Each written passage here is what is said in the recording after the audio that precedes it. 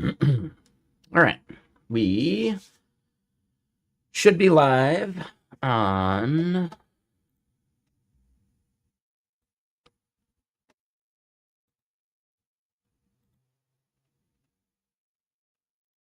Twitter and YouTube. All right. So yeah, our plan for today, basically more of the same compared to yesterday. We went too late, had a bit of the whiskey, but we did move a little bit past where we needed to go.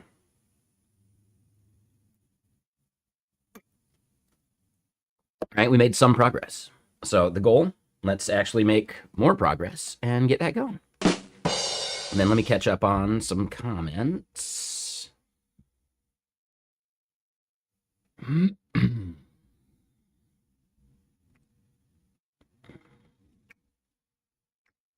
All right, so you have an internal API that is consumed by the old Tori front end via its IPC and an actual Node SDK for the new Electron front end. There's a lower level API that allows you to compose several mutations in memory and observe success failure ahead of time that the CLI TUI is starting to make use of. That's right. So basically, Caleb, like, the generating of an SDK really, for my case, only applies when you're using an open API specification. And because you guys are doing all that stuff locally, there is no open API. So generating SDKs from that kind of like doesn't make much sense, right? So you guys would have to follow a totally different approach for what an SDK looks like and like how you generate it and blah blah blah.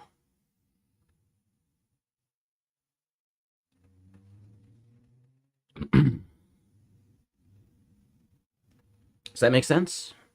So yeah, like the approach I'm taking just wouldn't apply.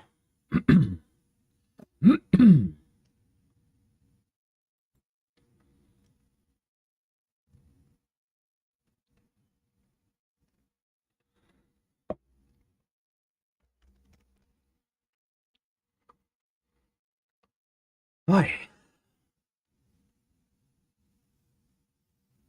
Alrighty.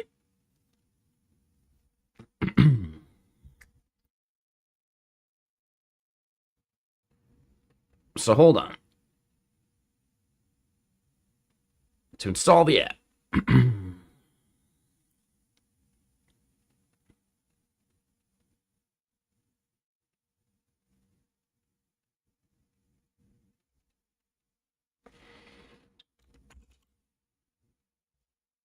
I forget what the app slug would be.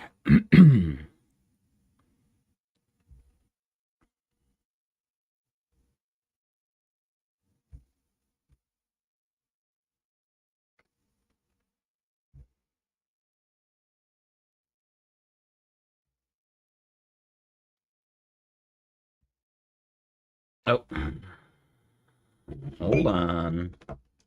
Oh, I need to grab my phone anyway.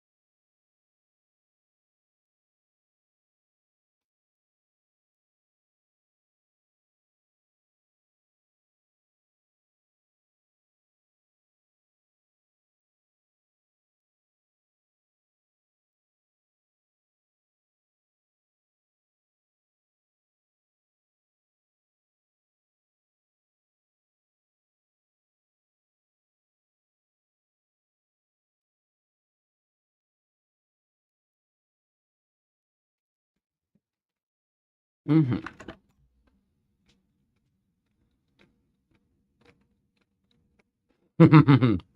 Yeah, that sound effect's one of my favorites. And that was one proposed by Codephobia, right? Like, you know, he's not banned or anything.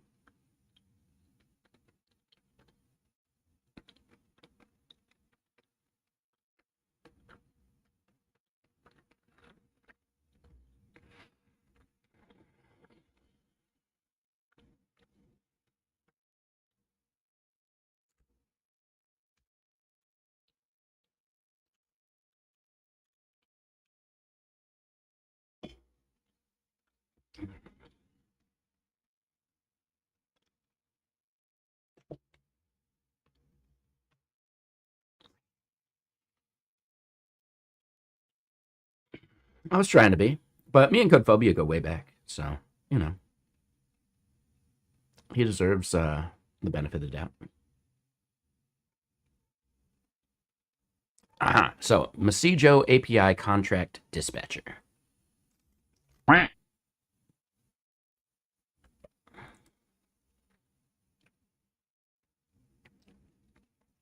I'm more happy about the patience I had, not with who it was directed at, but the fact that I had that patience.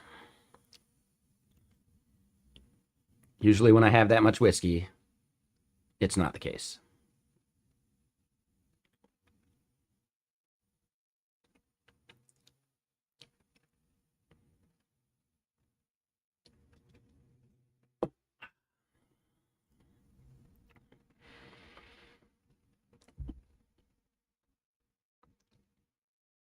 All right, so they're saying the URL we want to go to is this.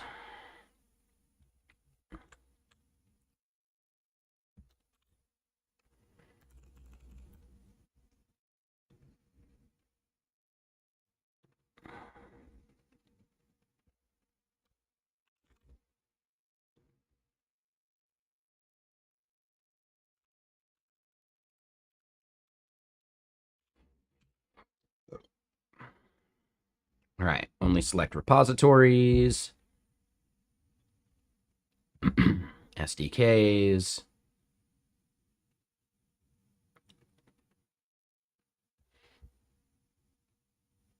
Wait a minute.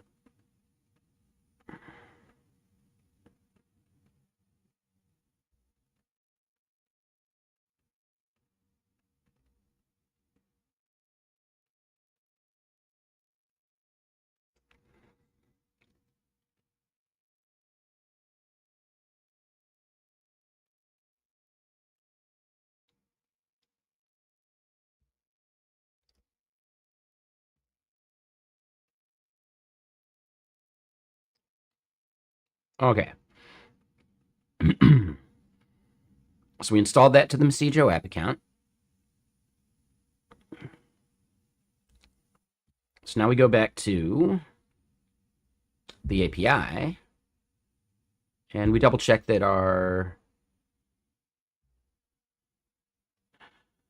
it's going to be an environment. So we double check that our environments are pointing to what we are concerned with.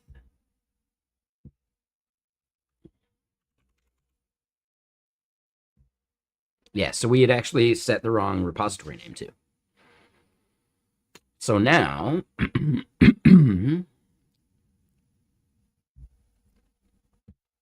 we should be able to do this.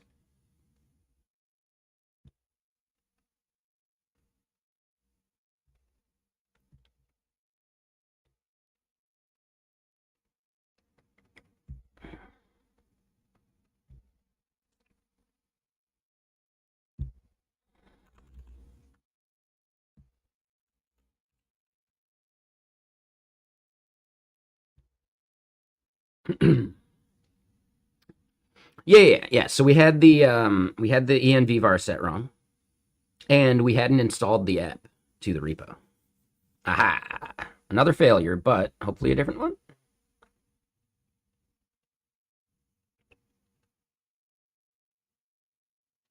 The full shot. Okay. So that's finally updated at least.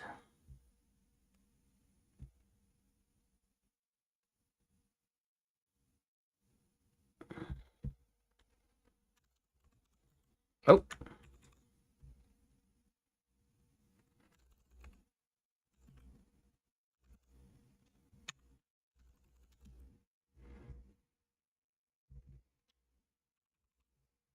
It's that SHA.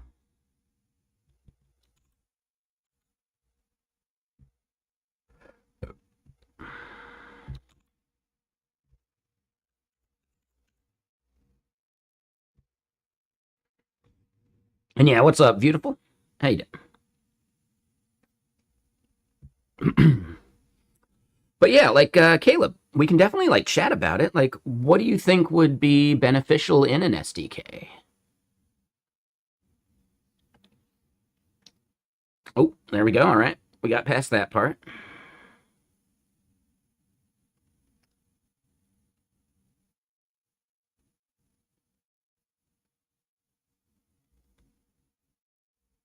Son of a bitch. Okay, production baseline already exists. What?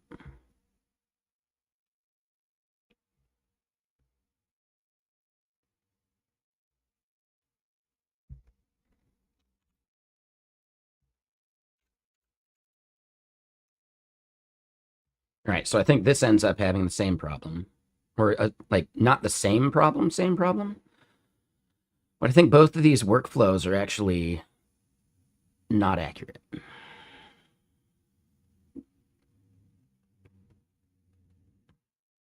Like they're not consistent with each other. But we'll find out in a sec.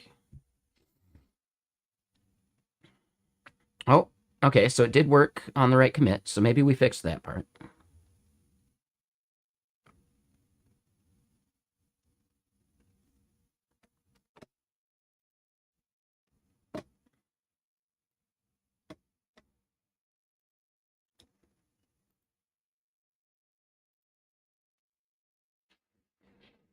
Theoretically, right, this is the part where it fails normally, right? So, or not normally, but failed previously.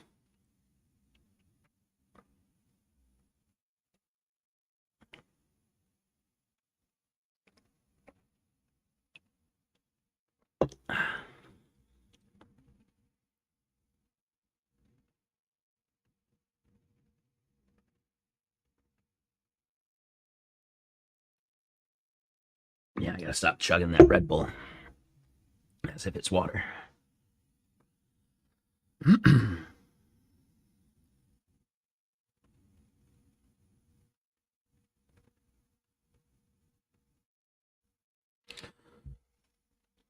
This does seem like it's going quicker.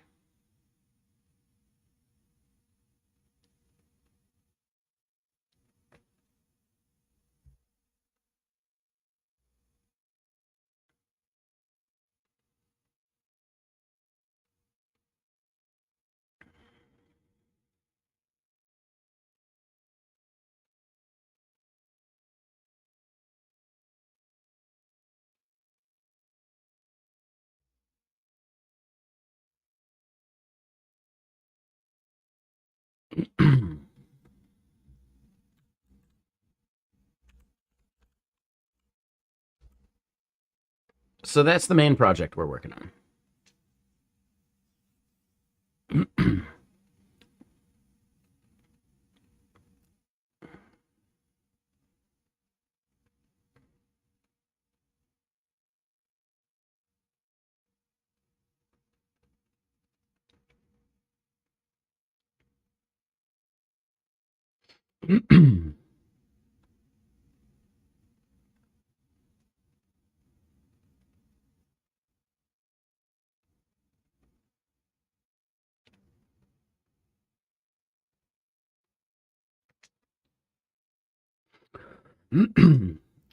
So yeah, I think I get that, Caleb.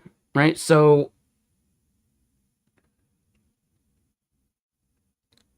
at this point, it almost seems to me like the CLI should be consuming the same SDK that you would be releasing to other people, right? So the CLI then can change and fluctuate and do whatever. right? So instead, break the SDK down into what would you guys do, right? Like how would you make that reusable functionality you would put elsewhere without packaging it as a CLI?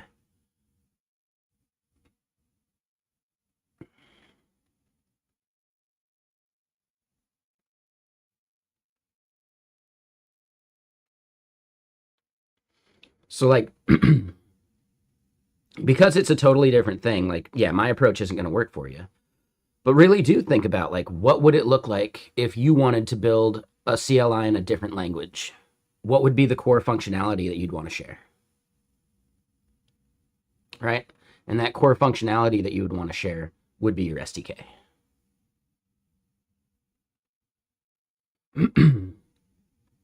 Yeah, stabilizing it and exposing it to other languages. Yep. I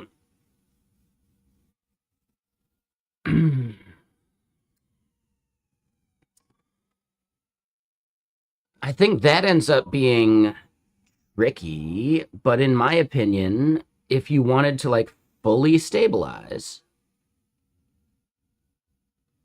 the core logic would probably end up being some kind of like WebAssembly, because almost every language has a WebAssembly runtime of some sort. And then from there, you would have to like create the bindings for whatever like file system operations you need.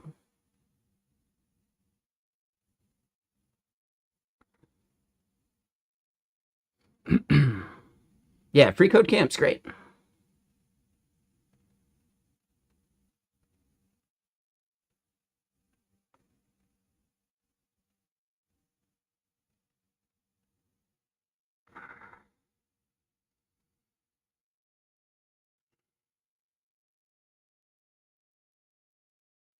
Okay.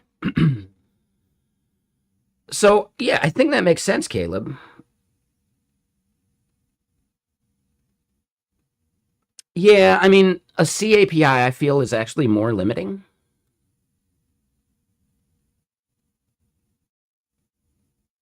Because you're still dealing with like all sorts of interop, and then you're dealing with like the cross-platform stuff. Whereas like the WebAssembly handles the cross-platform part for you. That you just need to make sure that the language you're targeting or the languages you're targeting have a WASM runtime, right? I would say at least it's like a valid experiment. You know, see how much like I bet you could turn a clanker loose on like an experiment for that. You know, not even the full functionality you care about, but simply just like doing an experiment for wrapping that functionality.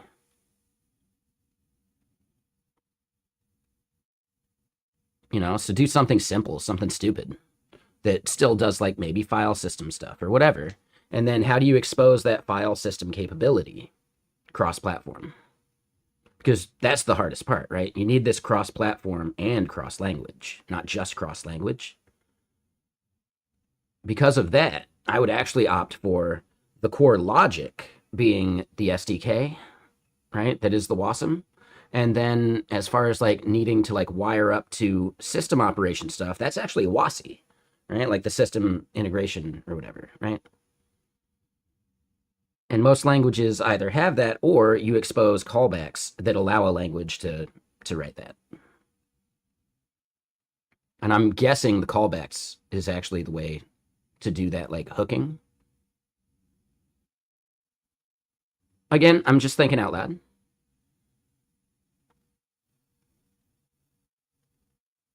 And it could be as simple as we need to do these file system operations to make this SDK, right, this WASM SDK work in your language target.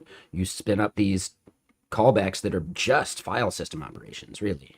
And then you just let someone else plug and play whatever happens in their framework language of choice.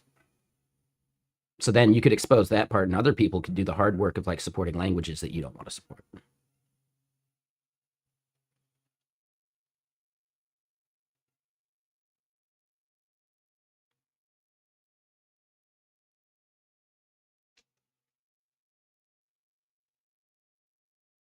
Yeah, the more I'm thinking about this, like I don't think trying to wrap the C stuff is the right approach.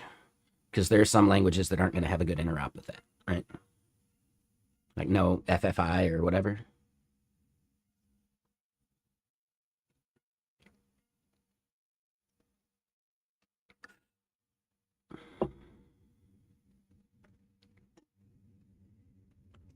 Oh no, yeah, I'm just thinking out loud.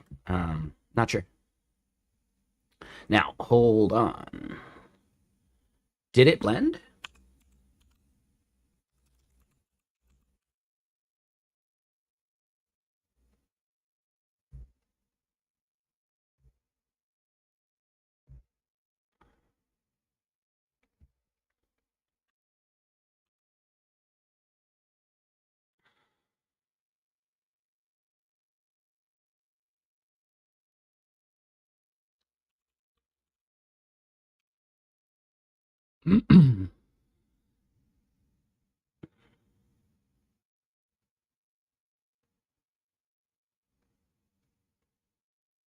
So you guys don't deal with the file system directly. Other libraries do that. Okay. Like what other libraries though? That would be my thought, right? Would that be just like the Oxide and libgit2 stuff? Or Gix, I should say, and libgit2? Like, are those doing the file system? So yeah, Git Oxide is probably doing the majority of that. Okay. So then the cross-platform cross-compatibility is that thing's problem, which, theoretically they've already solved.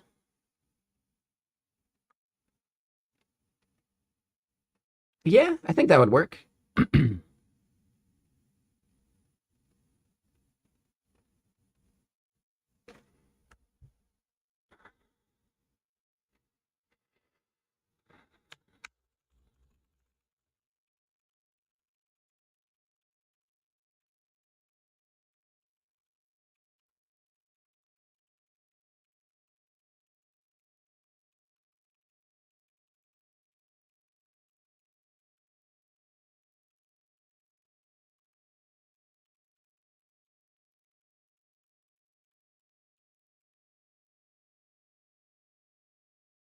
And what's up, engineers in the wild? How you doing?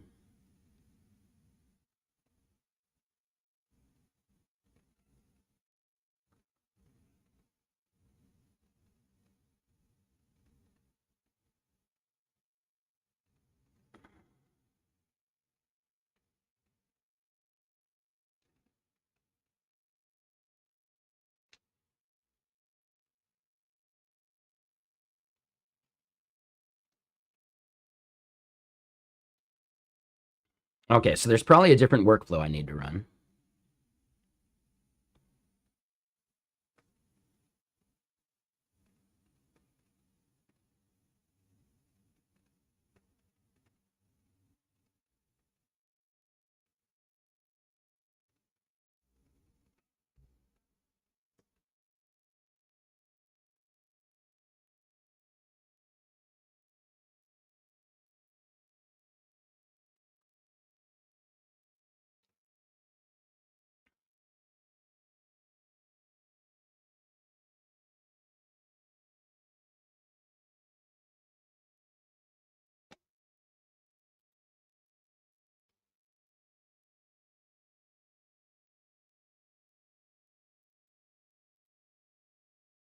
Let me get more music going.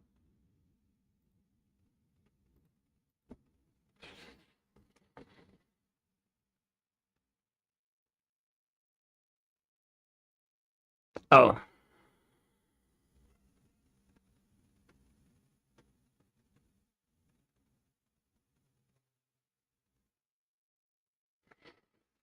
okay. So,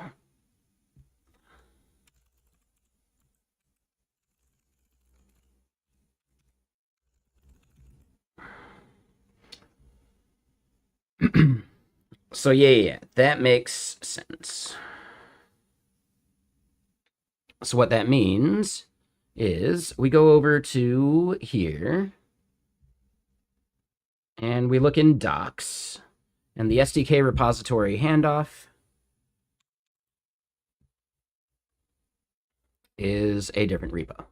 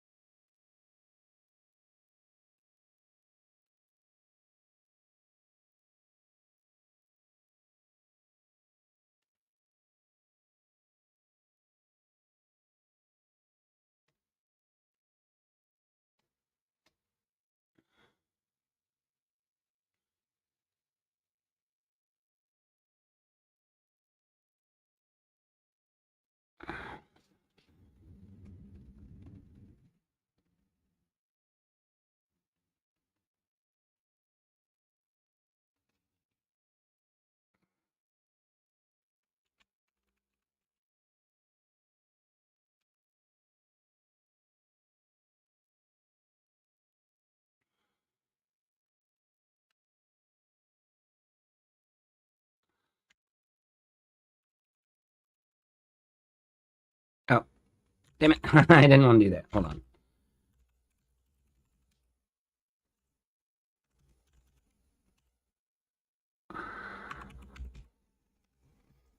What's the name of the file?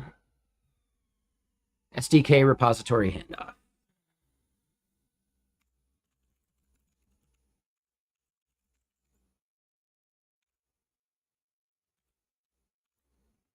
Oh.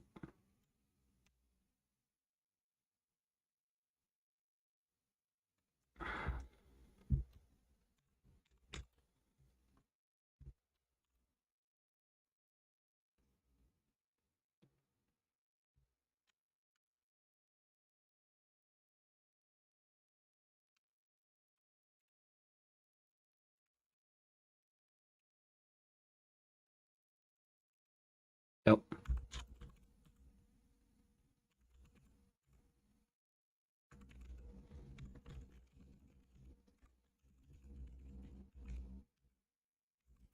Okay. So we're going to kick off Codex here.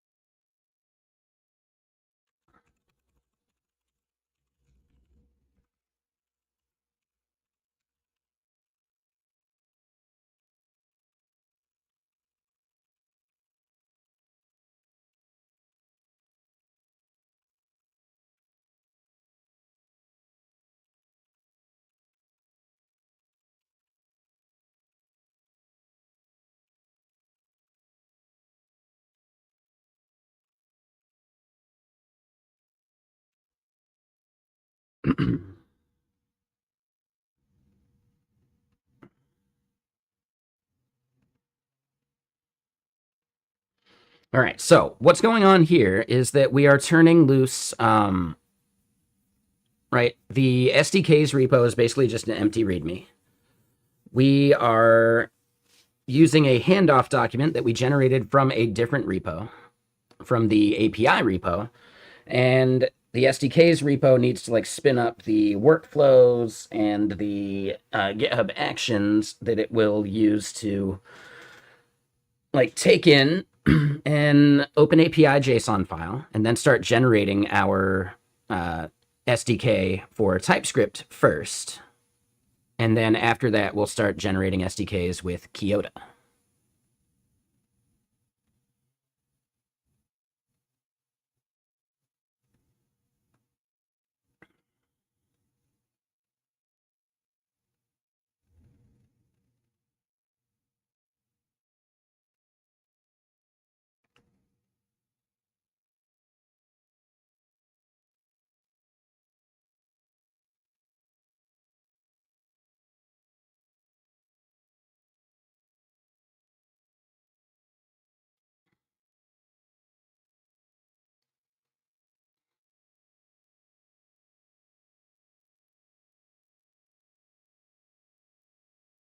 Hey, what's up, War? How you doing?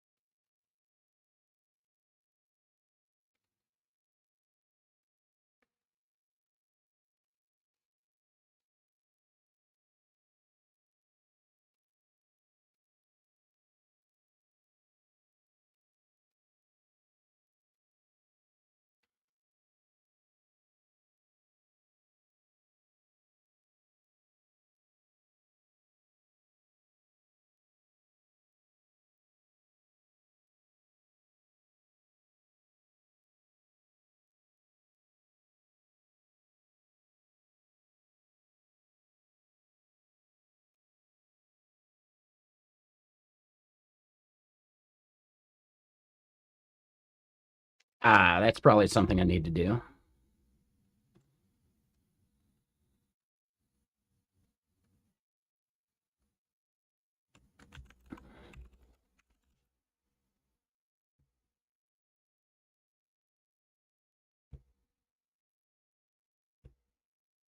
We're going to have to two-factor auth this.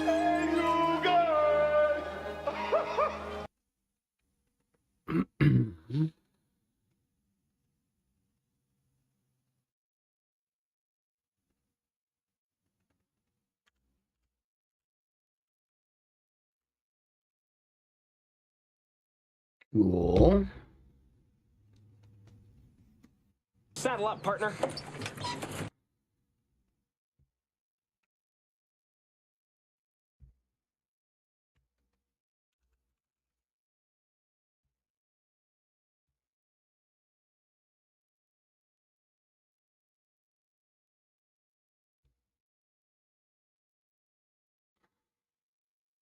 All right, so we got the Messijo, whatever it is. Yep.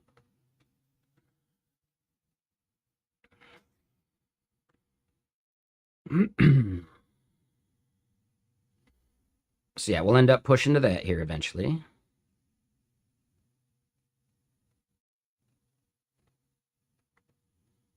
I'm curious why it's looking for the Messijo SDK immediately.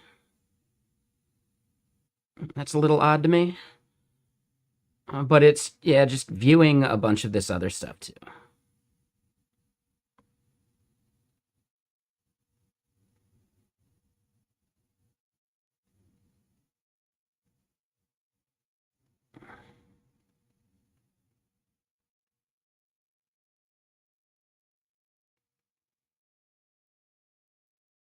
But yeah, what you been up to, War? Anything fun?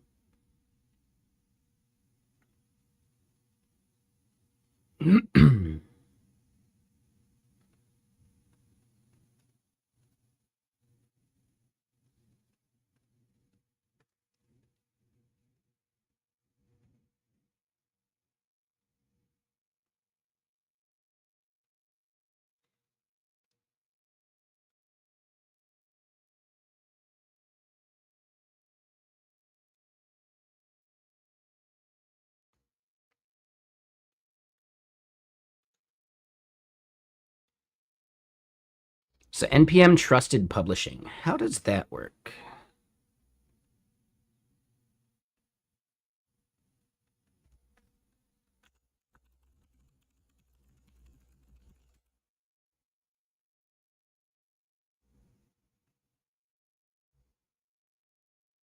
Hmm.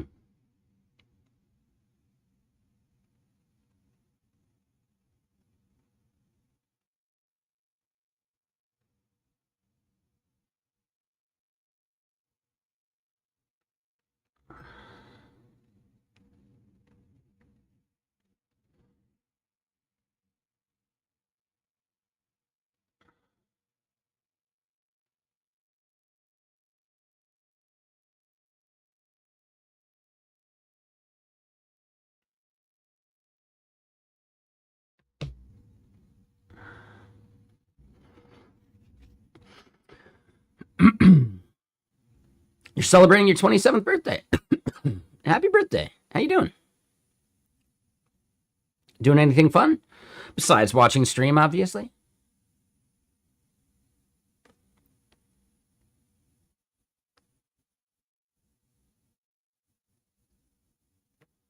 No to be. No to be. Is that some Australian slang? I don't know. And yeah, Phil's awesome.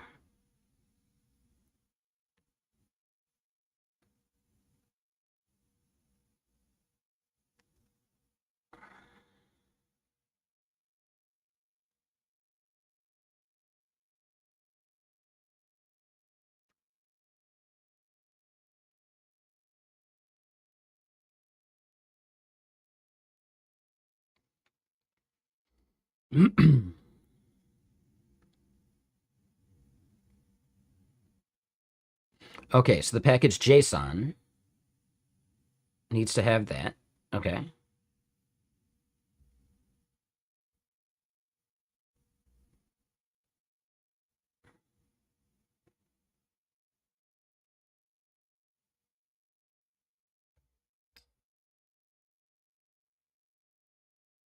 Ooh, clanker be clanking.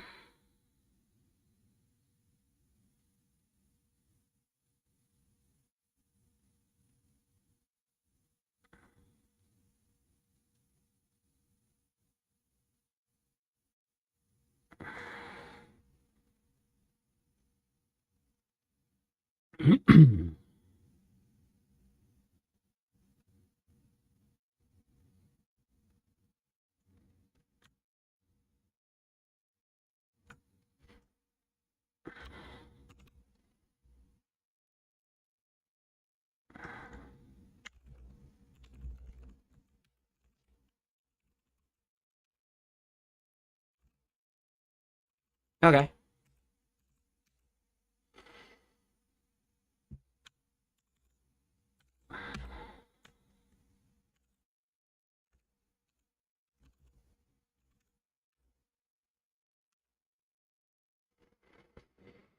You like the music? Nice. I like it too. Not really just vibing? That's fine. Yeah, no worries, War. Glad you're here. So JPEGer. um, we are building SDKs from our OpenAPI specification. We did all the work we could over on the API repo. However, we have not done anything on the SDK repo. Now, the reason these are separate, the SDKs are going to be public, right? While the API is private. So because of that, you know, we need to do this like orchestration between the things. Now, did we have to do that? Maybe not. I still like the idea of having an SDK's like repo rather than just like locking it in a private repo. Like technically we could have just published SDKs from the private repo, but then we wouldn't have like a single coordinated place for issue tracking and things like that. So then we'd end up creating a public repo just for like, you know, people to propose issues anyway, right?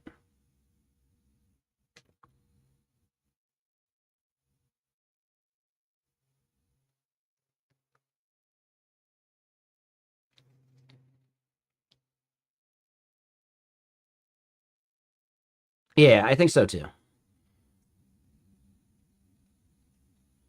Apache Fori? Oh, I don't think I've seen that one. We were going to use Kyoto from Microsoft.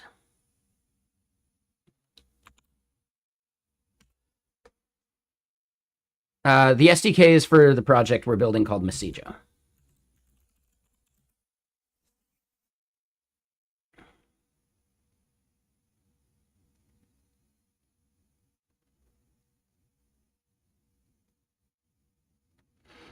I mean, that seems interesting. I think this is a little lower level than I was hoping for. Mainly because what we're doing is OpenAPI specification driven. But Caleb, if you're out there still, this might be really useful for Caleb.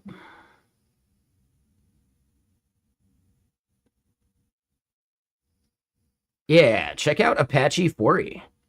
Multi-language serialization framework for idiomatic domain objects, schema IDL, and cross-language data exchange.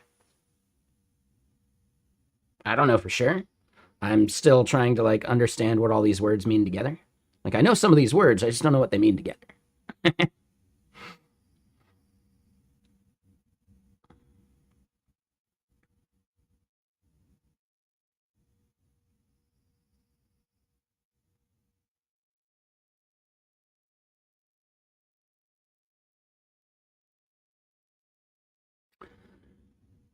Yeah, I think protobuf is good for like data exchange, but this feels like it's more than just data exchange.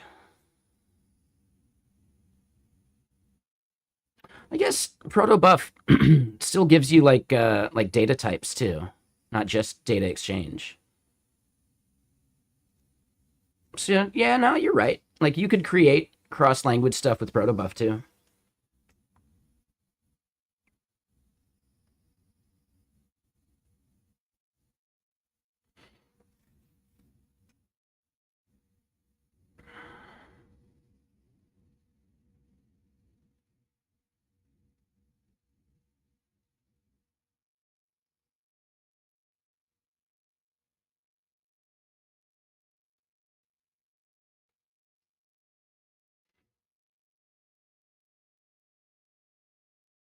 So JPEGer, yes, that's what serialization is typically for. Crossing boundaries without having to care about implementation details. In the case of the web, we use JSON for a lot of server-to-server communication, right? That's technically a data exchange format. Theoretically, things like protobuf and 4e here take JSON further because JSON is somewhat limited intentionally.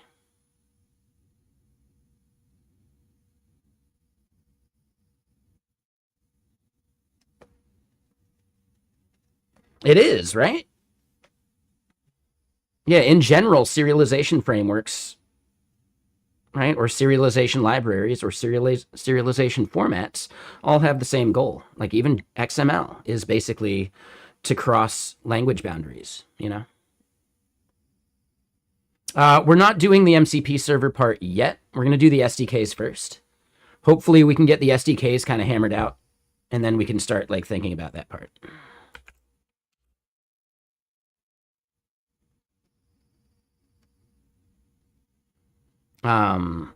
As far as the MCP server goes, I think we're going to end up...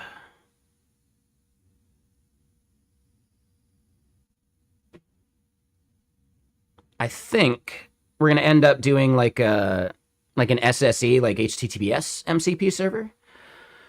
At GitKraken, we do a CLI, but I feel like the HTTPS or whatever they call it, transport, just makes more sense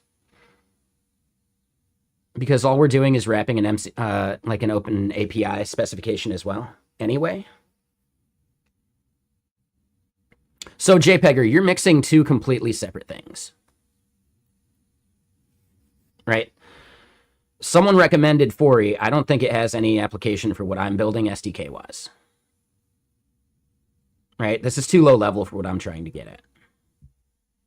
I do think it would be useful maybe for what Caleb's trying to do, if he wanted to do like an underlying like C, kind of like API that then other languages could wrap, right? So that would be useful for his SDK thing. But my SDK is an open API specification, not OpenAI, open API, which is, you know, how you specify REST APIs and what responses and requests they support, right? So for what I'm doing, there's plenty of tools that are just open API to some language SDK creators. We're going to be doing a bunch of that. Right now, we're starting with just TypeScript, and we're going to add other languages.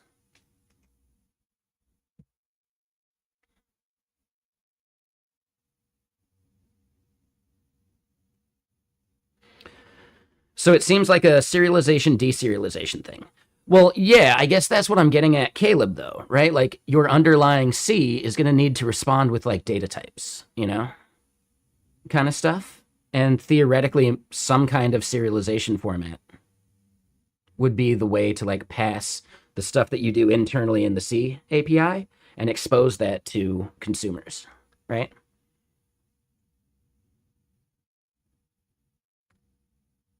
So it'd be like just more robust than raw data types, you know, like int, string. You'd be able to encode like full objects and do that in a clean way. Not sure if that's useful or not. Sounds useful to me.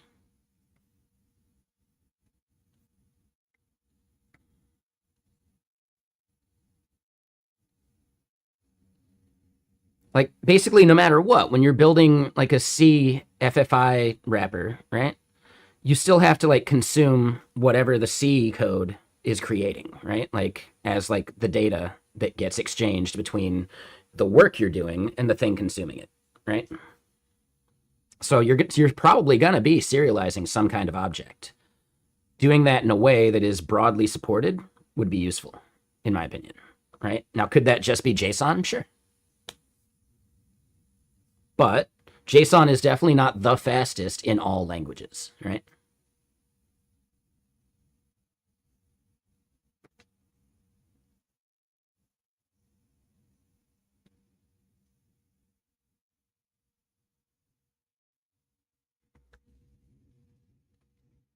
As far as the performance overhead goes, like think about like how often this work is happening, right? is it on the hot path enough to be an issue for that kind of performance versus like the amount of effort you would save people?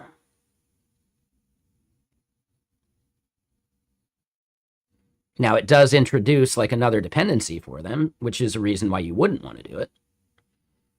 But it's still something to think about. The way I'm thinking about it is like if you're providing this underlying C API thing, sure, you can be very prescriptive about how you want to handle that in the SDKs you're building. But then think about your consumers, right? People that would want to build an SDK in a language that you don't feel like supporting. Right? Like think about the community SDK aspect of it and what would make that part easier.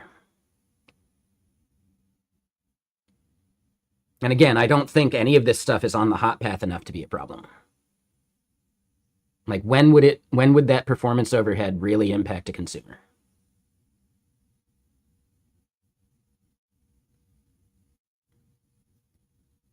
You know, like you're not aiming for 60 frames a second, right?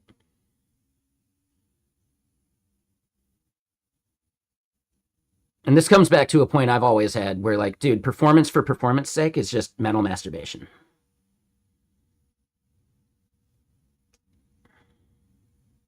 Git Butler's actually a game engine in disguise. Touche, touche. Everything is.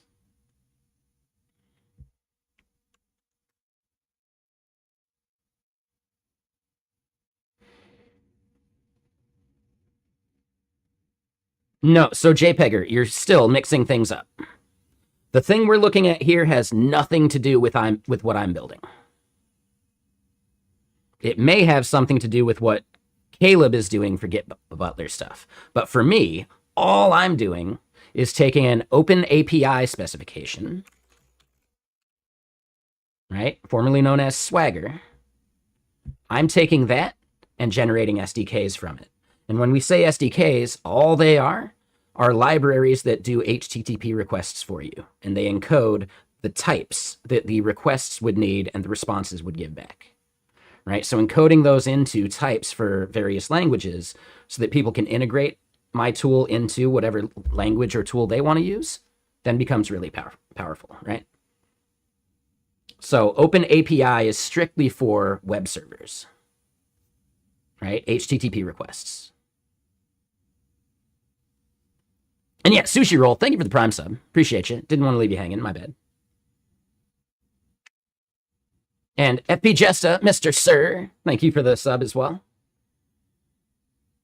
So does that make a little more sense, JPEGer? The thing I'm doing has nothing to do with that, right? Because all we're doing is basically wrapping fetch or whatever HTTP request library for whatever language you're using would do. Could you just hit our REST API? Absolutely. And if you wanted to write your own fetch requests, at least us exposing types in your language of choice would have value. Right? Does that make more sense?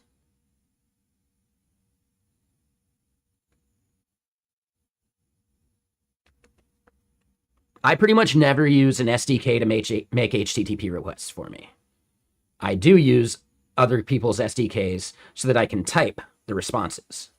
So then the SDK is fully tree shakeable away because I'm just consuming types that are removed at runtime. Or removed at compile time.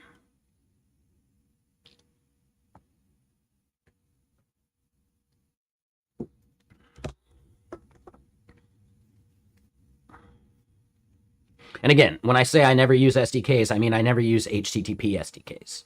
I never use SDKs that are glorified OpenAPI spec wrappers. But getting types in your language of choice, rather than hand typing that stuff, is incredibly valuable.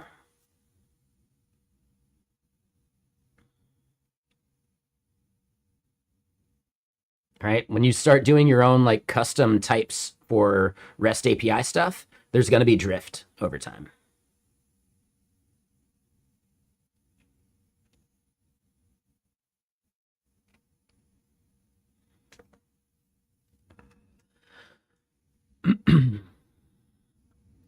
So COAS, yeah. I'm pretty sure Caleb understands serialization and the use cases for it. As far as what Caleb's building, we're not talking about like server to server system communication. We're talking like process to process on a single machine. And like I was pointing out, I don't think Git Butler is ever going to be on the hot path enough for the overhead of a serialization framework going from the C API to the consumer API, right? Or the consumer language. That boundary is probably never going to be on the hot path. It's never going to need to worry about an extra 15% overhead from serialization and deserialization. That's my theory, right? Because this is all happening locally in like computer time. That 15% is probably not a big deal compared to the actual work being done by Git Butler.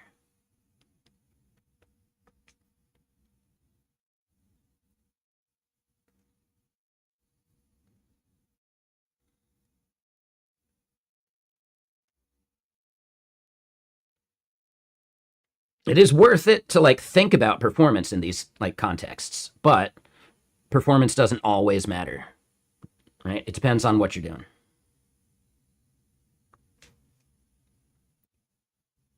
And there was a comment about anything being better than JSON, and that's not actually true in some cases, right? And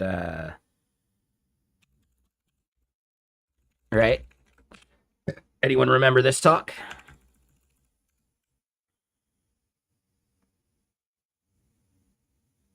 Yeah. Again, yeah, sushi roll. Protobuf is great for like networking interop.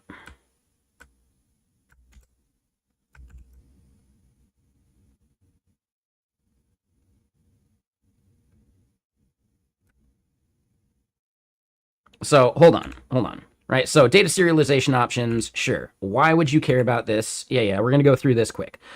If you're gonna be thinking about what serialization format you want to use for communicating between servers, right? Why would you want to consider anything other than JSON? Well, theoretically, maybe you could save on bandwidth.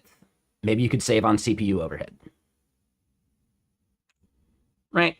I don't know for sure. Again, depending on what you're doing, it might be a micro optimization. But if you're doing microservices, you're going to be handing off your payload a lot. And your serialization overhead would actually be aggregated over all your services. And then it actually adds up, right?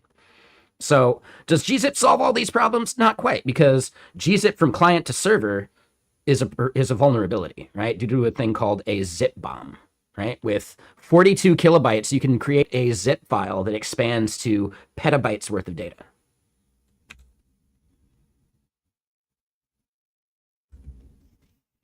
So when would this matter? It would matter at scale. So if you're serving billions of requests, maybe that 5% performance difference between serialization formats adds up to real dollars and cents, theoretically. I don't know. This was the thing going into this experiment we conducted. So then we started considering formats. There's JSON. There's XML.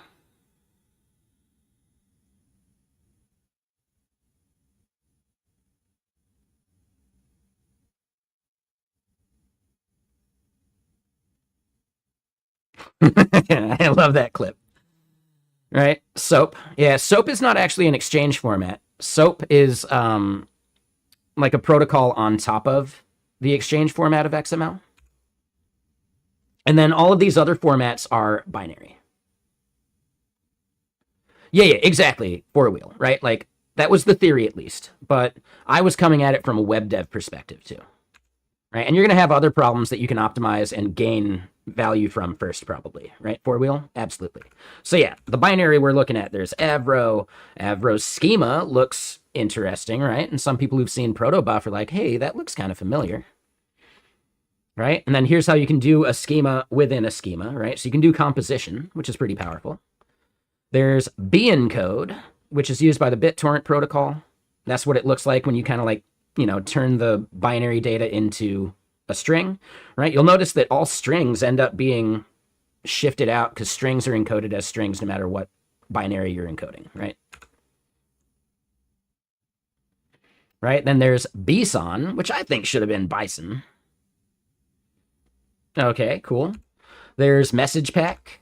There's protobuf, right? Which, hold on, looks a lot like Avro, doesn't it?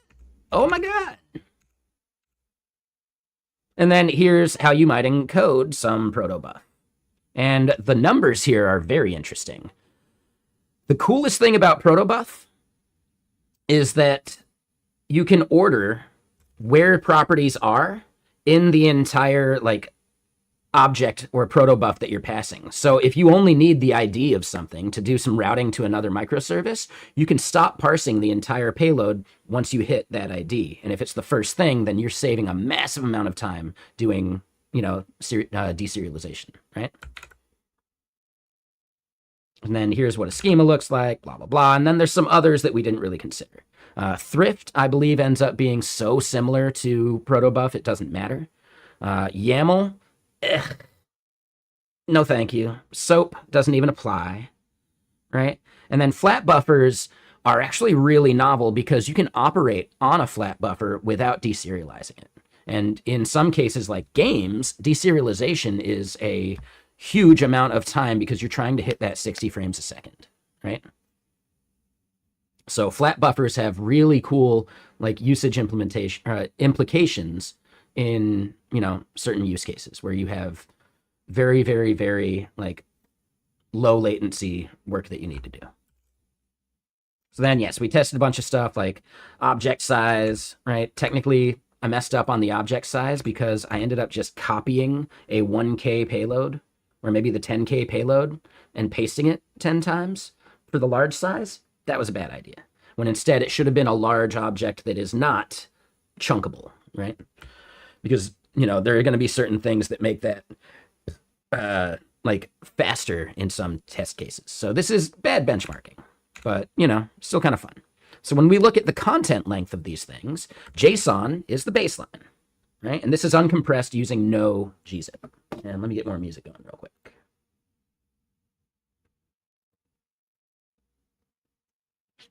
So what we see is without compression, XML ends up being roughly 30% bigger. But Avro and protobuf get way smaller, right? So around 30% smaller. But once gzip kicks in, well, that story changes because JSON is extremely gzippable, right? Gzip and B encode, basically the same. Not gzip and B encode. JSON and B encode after gzip, basically the same. BSON ends up being bigger. Message pack ends up being bigger. Protobuf ends up being bigger. Avro is the only one, B encode gets a little bit at a larger size, but Avro's the only one that has any kind of content length savings that matters, right? Now, again, remember, you're not going to be sending this from the client to the server because, gzip bomb, right? You don't want that. But if you're sending the majority of your data from the server to the client, and you're doing that a lot of times, the savings could be worth it. It's really not that much, though, right? Like, you're looking at like 1/12 of the payload max. It only matters at major scale. But then the library overhead that you would have to do on the client to support that, well, yeah, even with Avro, you're going to be spending $50K after gzip to just ship the library that would decompress the Avro, right? That would deserialize the Avro. So at that point, well, okay, you're going to be needing to send so many requests that this extra payload you're doing makes sense. But keep in mind, this payload is something that you do once. So over a long enough time, this is possibly cached in the browser. Your savings and how many requests you send could end up massively going bigger than this. Gzip uses Huffman tables.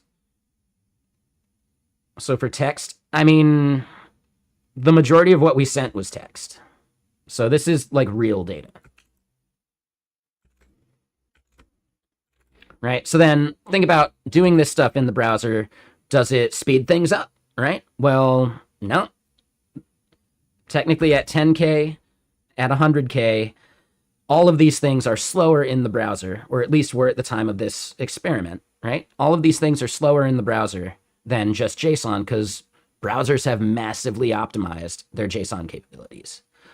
One thing that might surprise you, though, is even though XML is bigger, browsers have spent 20 plus more years optimizing for XML than they have JSON. And it shows at least a little bit.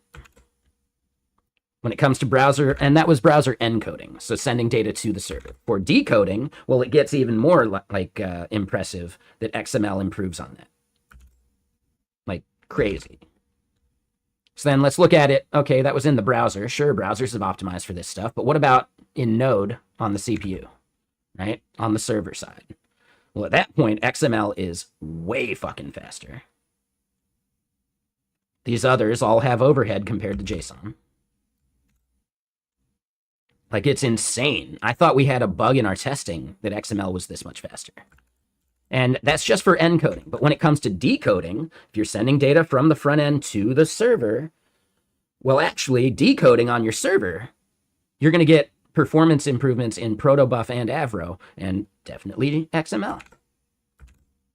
So what about other languages, right? This is all just JavaScript stuff. In other languages, oh, it turns out that there's all sorts of other things in Go that you can do, and protobuf ends up being super fucking fast in Go, right?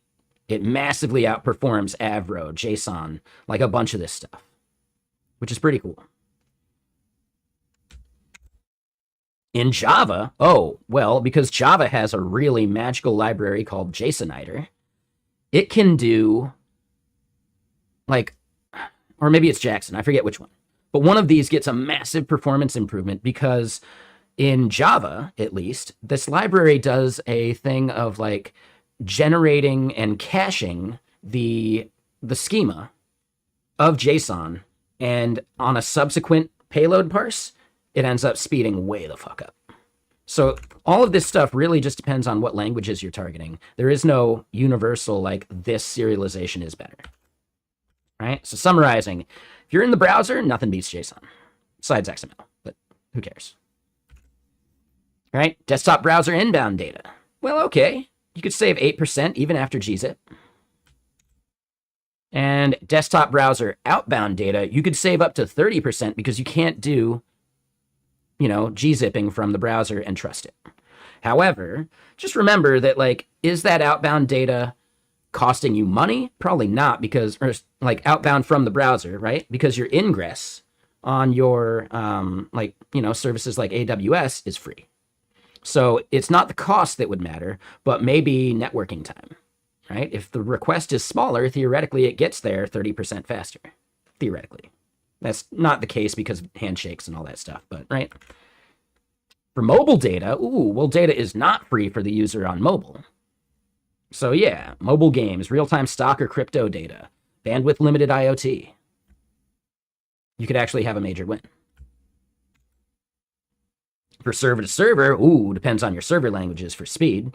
AWS is still going to charge you for outbound inter-region data transfer. So even with your microservices, right? Even with a microservice, you're going to be paying for half of that communication. Even if it's ingress to one, you're doing egress from another. At that point, yeah, if you're doing a lot of microservice stuff, you could save a lot of money by picking your serialization format better. And if you trust the sources and you care about the size of that data transfer, gzip is going to be a big win, right? So if you are able to trust the source, you can't trust the browser as a source, but if you can trust your microservices because they're in the same VPC, that's a huge win.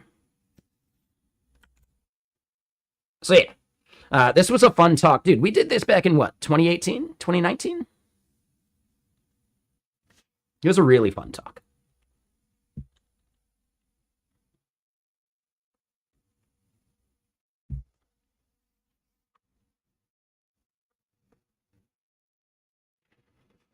Yeah. And keep in mind, like, this is outdated. It's like 7 or 8 years old, man. So, like, I'm sure some of this stuff has changed. Did I collect all that data on my own? Absolutely. I love giving talks. Yeah. I'm sure it's outdated. I bet there's, like, better serialization formats. I bet browsers have gotten, like, better at doing the JSON stuff. Like, I bet there's all sorts of stuff that has been optimized. So, take it with a grain of salt. The biggest thing here, you're sure XML is even faster now. Yeah. But yeah, in general, the talk isn't to say which thing you should use. It's to say that you should consider these things and do that testing. And that's what our entire job is, right? There are plenty of lazy devs that are just looking for the answer and they just want someone to tell them what to do.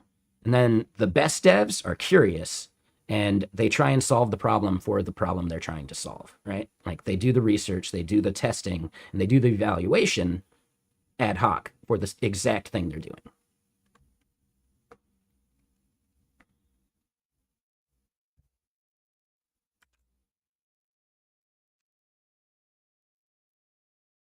Yeah, the U talk was fun.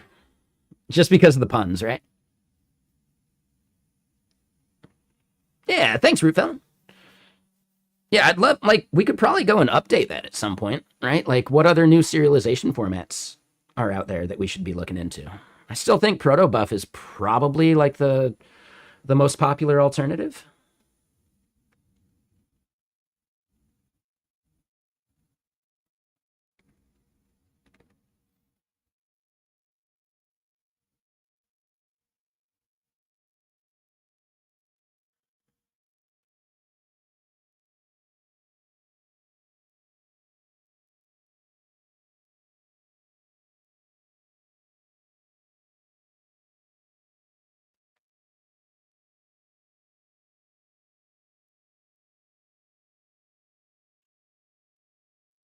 All right, so JPEGer, did you have some more questions?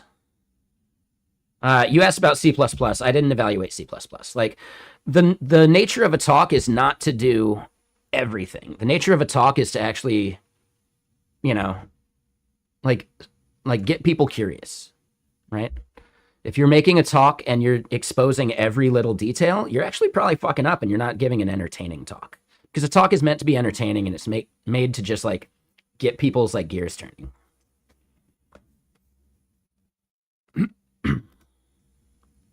Right? They can always go research this stuff later.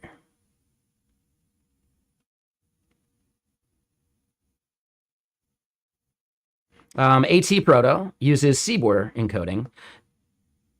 Are we sure that that CBOR encoding is actually like the best for that use case, right? I don't know. Like, I'm sure they did some research, but there's probably also other reasons why they picked, the CBOR. Right? Maybe interop. I don't know. Maybe just library support. I don't know.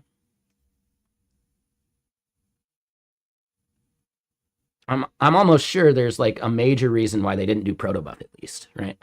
Because protobuf was at least like well enough known.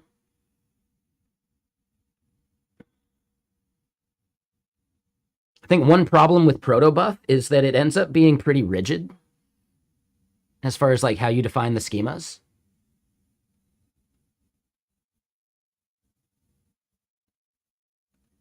So you kind of need to like control both sides as like your data shape changes. Otherwise, you end up breaking downstream consumers.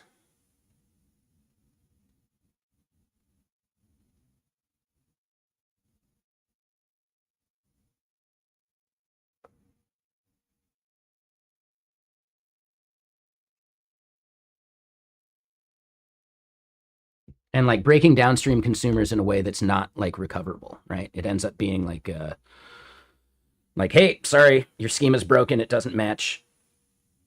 Protobuf just blows up, right?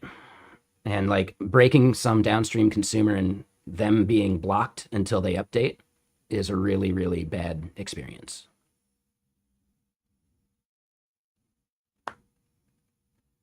So you end up like dealing with like legacy protobufs where, sure, like you're just adding a thing to the end of the protobuf when instead it would have made sense to have it like earlier in the, the ordered prop payload, right?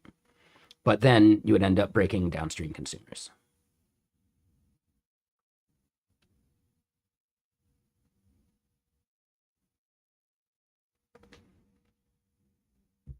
And I love talking about this shit, guys. This is so fun. This is the best part of streaming, right?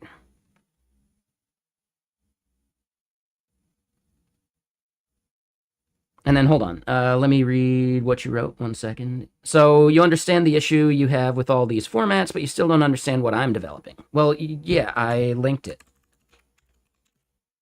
Read what Nightbot is saying right there.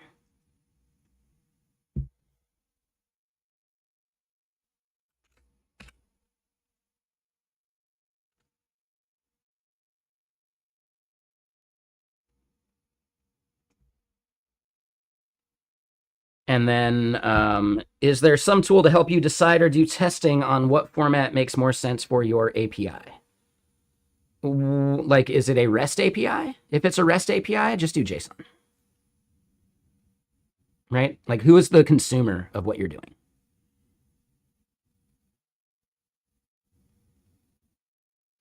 If the consumer is browsers,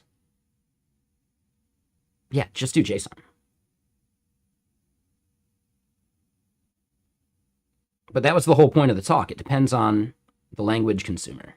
Depends on the contract. And I doubt you have enough scale to need to worry about your data exchange format. I really doubt you have enough scale for that to be actually a problem.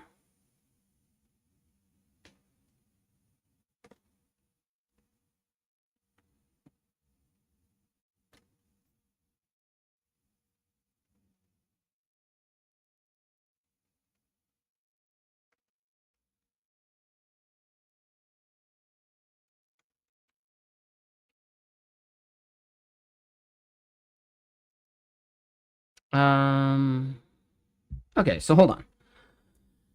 So, your website is currently written for and targeted at senior engineers and tech executives, but you've had non-tech viewers express some pretty serious disdain because they can't understand the terminology being used.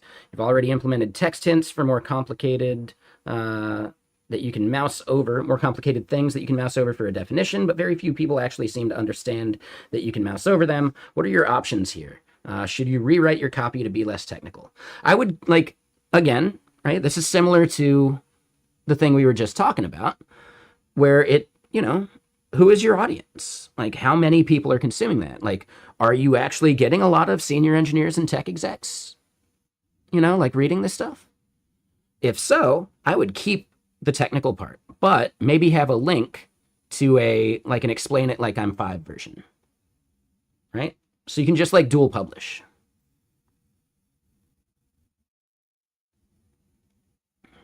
Right, so just at the top, right? Like, instead of a TLDR, you have like a explain it like I'm 5. You give like a quick summary that is in like, layman's terms. And then you can link out to a whole separate article that is written specifically for laymen. I think that might be the right approach there.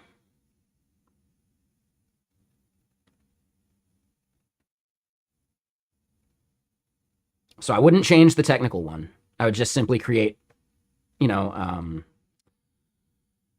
a word I'm looking for that I'm blanking on. Yeah, I don't know. I would just create some like companion literature, right?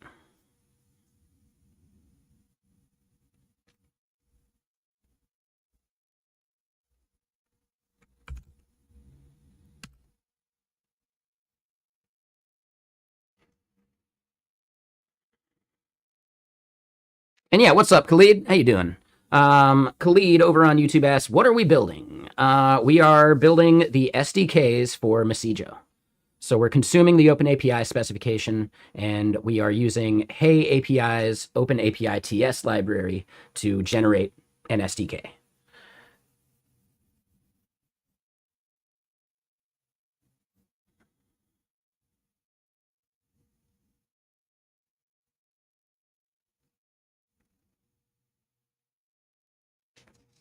So previously, we did all the work we could on the API repo, but it's a private repo.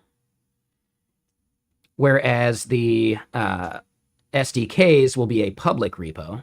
That way we can collect and maintain, like issues in a public-facing place, right? It'll also be where we like have public like tags and like release notes and things like that.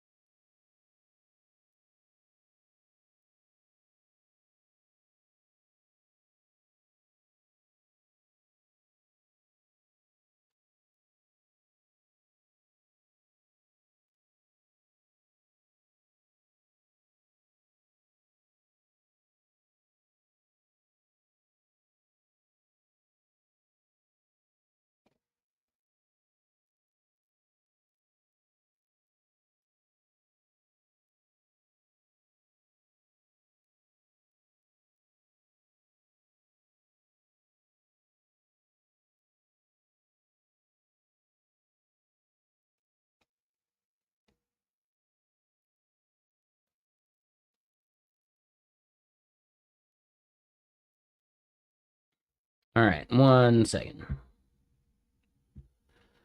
So you're saying, and hold on.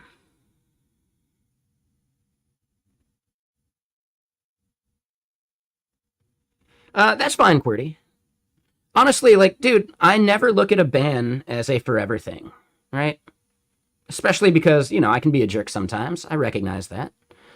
I look at a ban as, like, more of an indefinite timeout. And if people use their unban request properly, dude, hell yeah. The problem is we have a 30-minute limit before you can do an unban request after a ban because I want people to try and cool off. But we've had people like weeks later come back and just like use the unban request to like get a jab in. Those people probably don't realize you only get one unban request. So in general, don't waste it just to get a little bit of extra catharsis. If you ever want to come back, And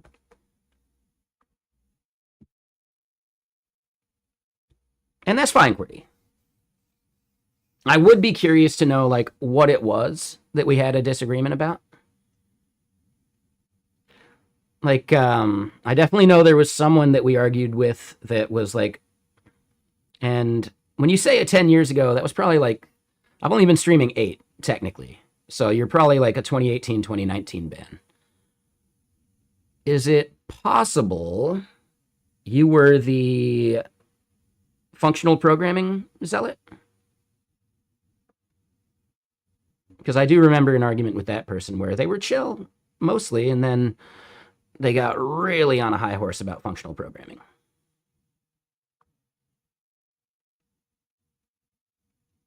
Okay, so yeah, I don't know. And I bet they'd be surprised that I still remember that. I don't remember their name, but I do remember the argument and why they got banned. They were fine to talk to most of the time, and then boom, right? Like they hit some trigger.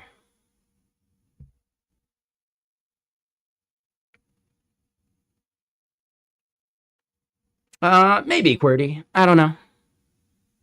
I'm surprised you still remember that though. So yeah. And yeah, happy to have you back. Yeah, I doubt it's even I doubt Twitch even has the history of it. But I am curious. I'm just gonna check real quick.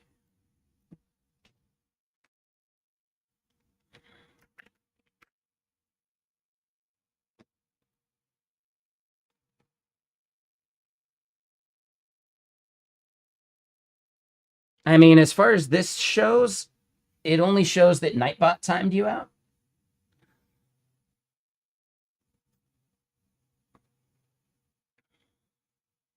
So, not sure.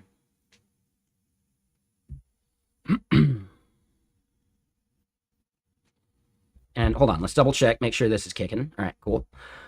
So yeah, 8 years streaming, tell you about the streaming experience. What kind of personal growth do I get out of it? Seems tough. You don't know if you could do it. It's like a multifaceted thing, right? So I can at least go over like why I started. There's a few things, right? One of the big things is I interviewed at Mixer, right? Back like right after Microsoft acquired them. I interviewed at Mixer because I had a friend that started there. and he got me the interview. And I was talking with like the CEO of Mixer, you know, when it was known as Beam. I don't know what his title was. It was probably VP something or other at Microsoft. And I was chatting with him, and he was like, yeah, it'd be cool if you understood our customer base better, you know, like, you know, try streaming, give it a shot. And I did. And then while streaming, I ended up getting side projects done that I had been thinking about for years. Now, none of them were that important, but they were fun. And just being able to like focus and build something, right, in a way that you're more forced to be focused on it. Like, I know we get distracted ranting, but when we have these conversations, I'm still growing from that. I'm still becoming a better engineer, talking about, you know, data serialization formats, etc. Right? If I was on my own, I'd be playing a video game right now. Right? Like, I would be using my time in a totally different way. This is a way to keep me on task more so than I would keep myself on task any other way. Like, I'd be doom scrolling maybe. I'd be doing something else probably. I love working on side projects and all that. But when you're not forced to do so, there's other things that you can do with your free time, right? So I love the fact that this keeps me closer on task.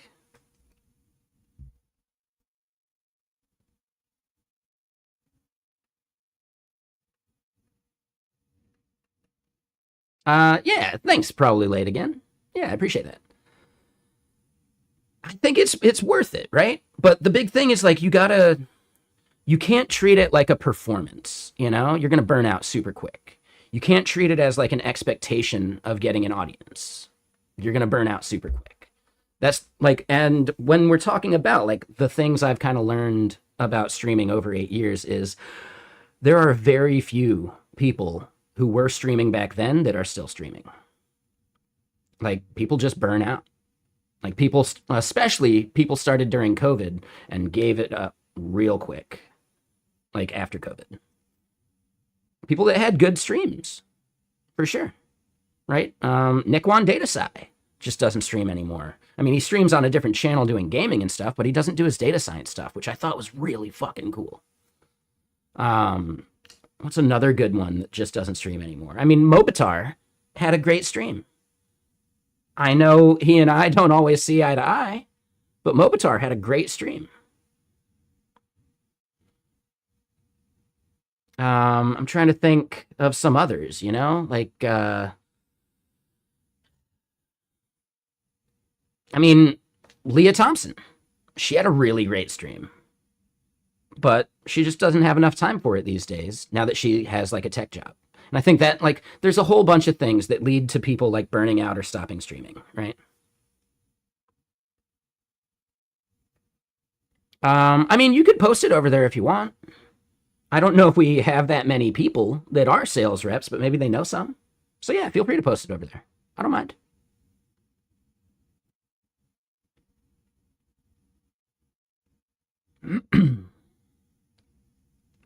But yeah, like, as far as like why I think some people give up, well, yeah, some people are doing it because they don't have a job yet, and it's a way to like get themselves out there, show the way they think, you know, and like keep themselves focused on the task, which is huge, right?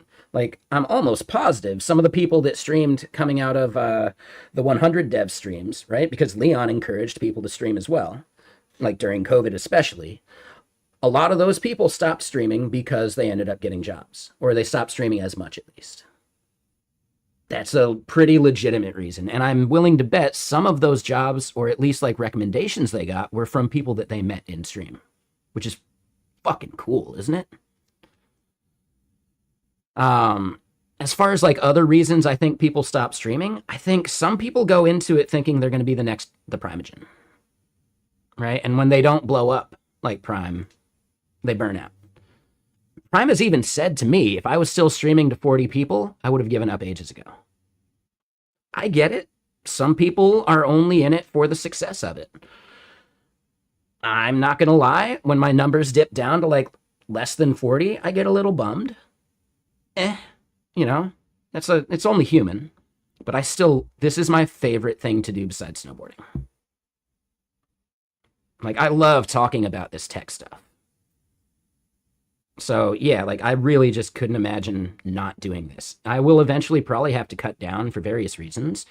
You know, like to have kids eventually, but I don't ever see myself fully quitting, you know?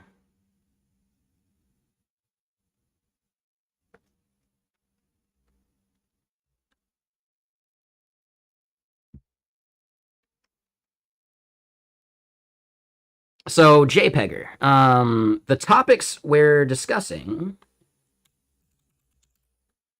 um, I don't know. We kind of go off on tangents, you know, obviously. Yeah, no worries, Jessa. And you can always do that song command. If it ends up not working, just let me know. I might miss it sometimes. But Messijo is like, don't think about it as SEO. It is not an SEO thing whatsoever. It is a social media thing, right? Like it is for your brand. If you, like as an example, I work at GitKraken. GitKraken should probably be listening for people complaining about GitHub Desktop.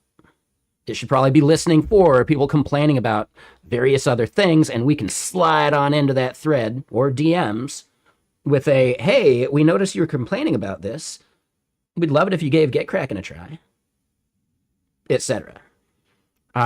There's also people may be talking about your product, but they're not tagging you.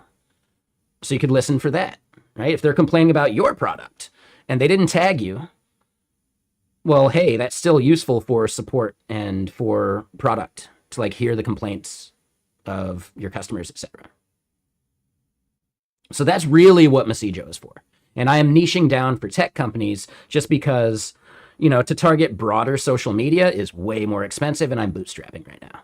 If I were to get VC funding, I would consider, well, what would it look like to do Twitter? What would it look like to try and do like an Instagram or LinkedIn scrape or something, right? Yeah, Reddit, etc.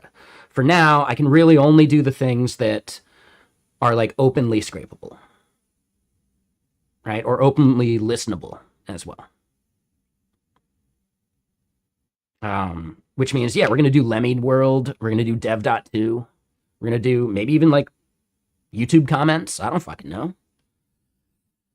But the idea right now is adding more platforms isn't going to move the needle on like our customer story, right? I don't think adding more platforms is the value.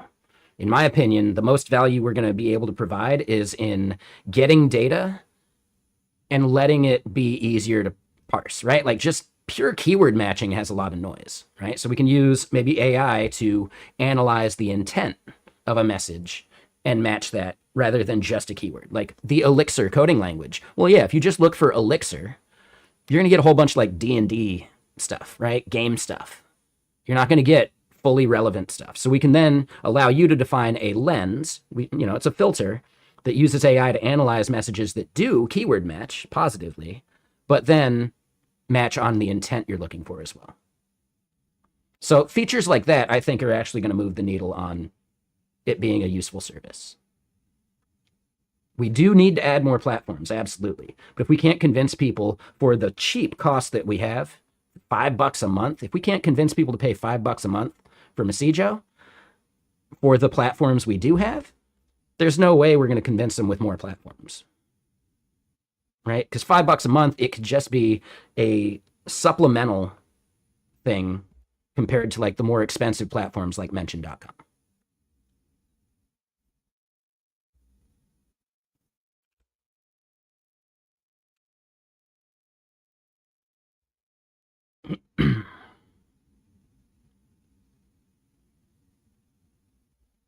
And then, yeah, let me just catch up a bit more on comments.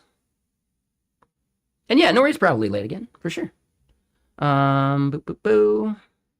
And yeah, if you have more questions about like, the 8 years of streaming stuff, yeah, feel free, keep asking. If anyone's curious about like, if they want to start streaming and they have questions about what I think, makes a successful stream, I'm not at the Primogens level, of course, so I don't have anything to tell you how to get to that, but I can at least tell you how to like, engage an audience. Do I get lots of tech input from viewers? Depends on what we're doing. Are you saying for Messijo specifically, or do you just mean like in general? Like, as I'm building things over the years? Because in general, abso-fucking-lutely. Like Four-Wheel Gator. They work in really like high level, right? Like high scale, like data and back-end stuff, right? So they have a perspective that I just don't have because I've been a front-end engineer my entire career, right? And my side projects never hit a level of scale on the back end that I'll need the knowledge, or I could ever gain that knowledge that Four-Wheel Gator gives us from time to time, Brainless gives us a lot of Elixir advice. Yeah, like, I get a lot of value from just streaming. Yeah.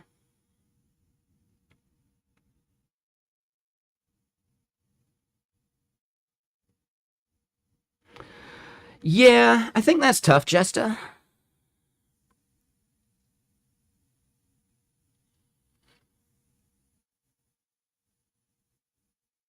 Yeah, I think that one's tough.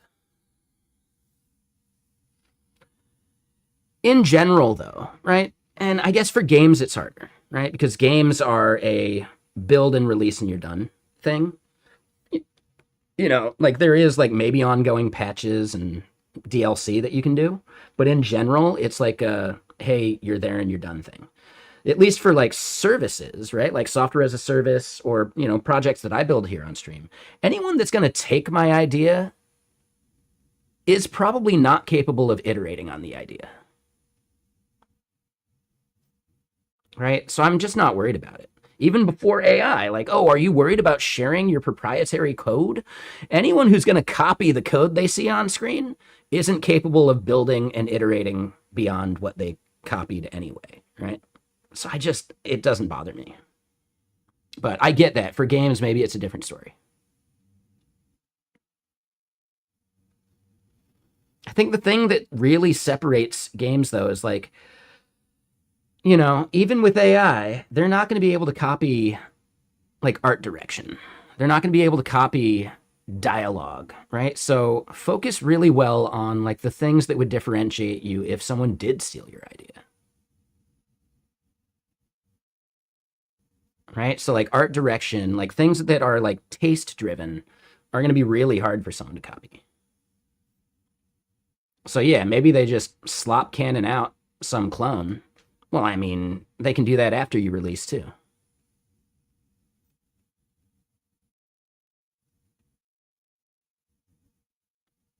Did I question my life choices about AI? Fuck no. AI's just a tool, dude. And especially a few years ago? Fuck no. Dude, a few years ago, these models fucking sucked. Like, they were really fucking bad. Like, really fucking bad. I think they finally became usable like last November, You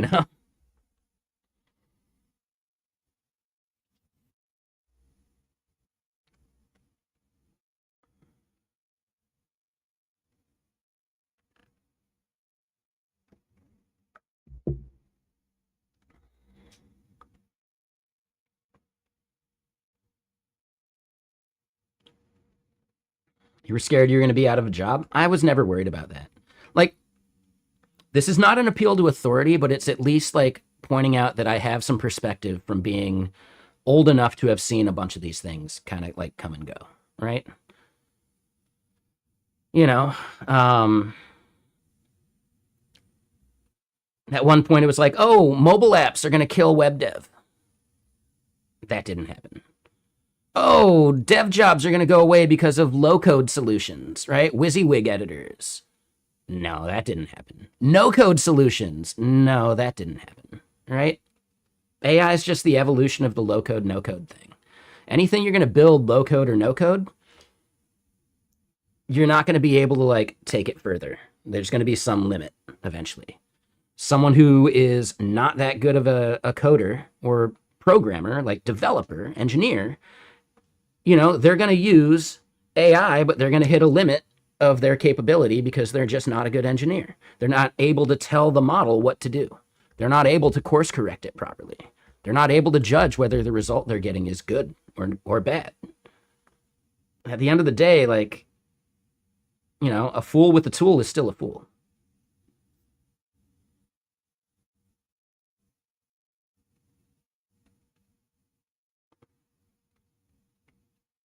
Yeah, exactly, four-wheel, right? 20 plus years. And yes, I'm old enough that, like, I wasn't even in tech during the dot-com bubble, but I was alive, you know? I was able to at least experience some of that too. Do I think there is a bubble right now? Abso-fucking-lutely. Yeah, 100%. And when the bubble bursts, it's not like AI is going to go away, but our understanding of its value is going to change. Right? Just like when the dot-com bubble happened, it's not like websites went away. It's not like there wasn't a successful business out there. It'll just expose the businesses that are actually valid.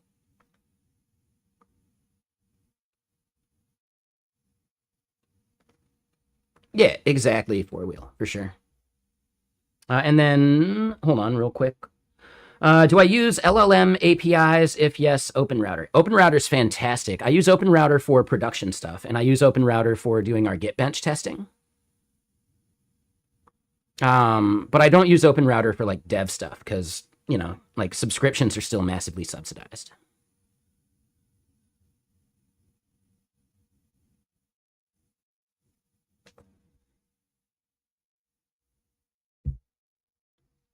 You used AI to help you design your website because you sucked at design and hate CSS. For some people, the anti-AI stuff is just like religion. They see it and immediately call it slop, no matter if it was a one-shot prompt with very little effort or a collaborative process with the AI. Yeah, it's become like a religious thing, for sure. And on either extreme, those people are fucking idiots. Right? The people who are like, oh, you should be loop maxing, like Boris on Claude Code, that dude's a fucking idiot. Right? Fucking Pete Steiberger, that dude's a fucking idiot. The anti-AI people, same idea, just in the opposite direction. They're just idiots because, you know, they're taking it as some moral imperative kind of thing. No, it's a tool. That's it. It's just a tool. It's going to be good at things. It's going to be bad at things. Use it for the right thing.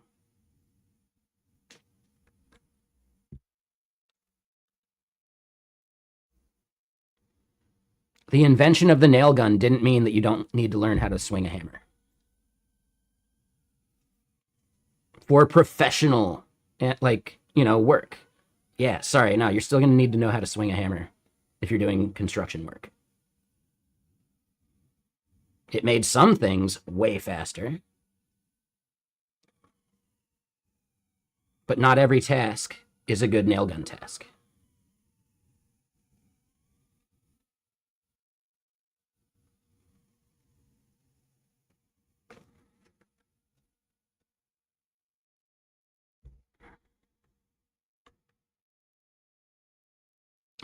They're gonna die. Yeah, those startups are fucking dead. The goal of any of those startups right now is to get acquired by some fucking hyperscaler giant business, right? The goal is to just be a part of some other company's vertical eventually. And the goal is to do so before the bubble bursts.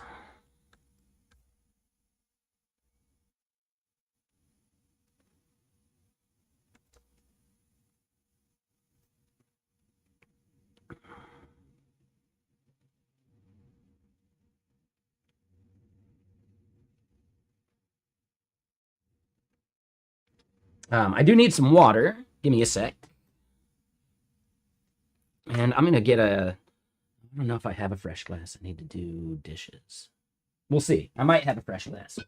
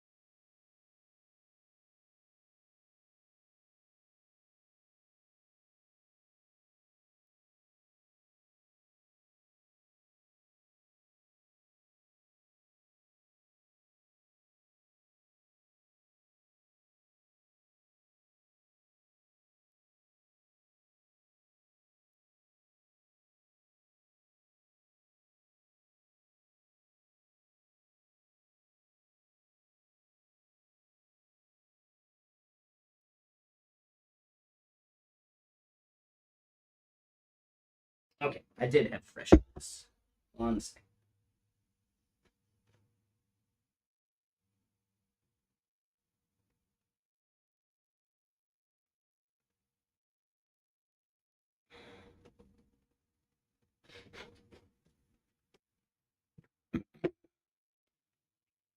Okay.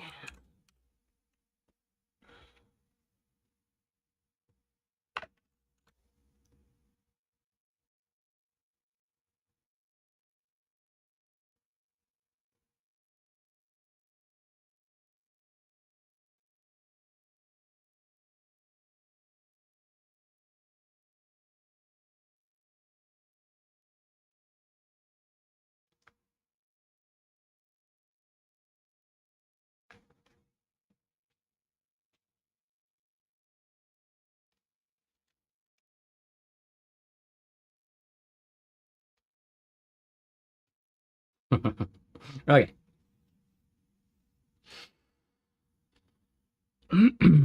um,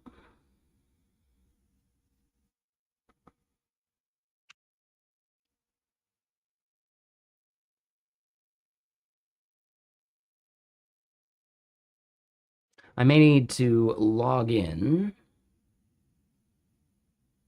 to NPM here. Oh, and music stopped. Let's get more music going.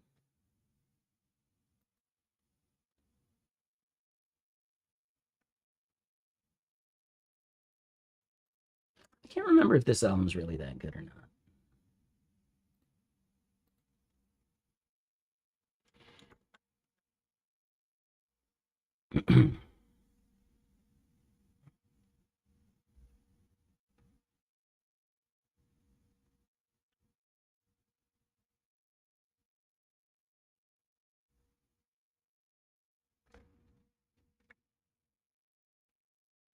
Okay. Real quick. The ones that are basically just AI wrappers, or do I think it will be for the ones that create actual AI workflows on top of existing systems? No, I think the tooling will be around. Like, I imagine Open Router will still be a really valid business, right? Like those kind of router companies going to be massive value. Um, I think inference providers probably still going to be fine. Hugging Face, I think, is one of the most like future-proof businesses out there because it's not just about LLMs; it's about any kind of like model, right? So at that point, like, yeah, Hugging Face is where you're going to go for sentiment analysis micro models, right? Like language-specific micro models, things like that. So I think Hugging Face and Open Router, maybe less so Open Router, but still probably. I think those will weather the storm just fine. Businesses like that. Things like LangChain, like hosted cloud AI workflows, probably going to have value still too. And then AI data centers are turning entire lakes into toxic sludge, like in the Simpsons movie. I'm not saying it's not literally possible, because there are unethical companies absolutely doing that. In general, it doesn't have to be done that way. It's just the ones that are cheaping out, right? Like fucking Meta, right? Meta and their like data center shanties. Yeah, they're fucking shit up, right? The companies that are building their own basically like power, like, like power generators and just spewing toxicity into the air. Yep, they're fucking up. And until we can get some teeth back into the EPA, they're going to continue to do so.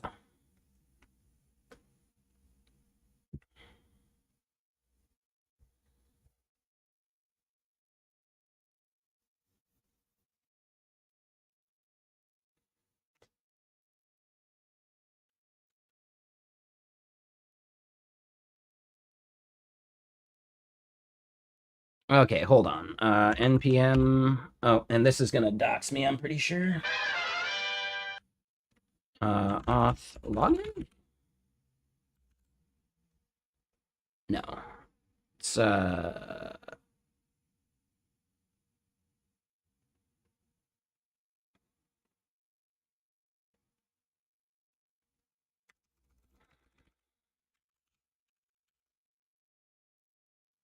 It's not going to dox me, like, that part's hard, but it may dox my IP address. I don't want to deal with that part.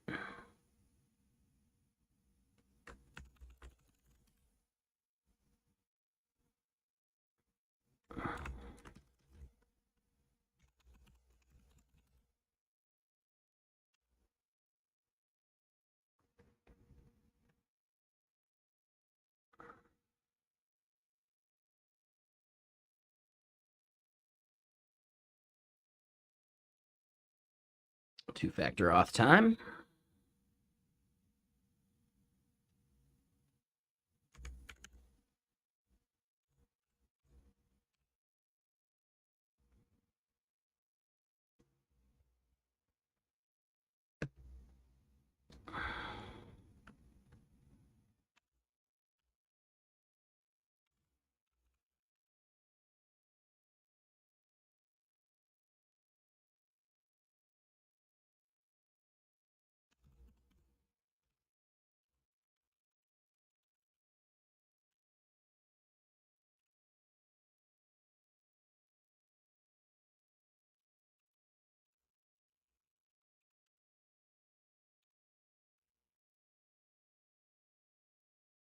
All right, still logging in. Got to do the GitHub login.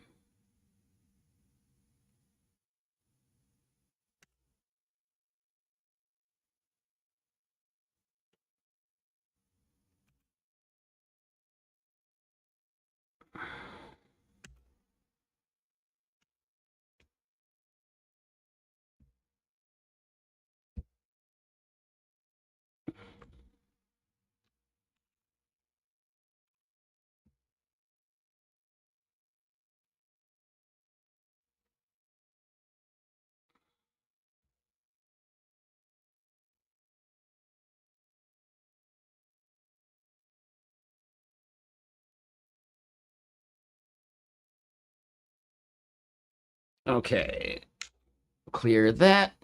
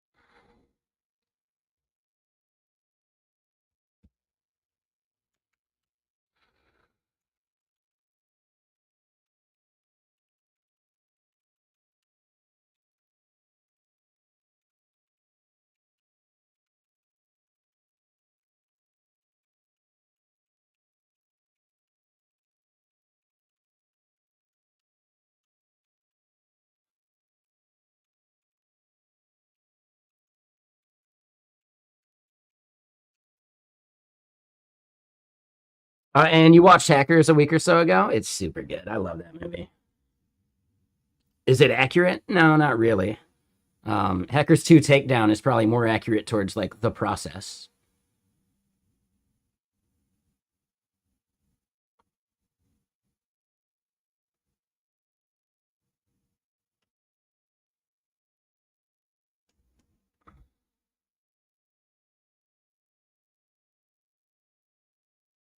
And yeah, Gen X dev for sure, man. Yeah, anthropomorphizing the AI tools will really mess with their head. Yeah,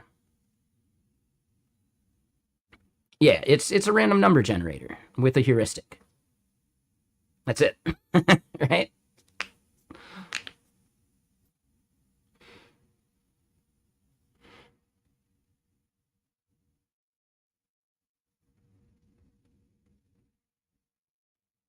Waiting for Damon to hit the big screen. Wait, what is that?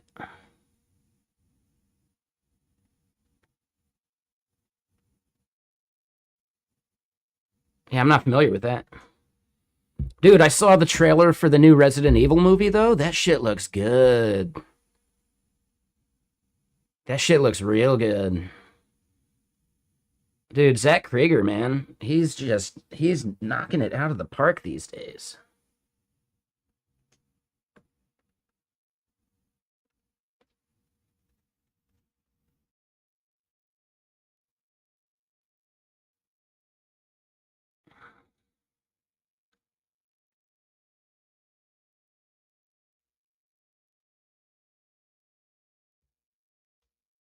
So, you're not a native English speaker. You're from Ukraine. You might not have understood some of the terms, but you're still interested in this. So please just keep going and dive deeper into these tech details. Something wrong with you, but you like it? I'm not sure why you would think there's something wrong with you.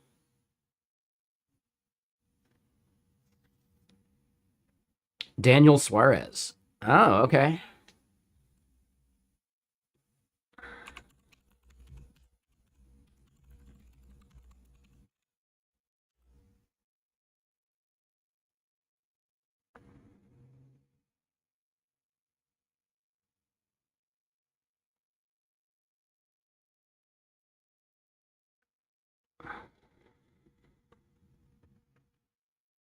All right, so I definitely don't want to go full like spoiler, but it could be fun. Yeah, this does seem cool.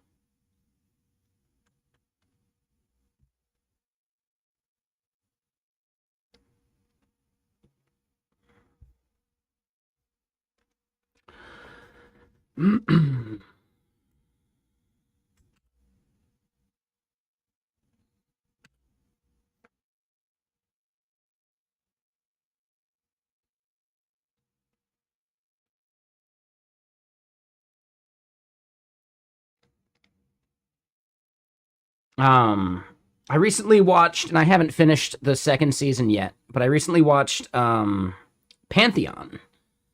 That shit is, at least the first season is super fucking good.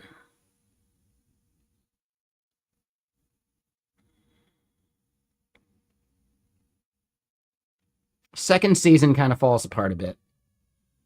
And I think the reason is that they knew they were getting canceled, so they had to shoehorn a bunch of like larger scope stuff into like the last few episodes kind of thing.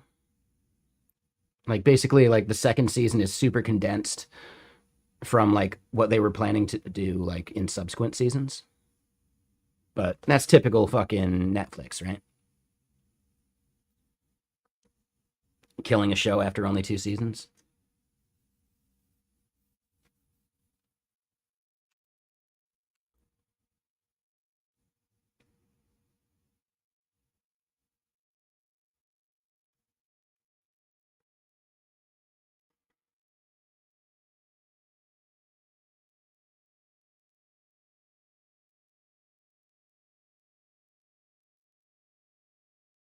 Your cousin's husband works for Netflix? Nice. Yeah, Netflix, by the way.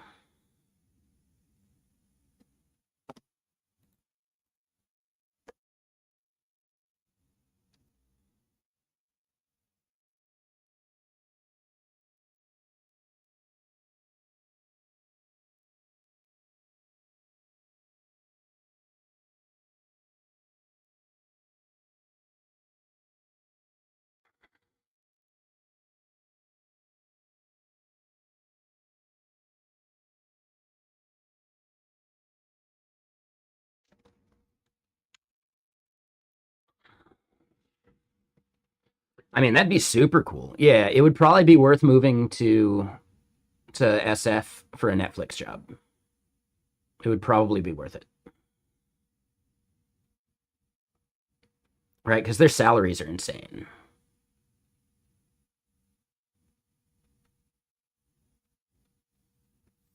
And then, hold on, let me check on some of these other comments. Most of your extra prompting is like no extra text, no conversation. Please be quiet and give me full running code. See, I'm on the opposite end. I want a conversation. I want to make sure that we're aligned on the right goals.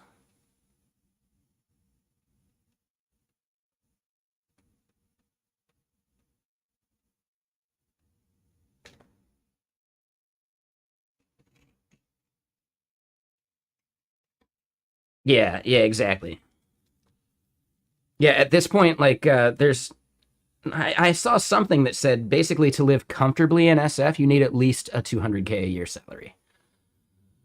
And that's not like living well. Like, that's not living like wealthy. That's just like being able to survive properly, right? To live comfortably. Not like wealthy, though.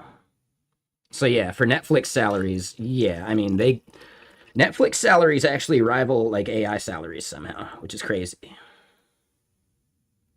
So, yeah, some of those OpenAI, Anthropic, some of those, like even Nebius, some of those companies have really, really, really high salaries that might be worth moving to SF for.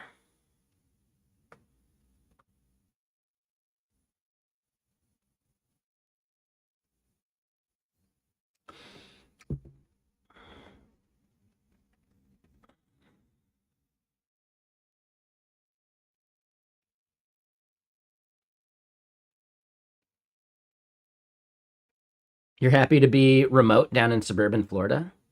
You were in Oakland at in the Ask Jeeves building. But dude, dictionary.com. Oh, that's cool, Sushi Roll. Dude, I used to love the dictionary.com API.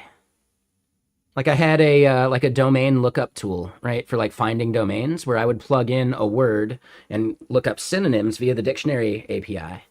And then I would then take those synonyms and combine them with like a prefix or a suffix to then look for, like available domains for like a project. It was a fun one.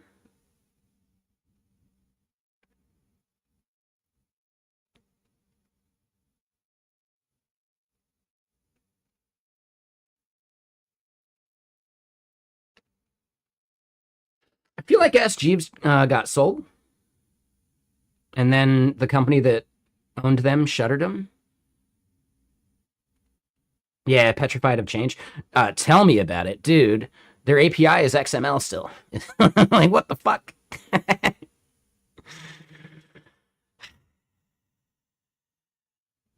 Tell me about it.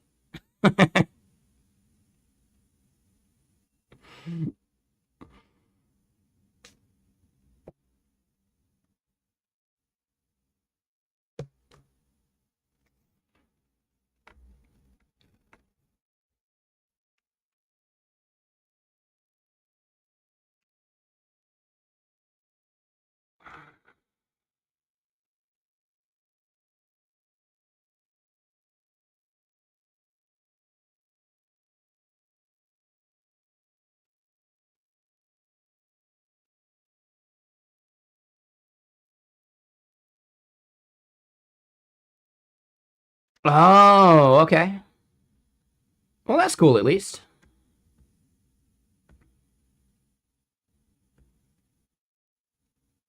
Ooh, there you go.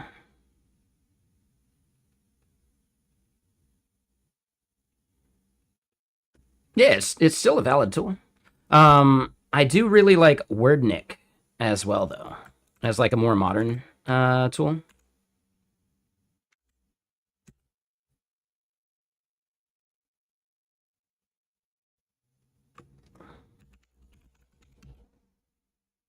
Yeah, WordNick's also a good like dictionary style API. Like window,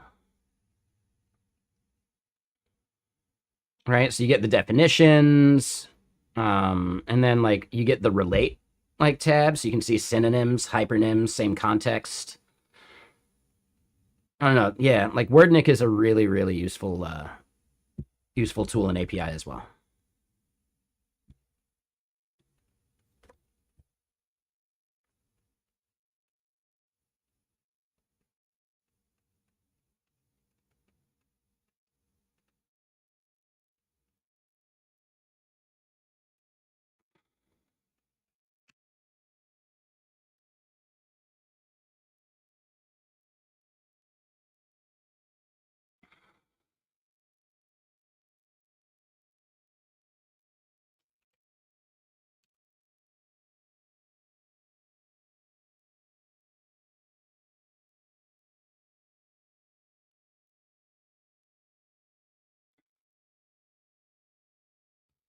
What do you mean? Just like the conversations or other stuff too? Like the work getting done? Yeah, I mean, especially because like we're letting the clanker clank on this.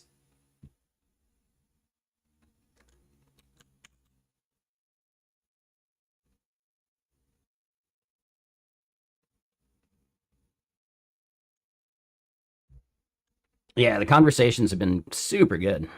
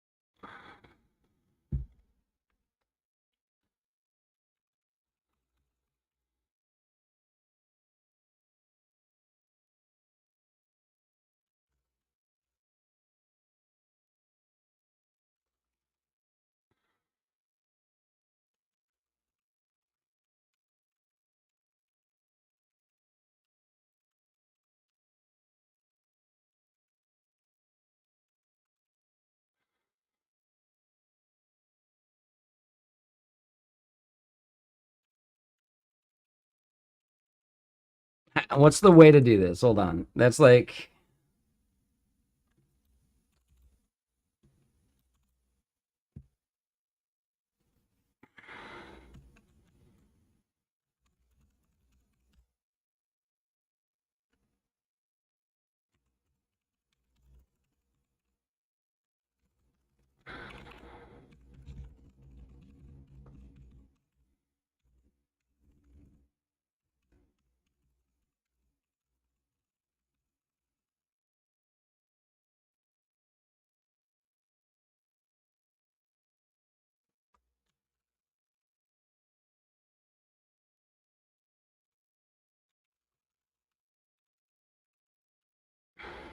hold on.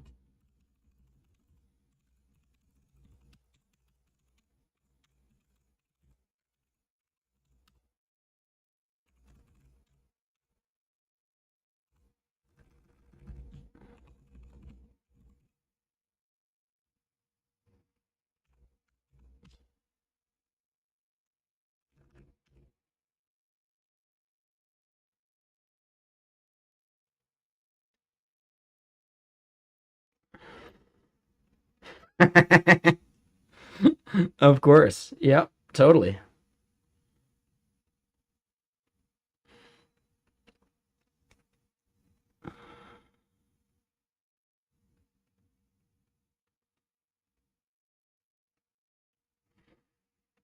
Hold on.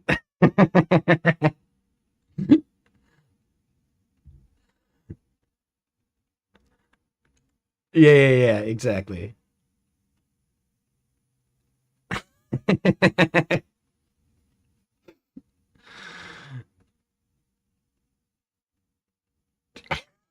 Of course, of course. Hold on. The joke I'm thinking Sloth Goonies. The dev that designed it. Looks good to me, boss.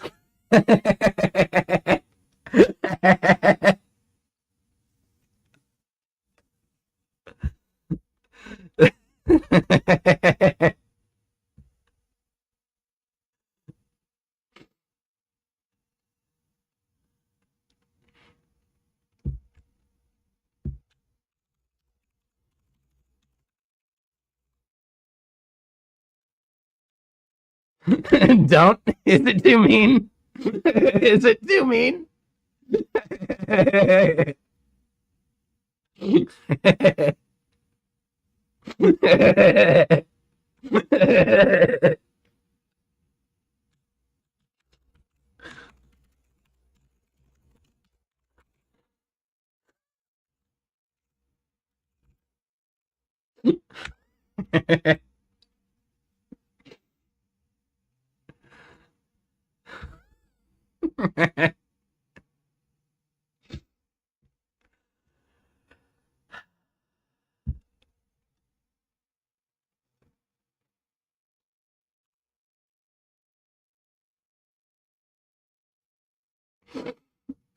Like, we need to flip it, but yeah. And here's the thing, nobody's eyes are level. I still think this is funny.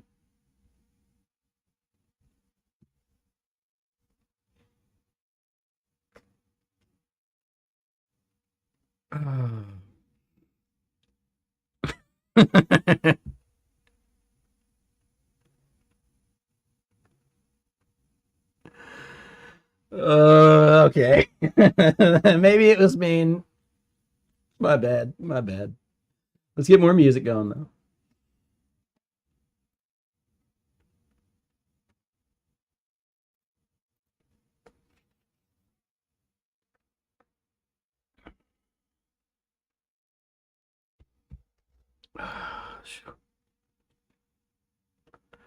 Whew.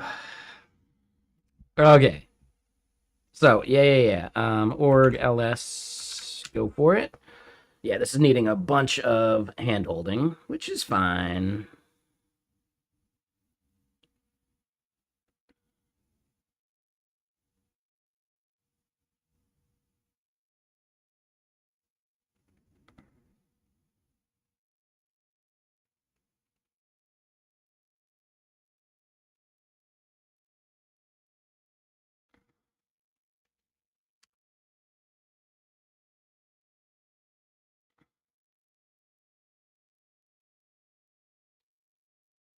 Yeah, trusted publishers is what we got to do. Yep. The fact that it knew to go for that is actually quite nice.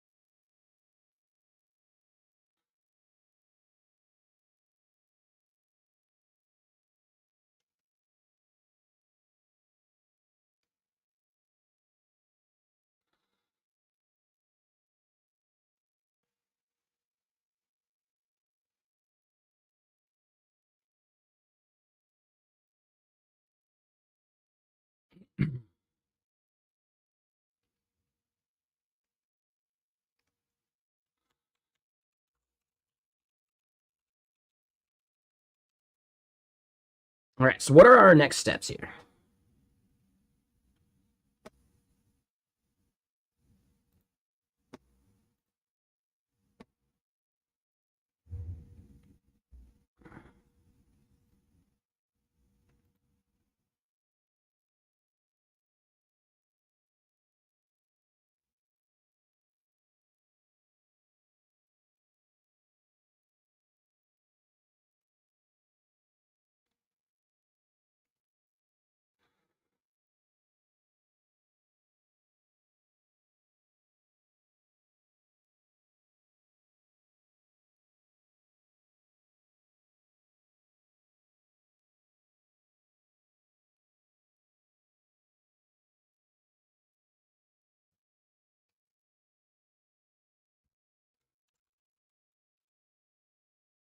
A lot of stuff.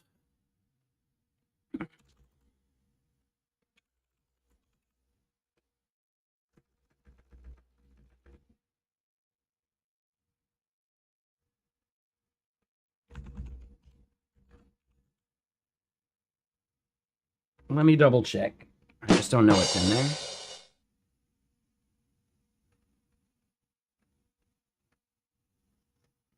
Oh, okay.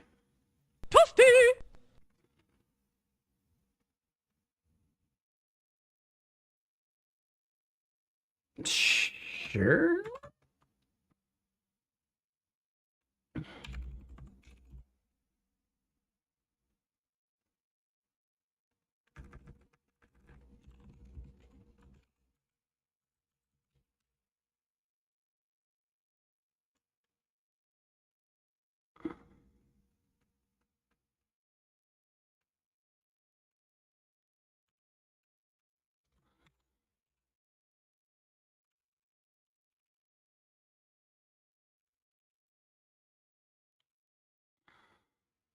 Here's what we'll do. I think we can add everything except the OpenSpec stuff. But we'll just add everything and then we'll reset the OpenSpec folder.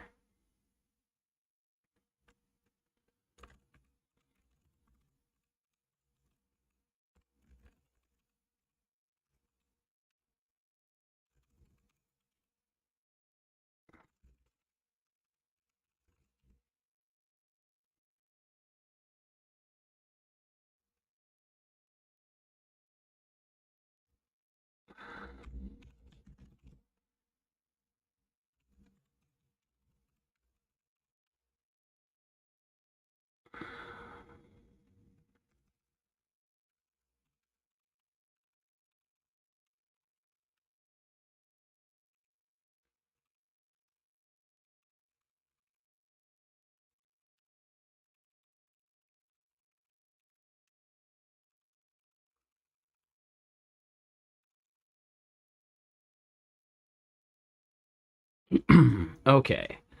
So then, as far as what this is saying, so we need to enable GitHub Actions to create pull requests.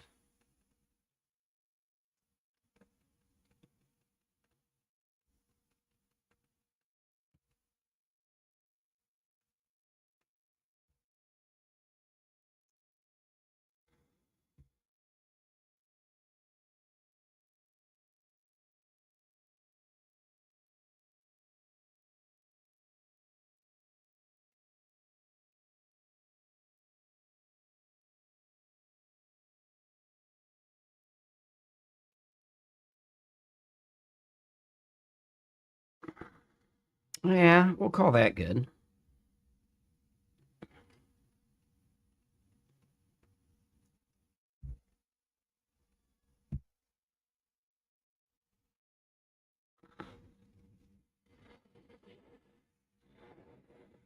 So it did some compatibility checks, which is cool.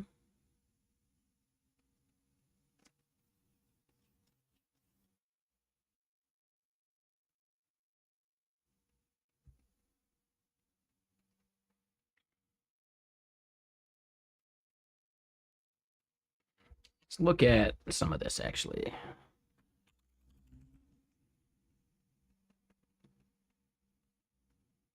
All right, so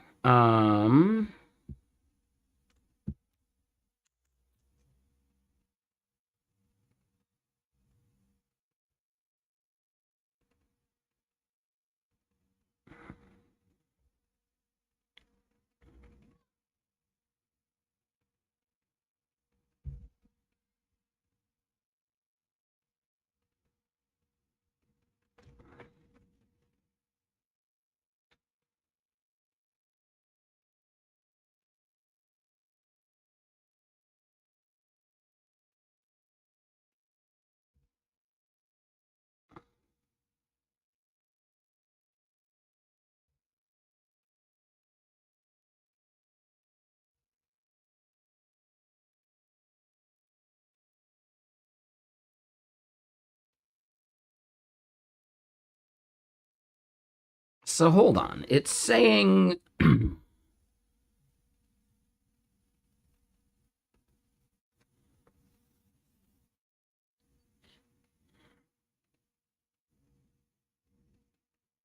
this. Okay, so node 20 is deprecated. We're forcing node 24.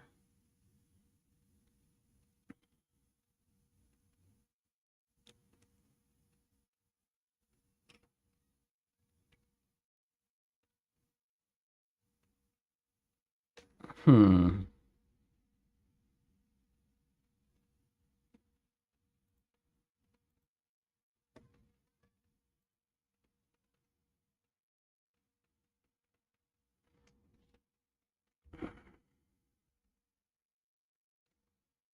I guess my thought is, are there newer versions of Action Setup Node and Checkout?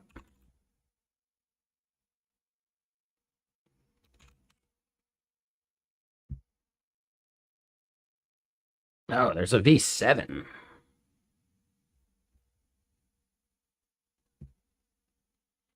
Okay. So we should definitely fix that eventually. Yep.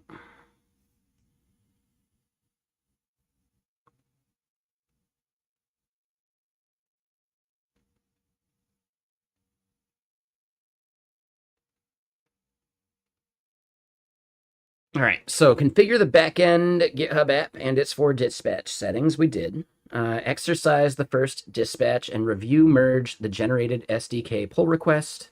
Prepare the SDK release. That means run all checks and create protected tag. All right.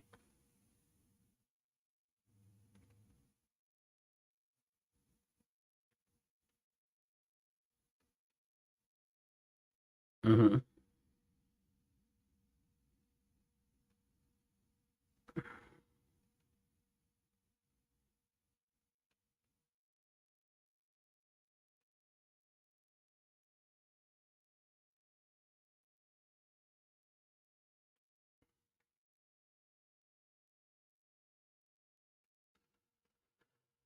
So let's try this. Let's kick off. And yeah, we could probably close a few of these tabs here in a minute. But let's kick off this.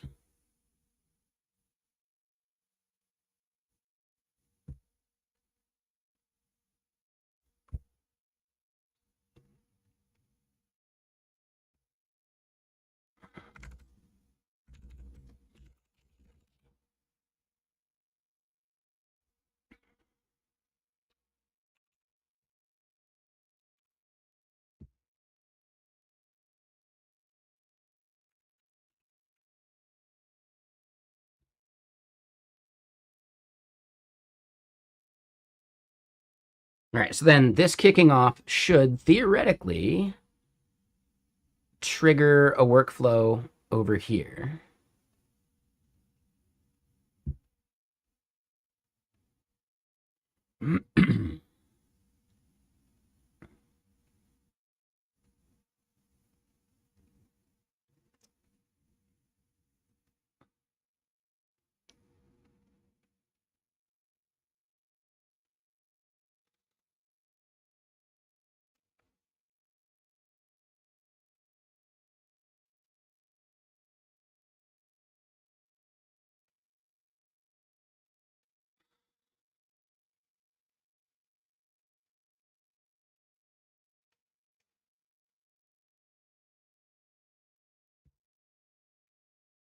Right, and we verified that this ran and completed before, so we just want to make sure that it continues to do so.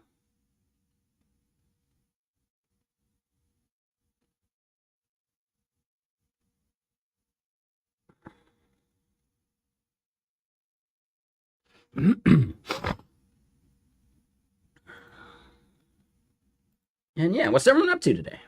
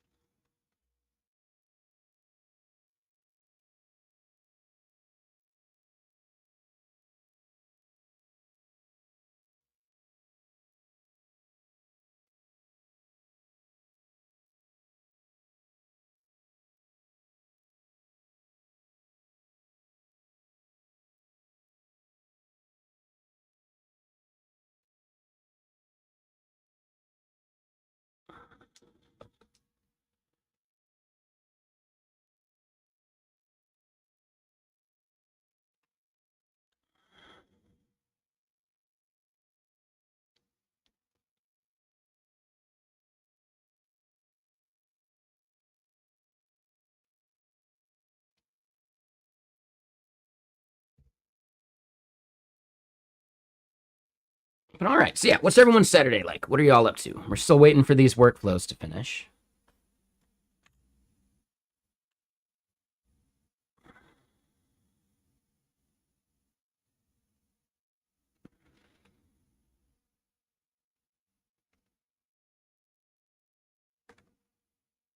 Ooh, 80 degrees in here. It's a nice chill day here in Washington. Much better than previous, like the previous week. Publishing your PowerShell module. Ooh, fun. So you must love the blue background down here, huh?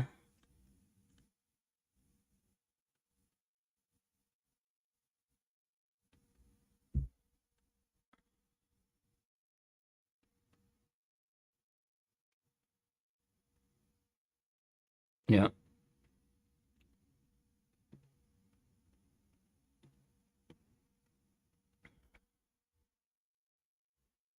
All right, so theoretically that finished. We see API contract release get triggered. Nice. The validate worked, which is good. Why did the propose step fail?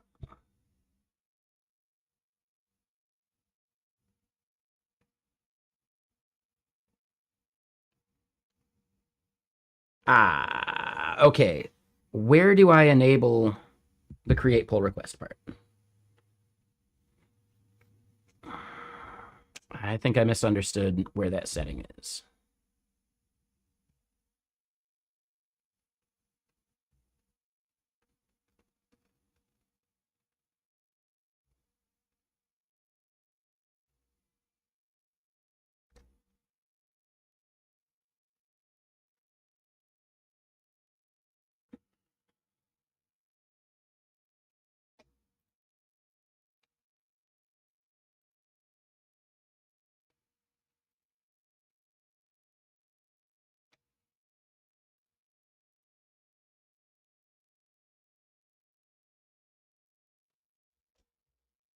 That was the end of that album, though. Let's do another. Oh, I guess maybe we got one more, but that album's trying to put us to sleep. Let's do something. Let's do something better.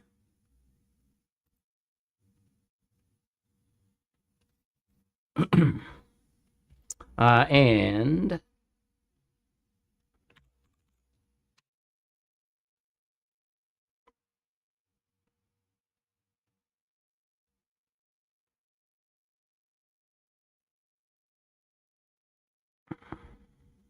Zayu had a reply.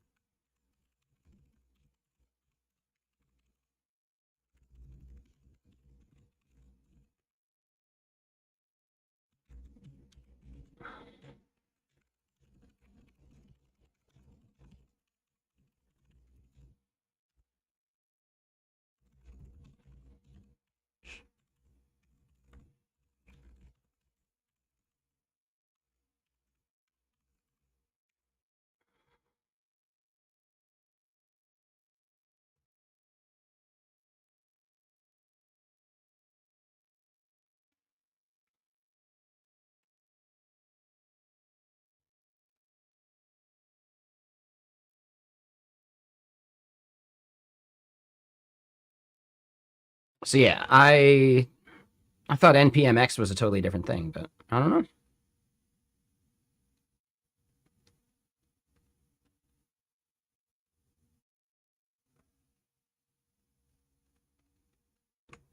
Where do I give actions the ability to create pull requests in the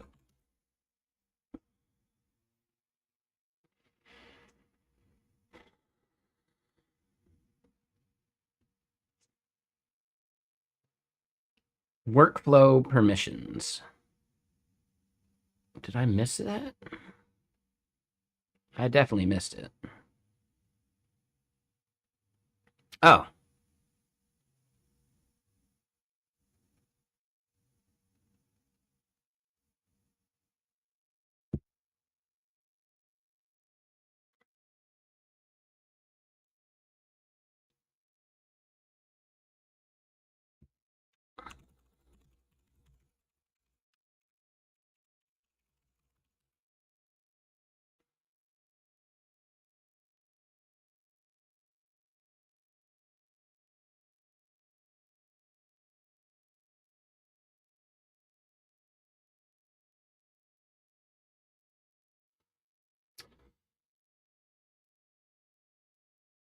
Uh-oh.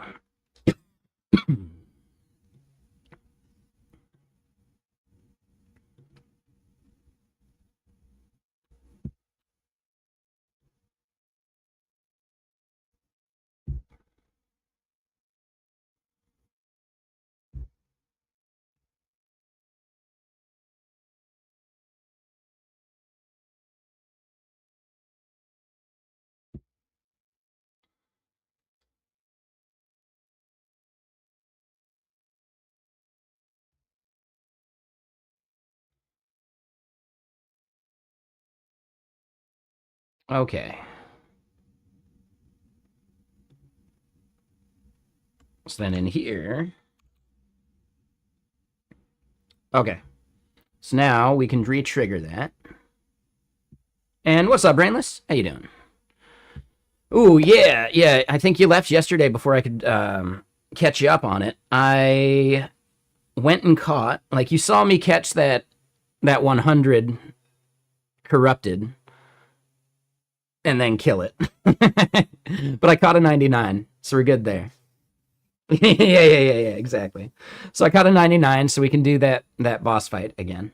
I also went and caught someone from the werewolf camp, so that we had the and then turned them into a servant, so that we can get like better yield of ghost shrooms. So I did that, and then I caught a like a person from over in Morsham, so that we could get better yield of greater Stygian shards.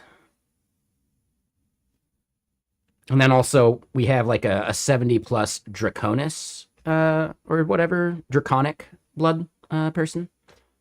It's, it's not a person, it's one of those like bats that jumps on you, but it's like a 70 plus. Yes, I made a werewolf a prisoner. Yep. I wasn't aware that you could do that.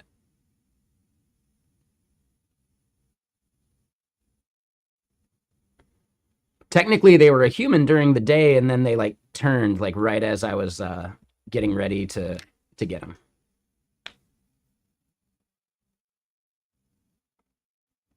Oh, I already did it. Yeah, I already did it. Like, it's done.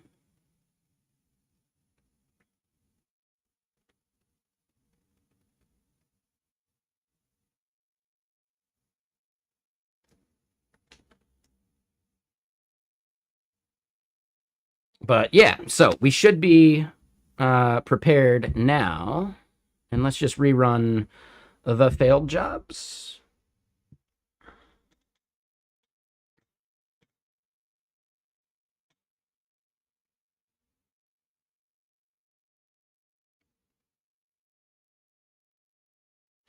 You've been avoiding your monster. You need it badly, but saving it for the night.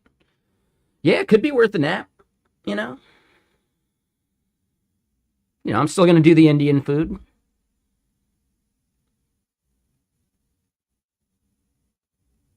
I can't remember if Robotic Head is in tonight or not. I would assume so. He usually lets us know if he's not.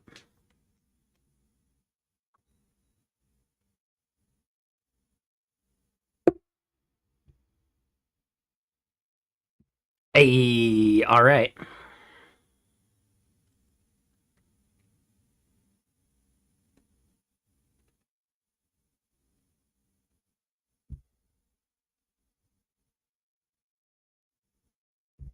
All right, so then this is going to do a pull request check. Nice. Naps for you or full sleep mode. Yeah, that makes sense.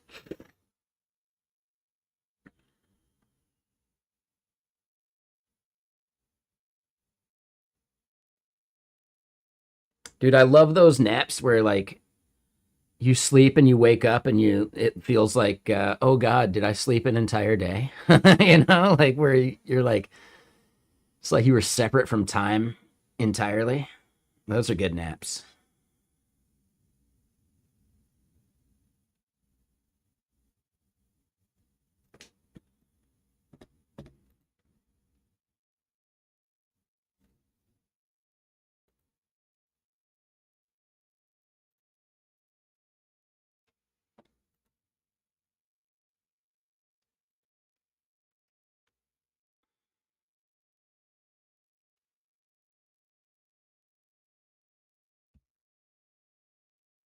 Okay, so hold on.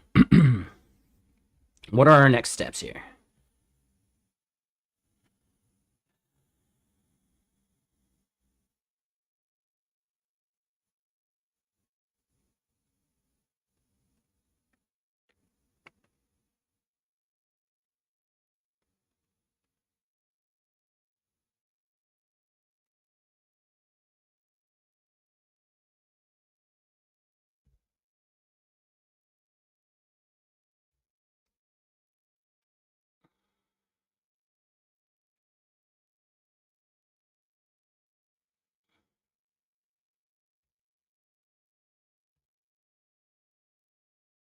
All right, so then this workflow run kicks off. We're doing the quality checks, right? There's a matrix compatibility check. Perfect.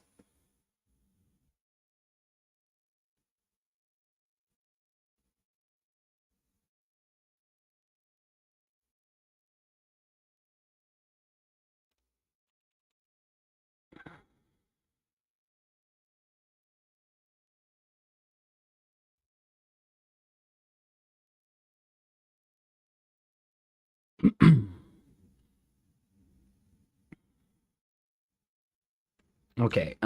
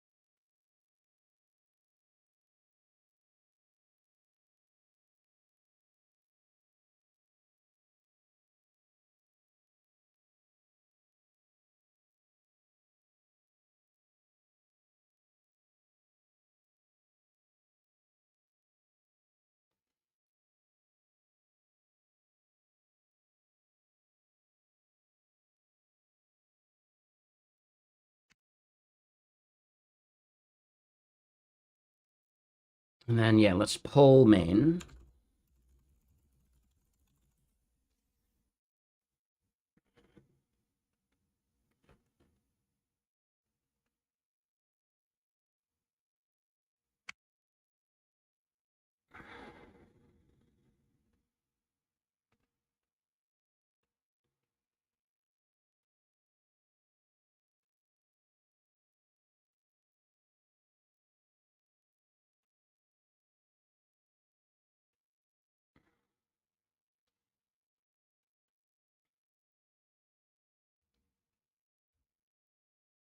All right, so yeah.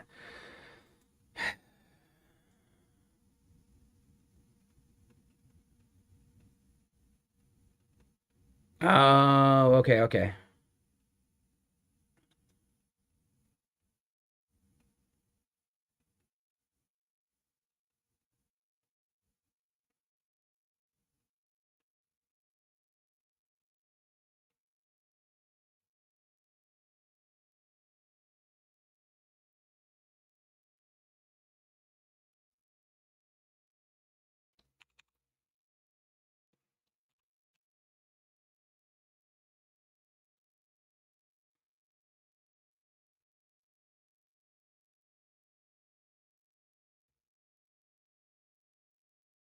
Okay, yep, yep. So yeah, there's the process step, there's this step. We could manually run the process, or sorry, prepare TypeScript SDK release. We could do that part ourselves, which failed. Why?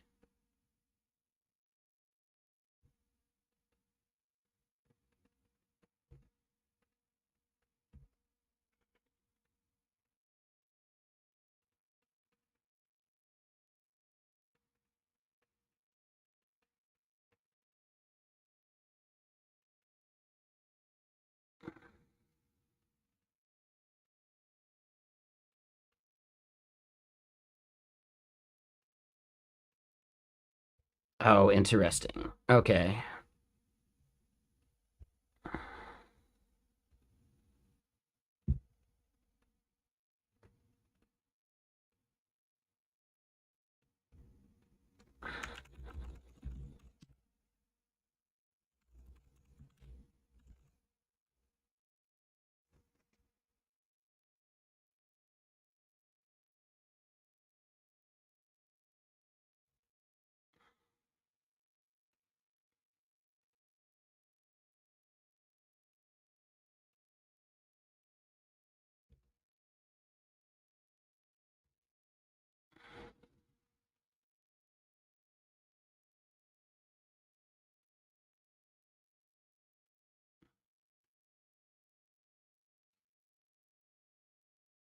So at this step in this workflow, I think we want to modify that.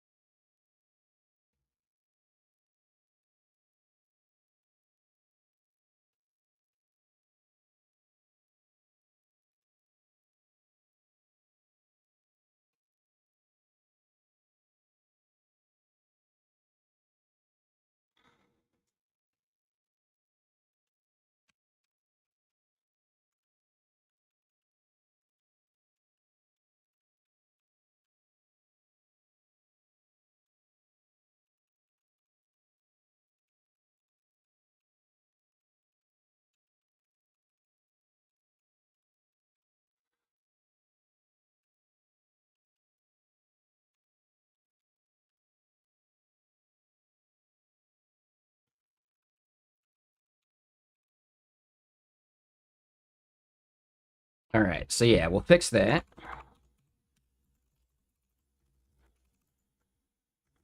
Eh.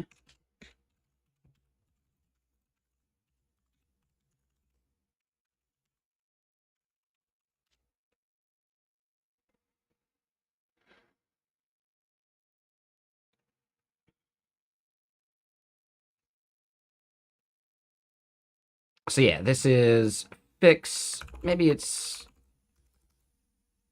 sure. CI/CD. Prepare workflow with a format step after changelog generation.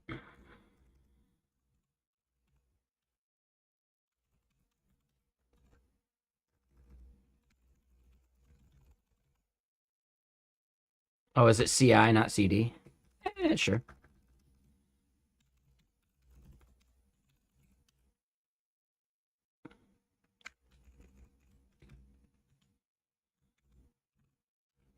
One of my favorite things that I love to like just recognize, like the Primogen learned about git commit dash dash amend back in like 2020. Someone as good as Prime with his, decade of experience didn't even know about git commit amend. And that's not to say like, oh my God, like how stupid of him. It's that no, we all have blind spots, even some of the best devs we know. So I think that's just like really humbling, like never feel bad about not knowing something. Feel good about the fact that you can learn.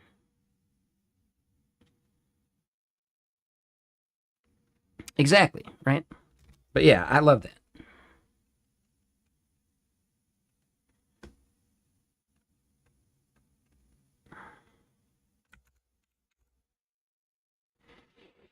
But yeah, okay. So CI instead of CI CD, sure.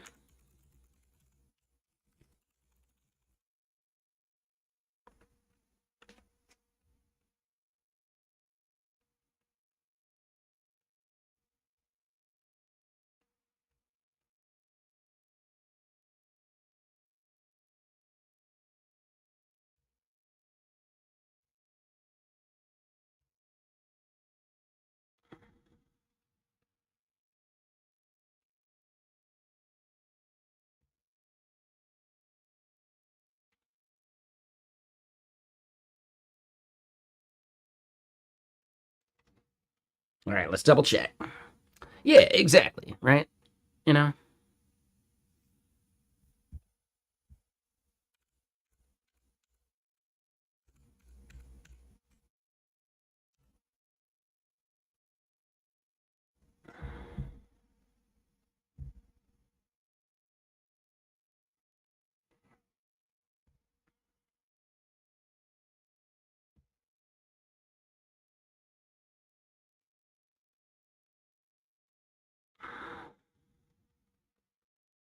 Yep, there we go. So we get the format. Quality gates should be good.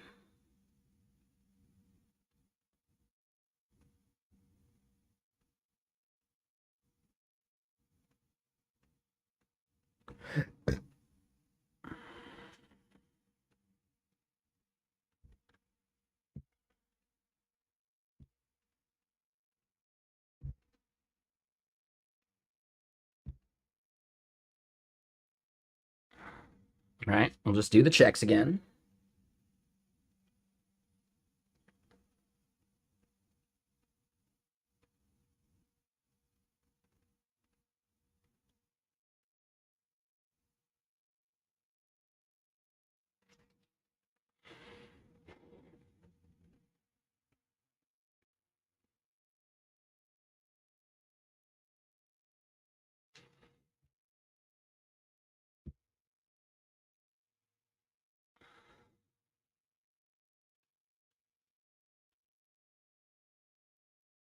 All right, so then we do that.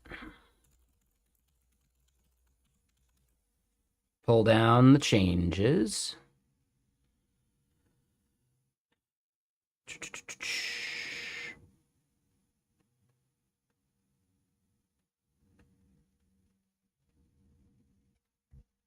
Let's double check our package version. 0.1.0, perfect.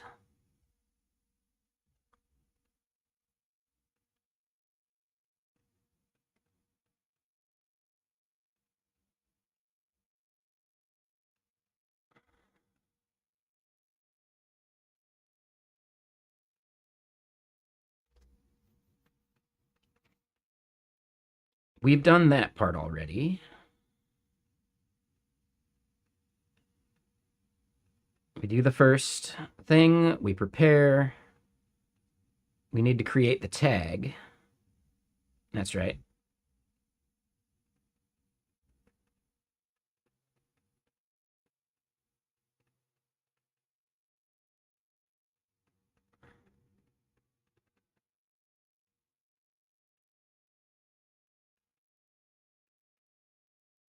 Hold on. Wait, what?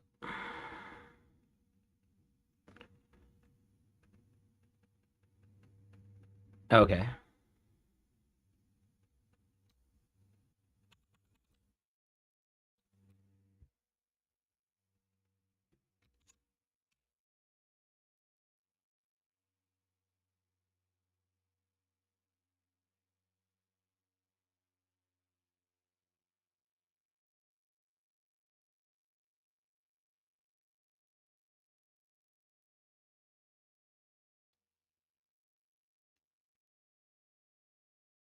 what is this step?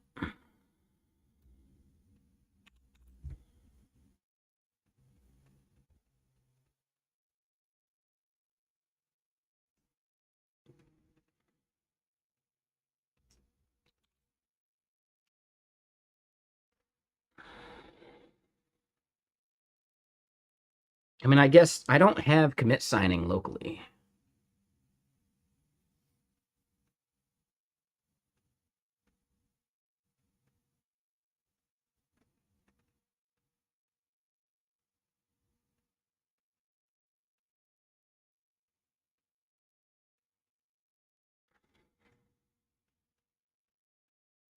Okay. Yeah, so I think we're good.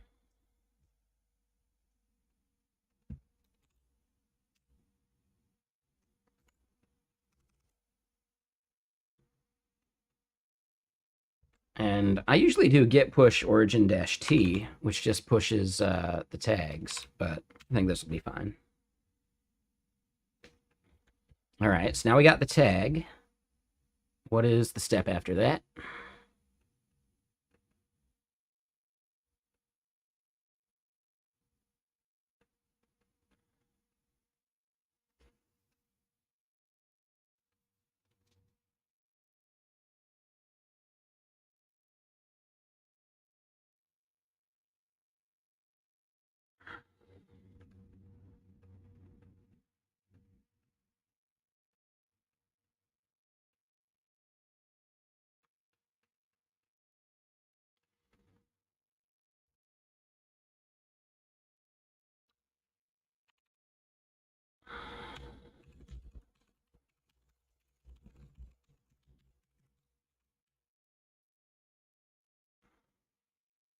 And I should probably read up on trusted publishing, just to be extra sure.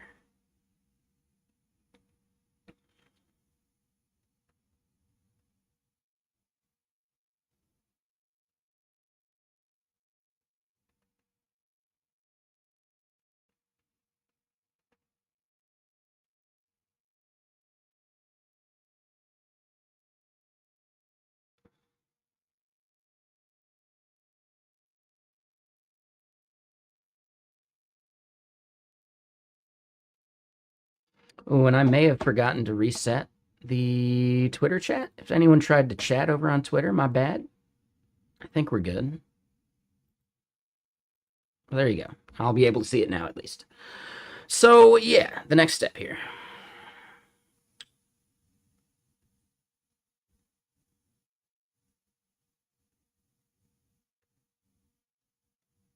Aha. Okay, okay.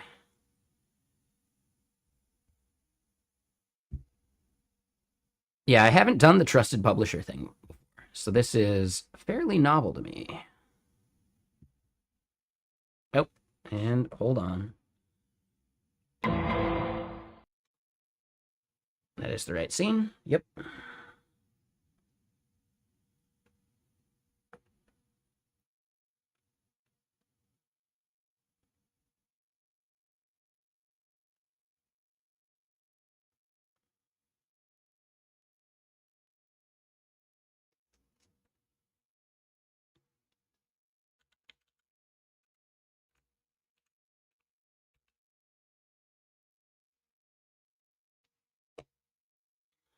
Okay, so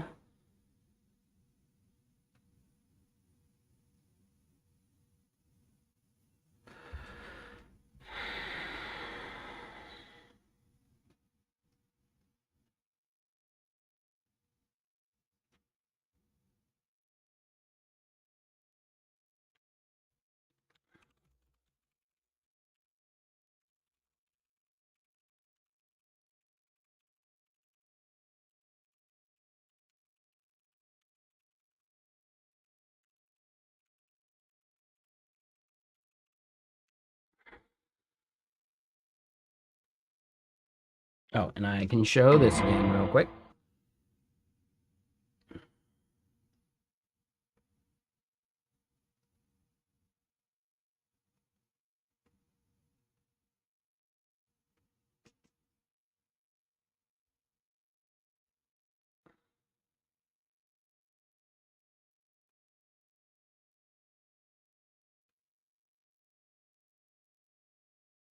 The one-time manual bootstrap, that's right. And we are definitely logged in.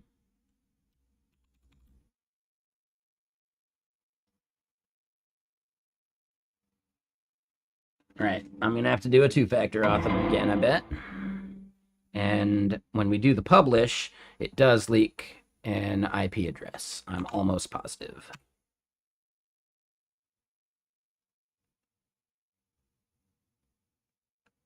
Oh, all right, so hold on. I did need to run some scripts.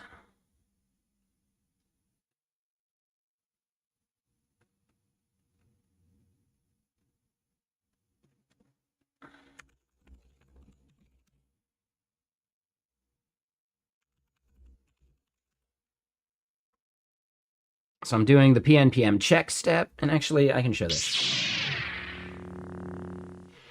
Right, so yeah, we did PNPM check there. Right, and then we do generate check and pack check.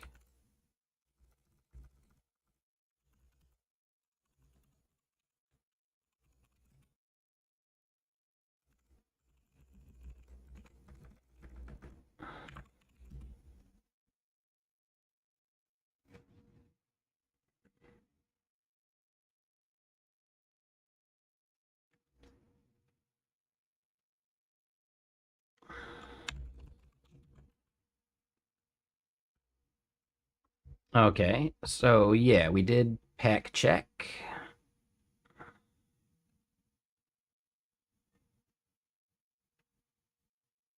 Yep, those are good. So now, I keep switching workspace. Oh. Okay, and now I gotta do this part.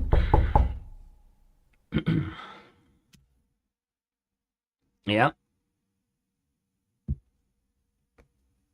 I really wish they were not showing the IP address there, but that's bit me before. So I'm glad we did it. Glad I remembered that.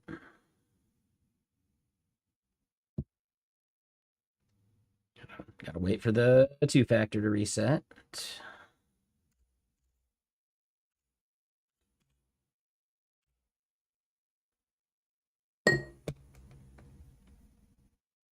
Okay, so that is now published.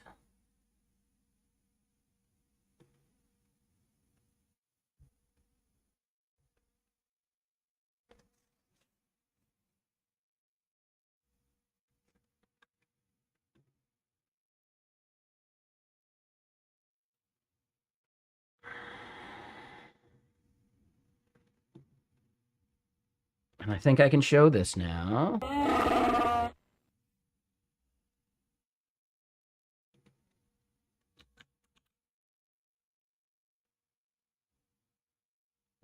Okay, cool.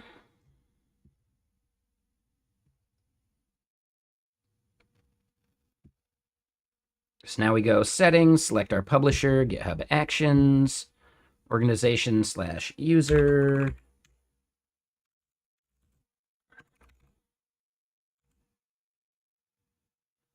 Workflow file name, I believe it is publish, right?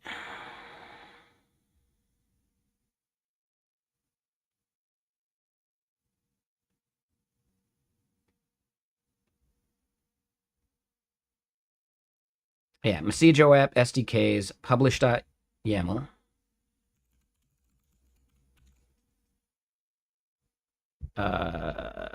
Environment name, npm production, allowed actions only, npm publish.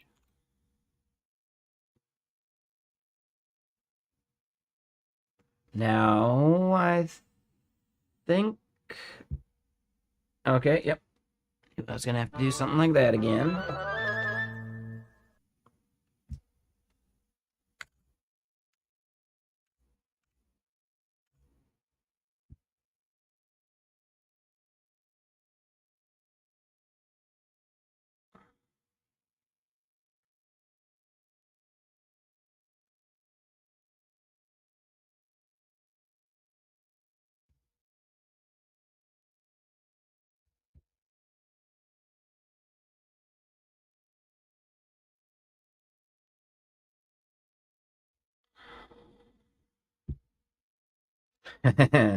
Every step requires a reauth, which is fun. All right, so then I did that part. And then let me double check. I'm not leaking anything on this page. Nope.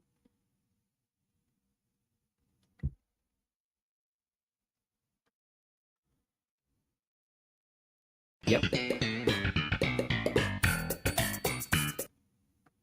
And music's like just slightly louder than it should be. There we go. Okay, so now we go to here. We go to, I think, settings, actions. Oh, hold on. Wait, where do I go for this? Finally on GitHub, add these repository actions variables with value true. I think that's in environment, right?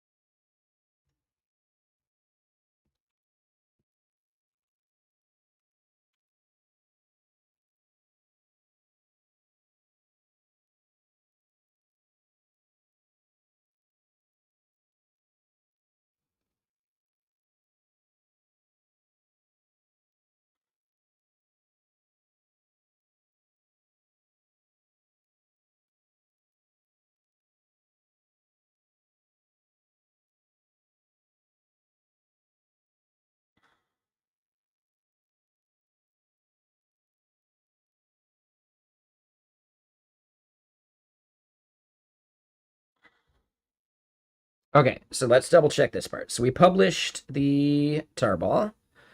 That's up there.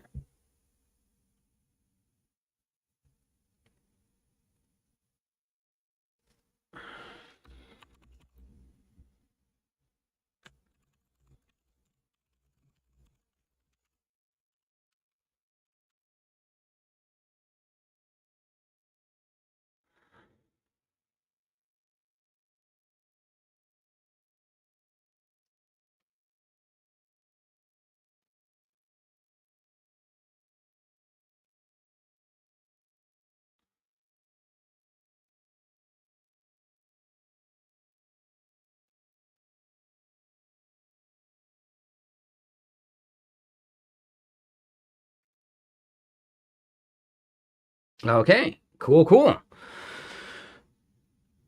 This actually went fairly well. Yeah, we did a good job of like scoping out the work from the API package and this handoff to the SDKs repo. Pretty good.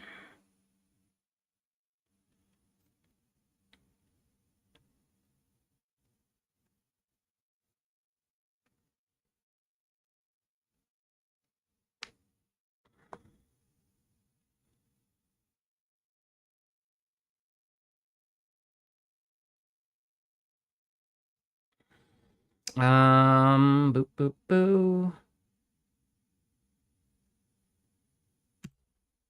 Yeah, we'll just manually do these parts.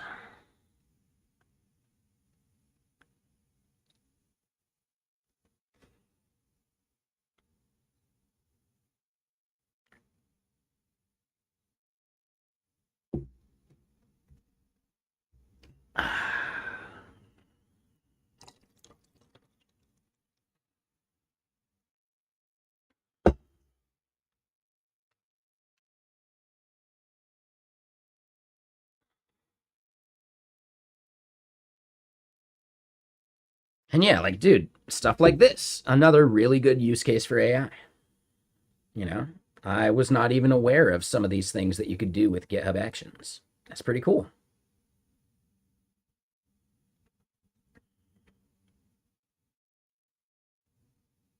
And I'm not sure I care about memorizing this stuff because how often am I going to do it? You know, I just need to know that it's a thing to do. And then from there, cool.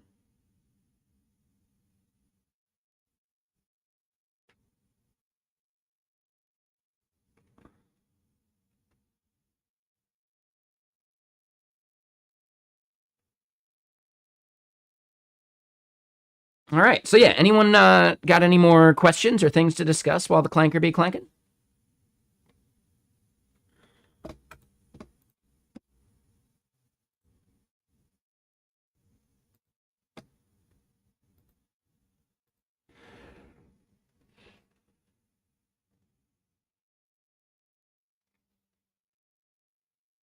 Can I summarize what we're doing with the GitHub Actions? Do you mean just in general or what I'm doing here specifically?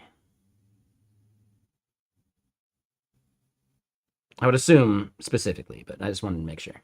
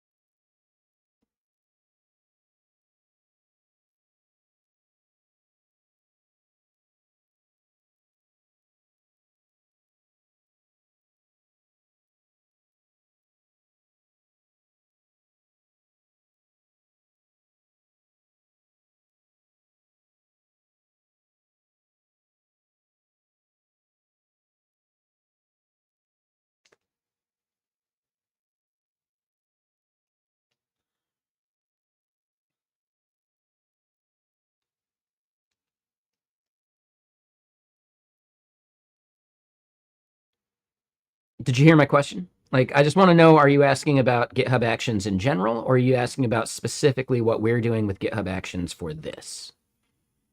I just want to make sure because it'll change the way, like the framing, you know? It'll change the way I respond.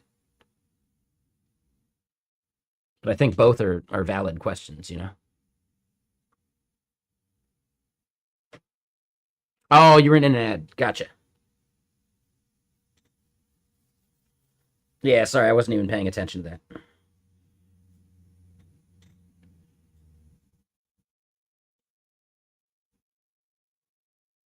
Did you hear my question? Like, I'm not sure how long the ad would have been.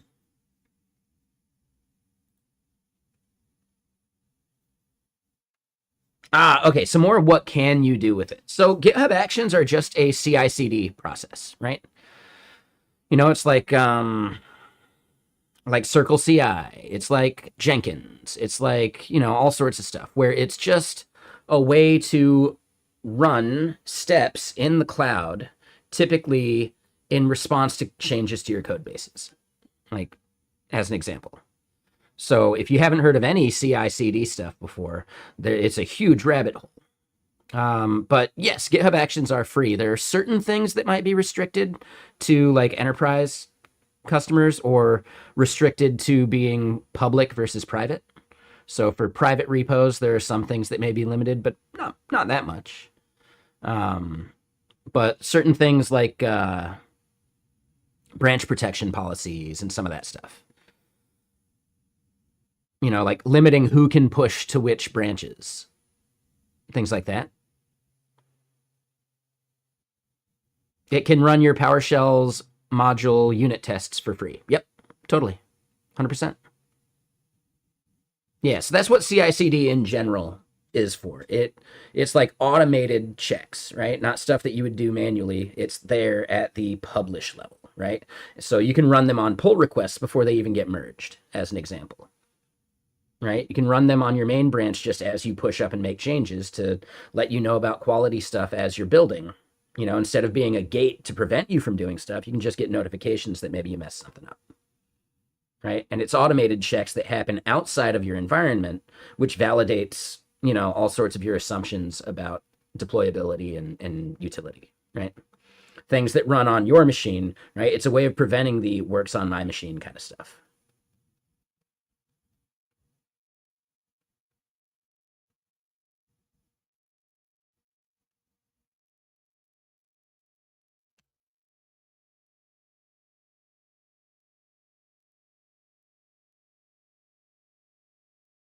Dev containers for VS Code, those are useful, sure, right? That's another way to prevent like the whole works on my machine stuff.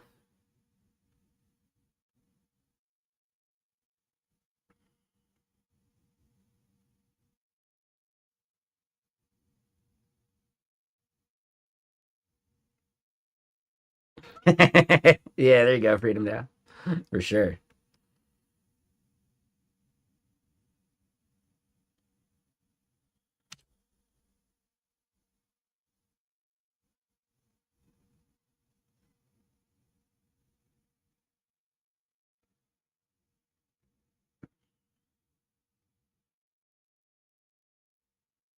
So yeah, I'm actually glad that I asked for the clarification about like actions in general versus what we're doing specifically. So yeah, awesome.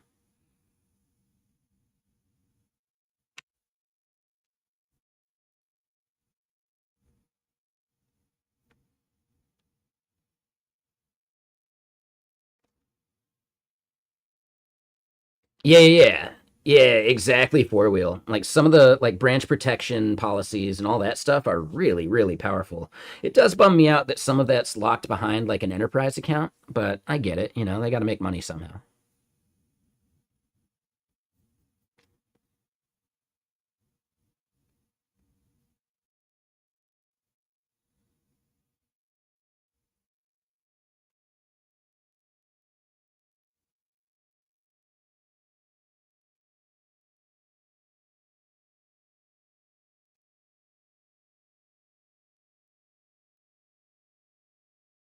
Oh, and four wheel. Damn, we had someone ask a question the other day that I was like, "Ooh, I do not know." Four wheel would know, I bet.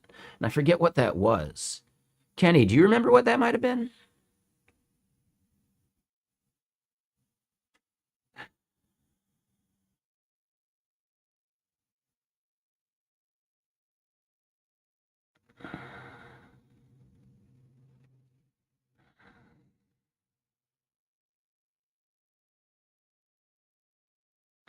Yeah, no, I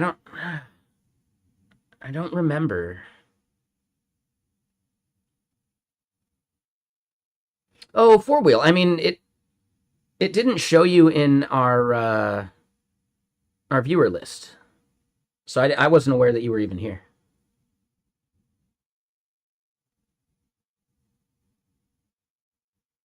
And I'm not saying like maybe it was a different thing. I don't remember. Um, but yeah, yeah, I don't remember what the question was.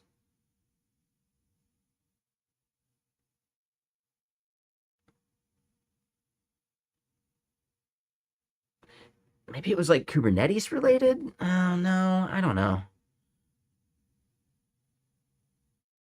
It was something about like a level of scale that I probably will never hit. But I don't remember any more about that. I think I don't even remember what day it was. I feel like it was like 2 days ago. I don't think it was last night, but I had the whiskey in me last night, so yeah.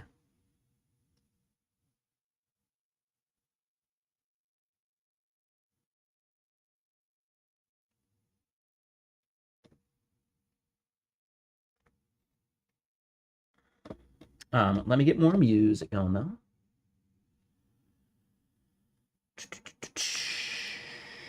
Yeah, this one's good. But oh well.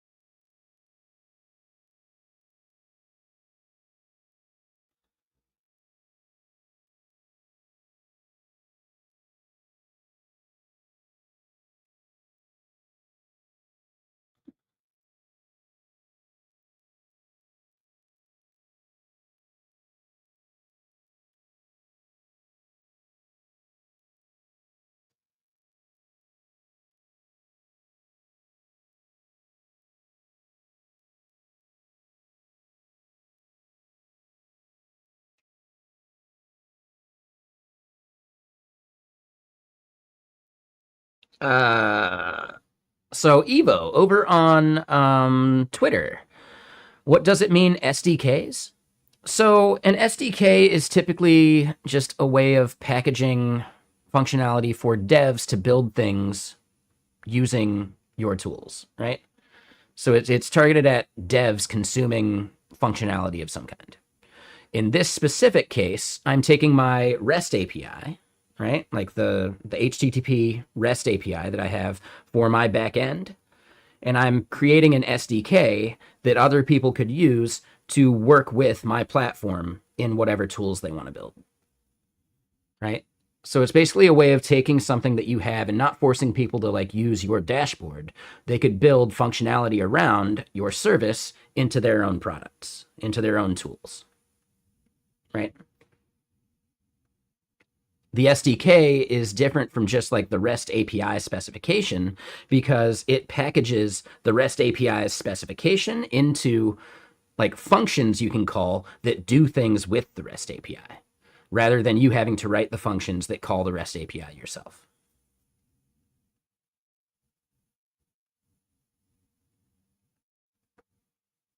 Does that make sense? And if you're unfamiliar with what I mean by REST API, REST in this context is a term that doesn't need to matter that much, right? In general, it's just the HTTP API that I have that people can hit with a fetch request or curl or whatever. That is then turned into a package that they can use in their own applications.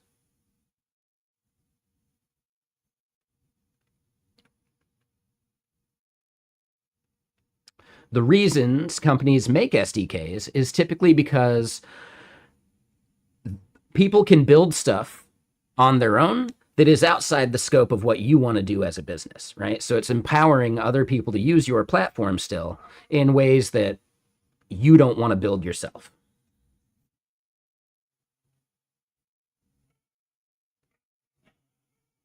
In many cases, think about like people building internal applications at, like large corporations, stuff that like customers aren't even going to see, but you want to get like all of this data into like a dashboard that you use internally at a business, to just like bring that management into one place rather than going to a bunch of different dashboards. That's just one use case as an example, though.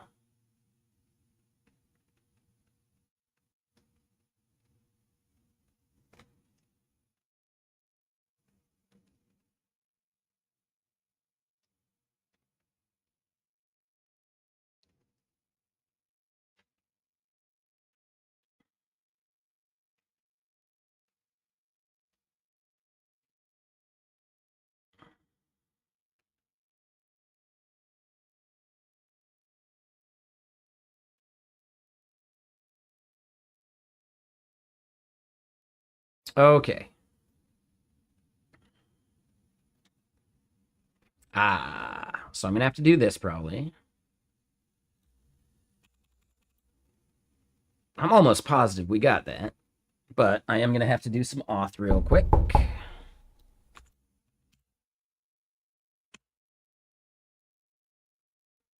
Yep, shows my IP address.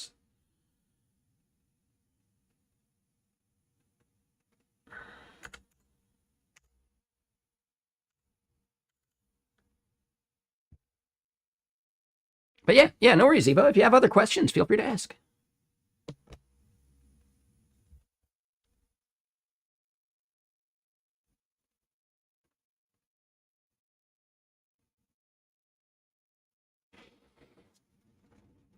It kind of is. Yeah, for sure, 5'9". So basically, Messijo, right, with an I instead of the O, is Korean for the word message, I think. Something like that. I'm probably saying it weird. And then when we were thinking about naming our product that, someone was like, ooh, we're like Messijo. And yeah, boom, nailed it. So yeah, it's a solid reference, isn't it? I make the best references. All right, so I did that part to validate that. What else do I need to double check? Let's just do this.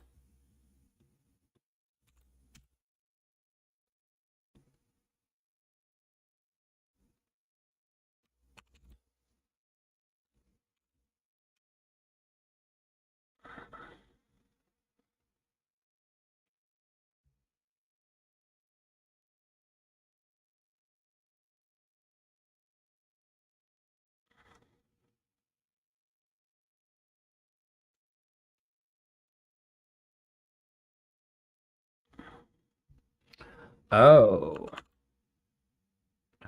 Okay. So hold on. But yeah, you nailed it, 5'9". It's awesome, right? I love it. I love it. Um,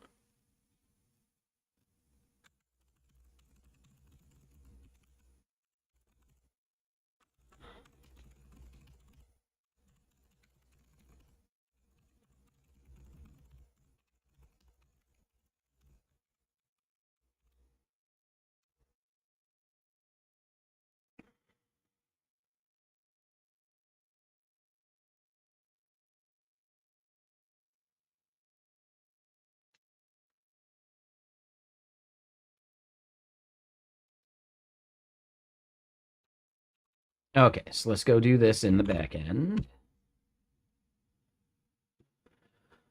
Uh,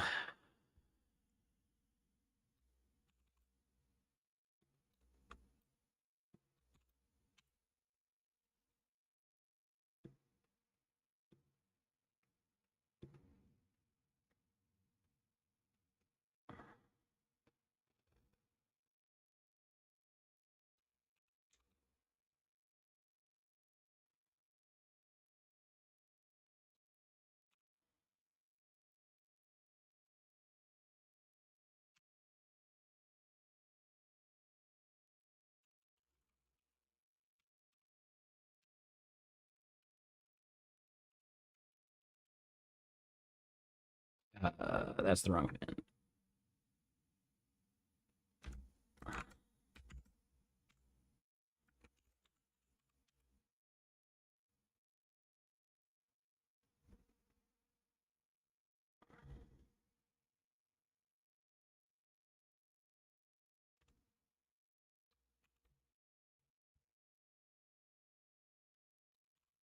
Oop.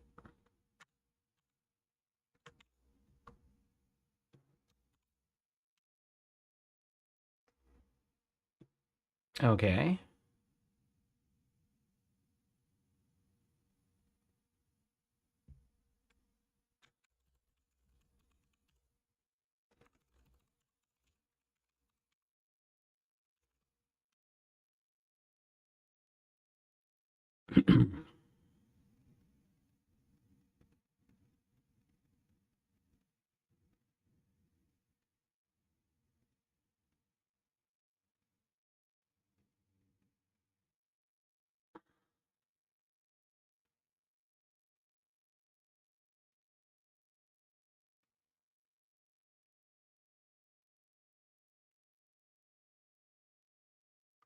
So does the web still need that?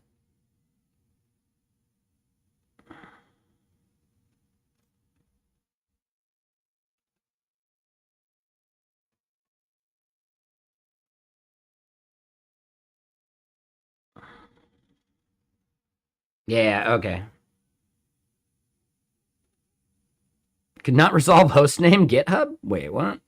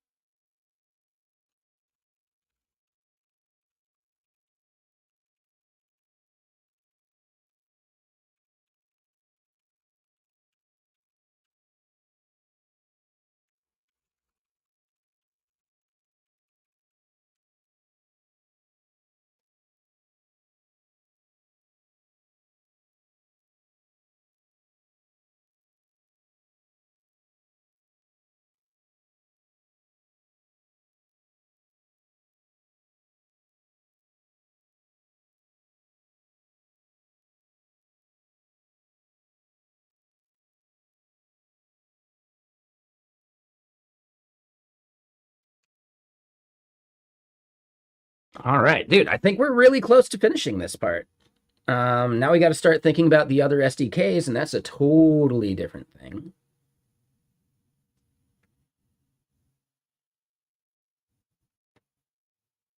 And it's going to involve a bunch more like configuration stuff for like other package repositories, which I think is fine.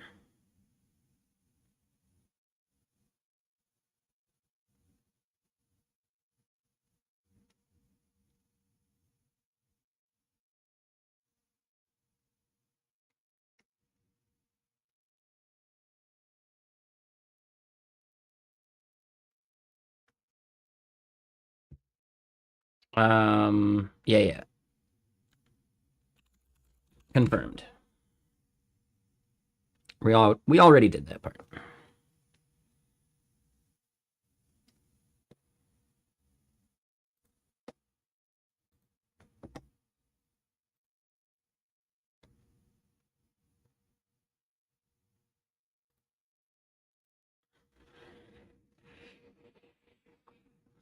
Man, really hoping for my MacBook, but it's going to be like a month late, which is kind of boring, like kind of annoying.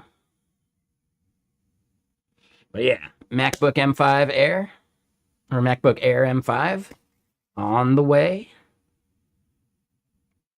Looking forward to that. I've had my personal MacBook. Like I got it through work in 2015, and they let me like purchase it. I think they let me buy it for like a couple $100 in 2020, which is kind of awesome.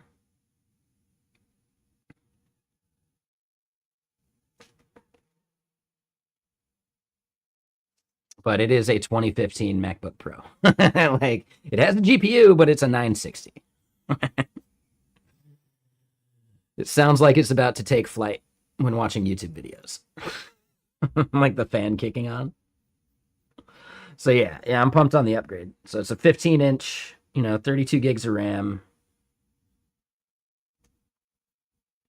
I got the 1 terabyte hard drive instead of the 512 because 512 is ridiculous.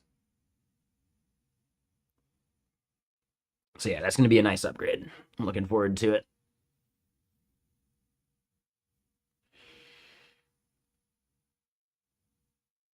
Like basically, I can only run it off battery for like 45 minutes, like maybe an hour.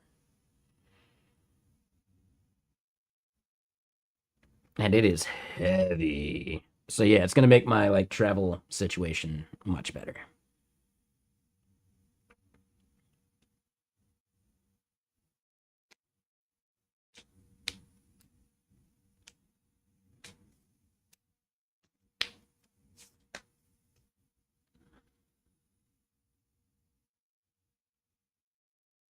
Okay, so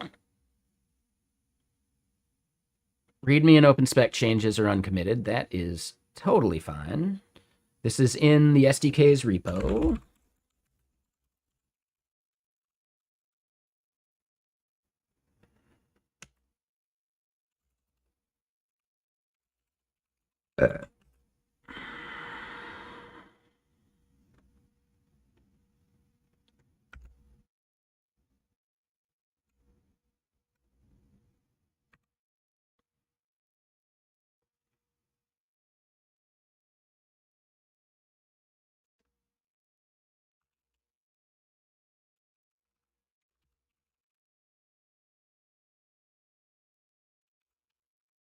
Well, yeah, we'll just update the READMEs.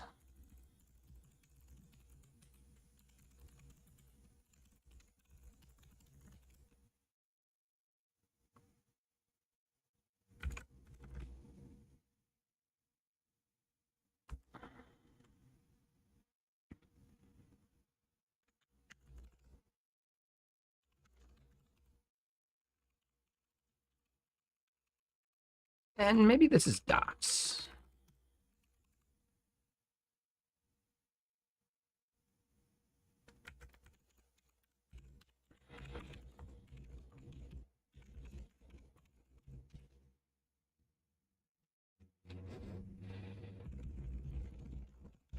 All right, so yeah, git push origin main. Boom.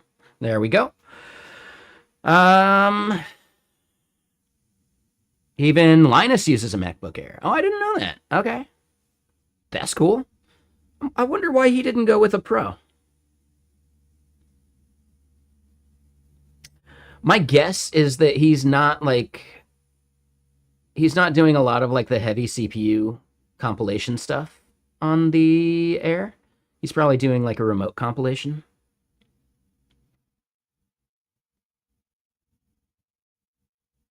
But maybe he is. I don't know. I mean, just doing kernel work, like compiling the Linux kernel takes a while. Like, yeah. How I'm curious.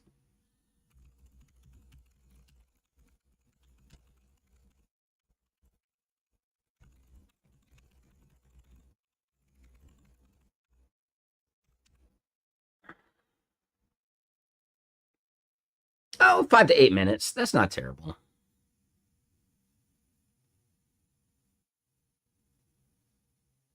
Like everything, 20 to 30 minutes. That's not terrible.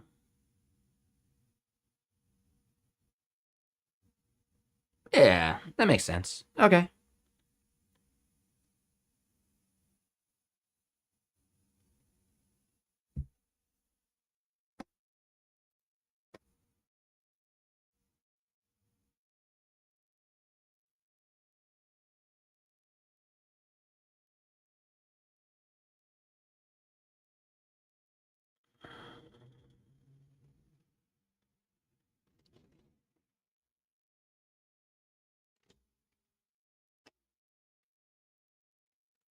Yeah, exactly. Right. It's just the one he uses when he travels. That would be my expectation as well. And he most likely like SSHs into his like more powerful machine, right? Compilers have come a long way too. That makes sense, Four Wheel. Yeah, good call.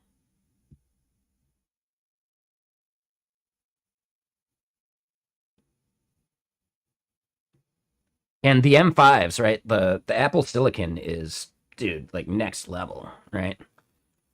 Just seeing the oh god. Yeah, get rid of that.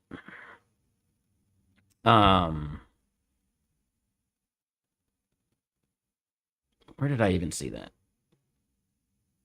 The Jeff Geerling thing. Yeah, whatever. But yeah, seeing like that Jeff Geerling article about like, dude, the kernel compiles 30% faster on his M1 compared to an i9 back then. Like, holy shit. Yeah, Apple Silicon is good.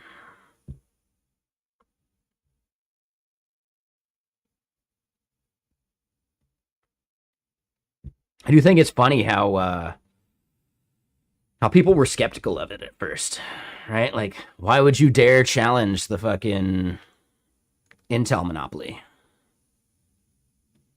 or the Intel AMD duopoly?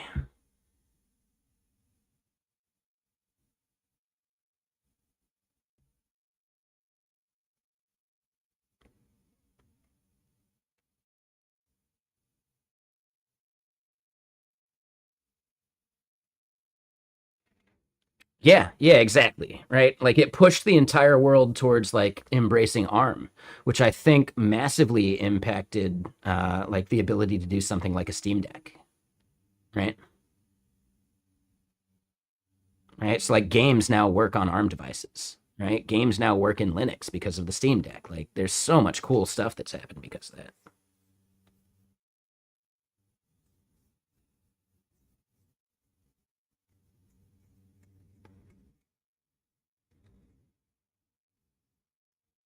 Yeah, without ARM, Steam Deck wouldn't have happened. Exactly, right? And yeah, then without Steam Deck, like a lot of Linux gaming probably wouldn't have happened. It's just really interesting. Like I love the knock on effects of some of this stuff.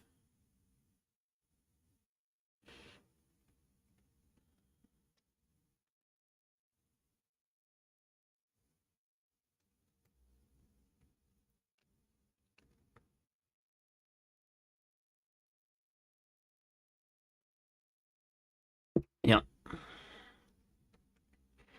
But okay, so boom. Every game so far has worked just fine. Yeah. Like even Robotic Head has been saying that a bunch. Like he's got a Linux PC. Like sometimes he'll have to switch to Windows, but it's rare, which is pretty cool.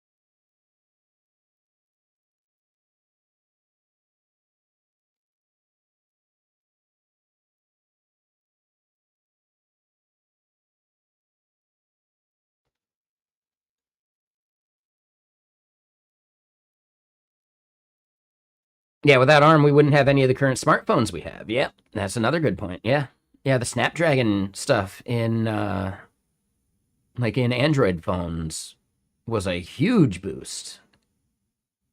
Like, yeah, it's crazy. But okay, so we've got the JavaScript SDK. Now we need to start prompting for other SDKs.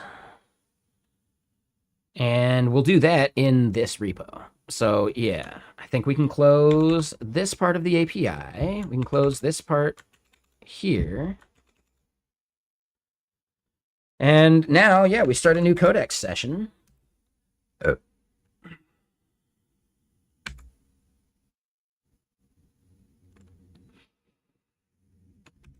then open spec explore. We have the npm SDK, or the node SDK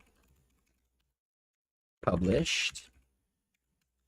Now we need to create the SDKs for other languages using Microsoft Kyoto.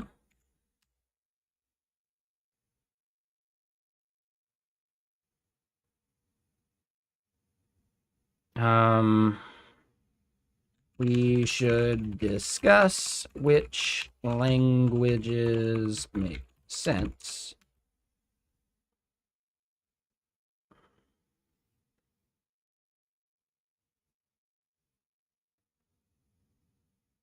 All right, so now, yeah, we're going to start planning out the other SDKs. And technically, we can look at Kyoto ourselves. Let's close a bunch of these tabs, though. This feels nice.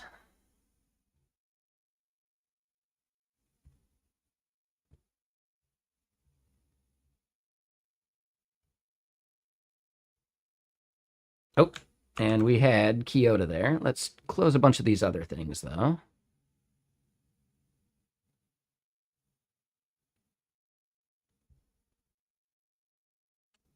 Yeah, I just don't think any of these platforms make sense right now. Right, like Speakeasy, etc. What's their pricing again?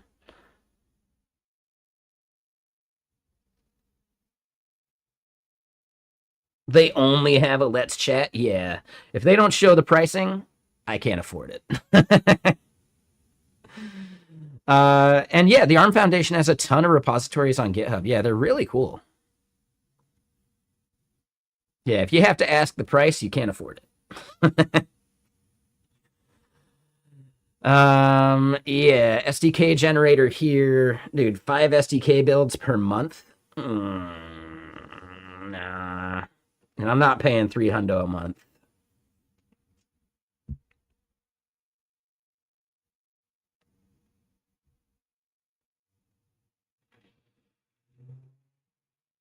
We do see an MCP generator here, but we're probably not going to do an MCP generator. I think SDK generator makes sense, but not an MCP.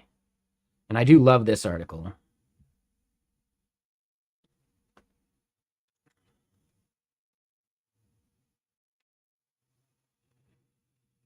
Yeah, we'll leave some of the stuff about MCP.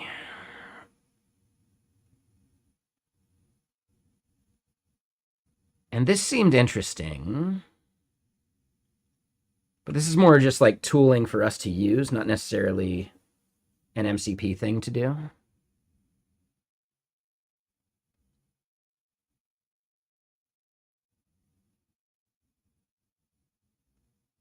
We're not using like Open API generator for the SDKs. I think Kyoto.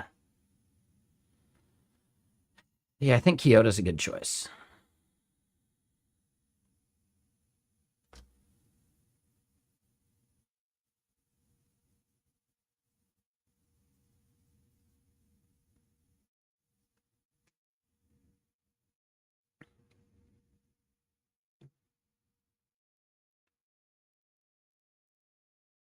Yep. Yeah, so the Hey API, I think their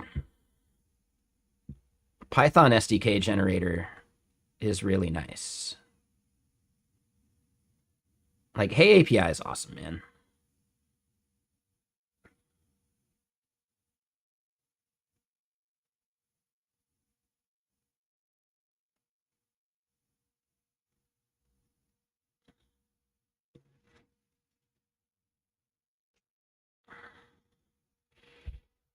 All right, so yeah, what we wanted to do is looking at the Kyoto docs, we see some languages that are like massively supported, right? So C#, Go, Java, PHP, Python, and then the others are kind of like, eh.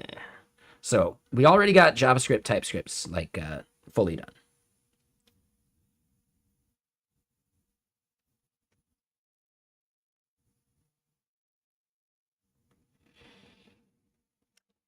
I think the ones that have like the full support, I feel pretty good.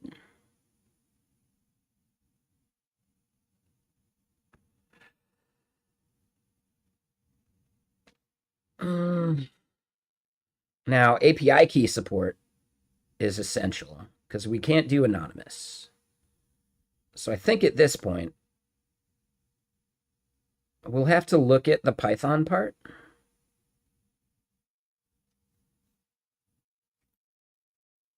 I'm curious why they don't all support API key auth.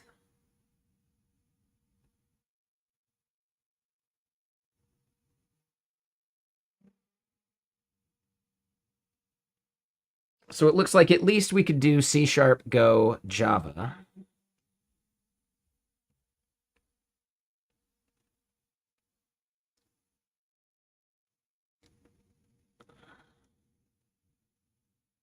All right, so hold on.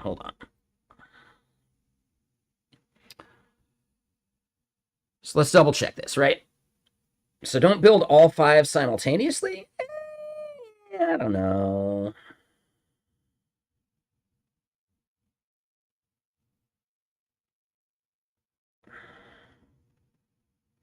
Hey, what up, Robotic? How you doing? How's the healing going from surgery? And yeah, nice haircut, man. I definitely had the whiskey in me last night, so I'm sure my response was a little weird. But yeah. Getting used to the new hair, I bet. Healing's going well though? Hell yeah. And yeah, how soon are you trying to get into the gaming? Like, I think we got a little bit of work still that we want to do, but yeah, I think we're at a good place for like an upcoming fight. And are you gaming tonight? I forgot about that part.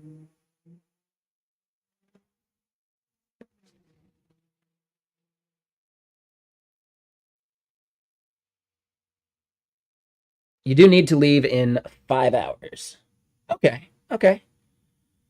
So yeah, I'll make sure we kick it off by like 8 or so. Like I need to do that so I can get the Indian food, right?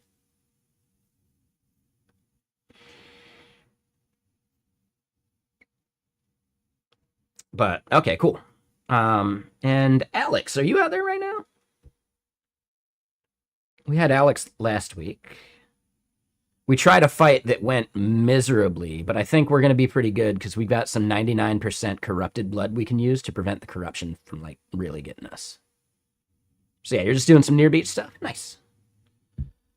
Dude, you may be curious about like what we've done recently for like generating SDKs.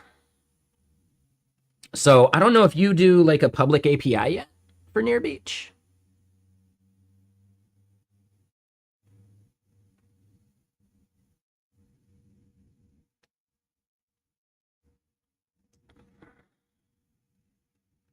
Currently building a public API. Nice. I'm assuming you're doing like open API specification for it. And were you here when you saw us doing the schema thesis stuff? Like validating your open API specification or Swagger or whatever would be really useful with a thing called schema thesis here. Like you've probably seen me use Dread.js in the past. Dread.js just isn't supported anymore. And it's like OpenAPI Spec 3 support is pretty limited. But schema thesis is awesome. Like it's really good.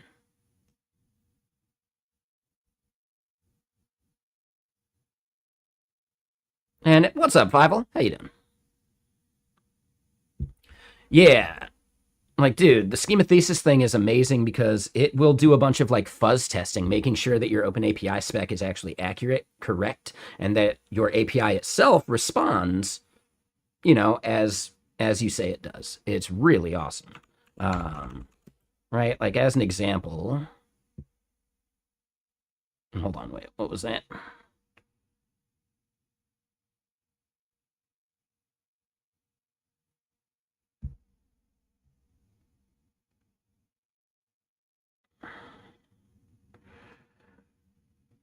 Oh, is this related to Carpathy leaving Anthropic or something?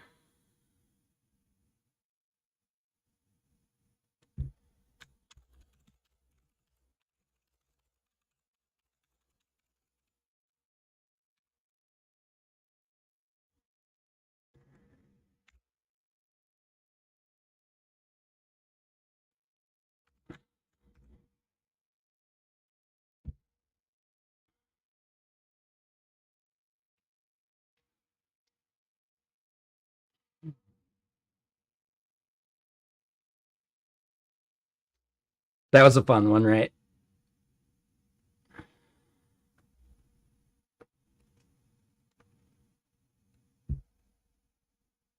I'm proud of that. That's a good joke.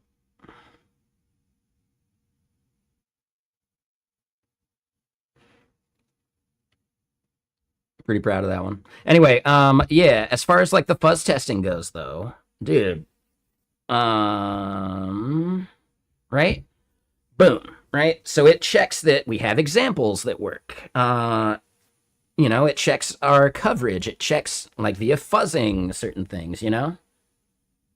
Um, you know, 153 scenarios, right?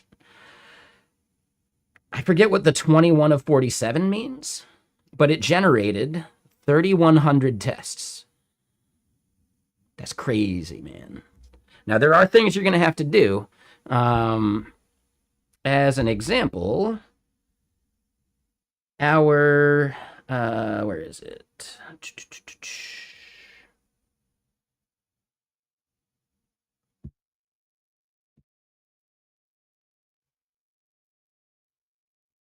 Trying to find where we have this.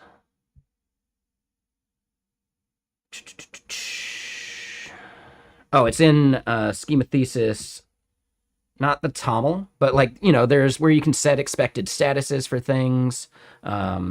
There are hooks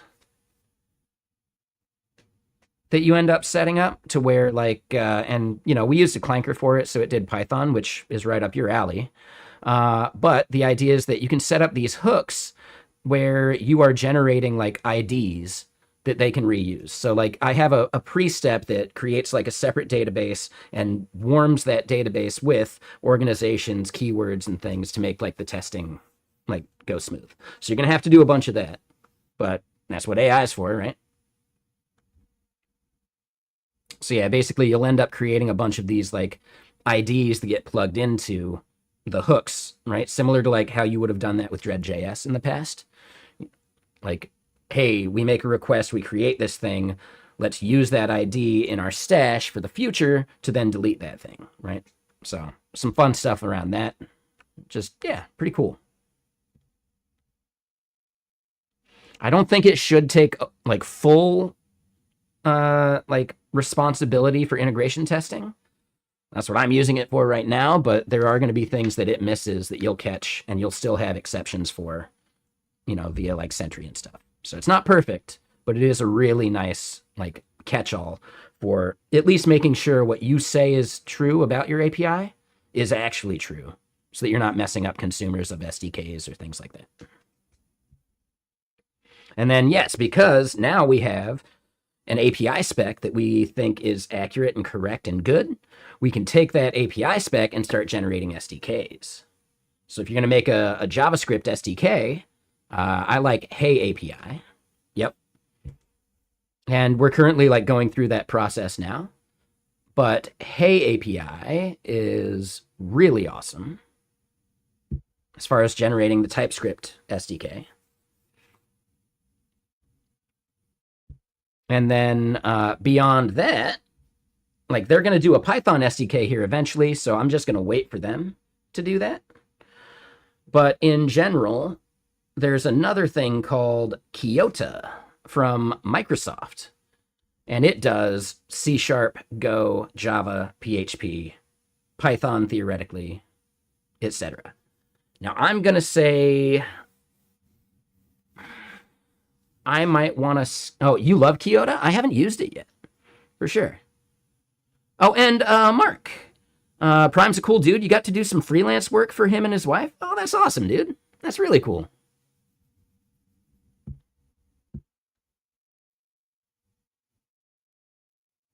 Yeah, that's awesome, man. Oh, and thank you for the follow, Mark. I appreciate that. Oh, and that was you that liked the Prime post. Got him. Yeah, I'm really proud of that one. That one was fun.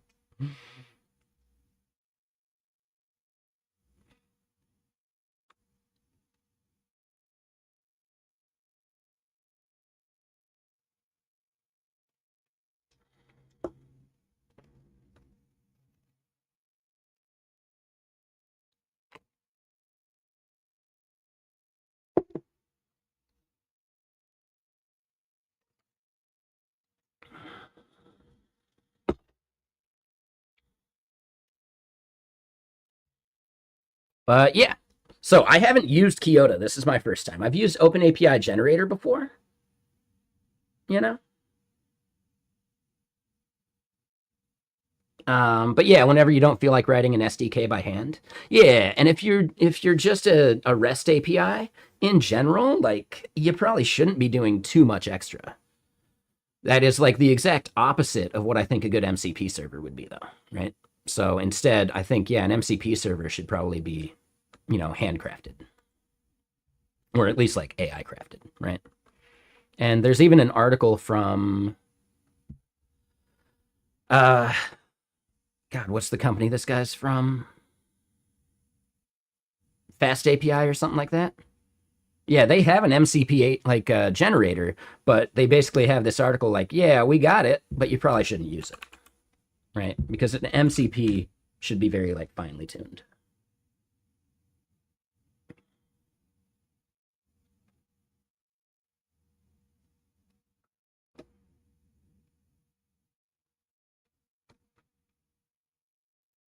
Let me get more music going though.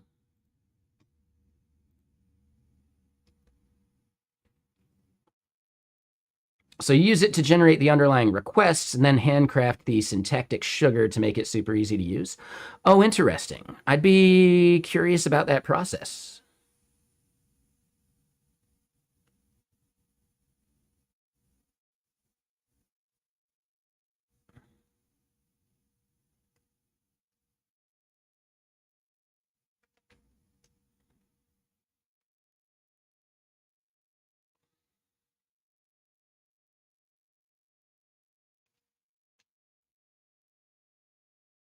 Like what is the syntactic sugar you think is valuable and necessary?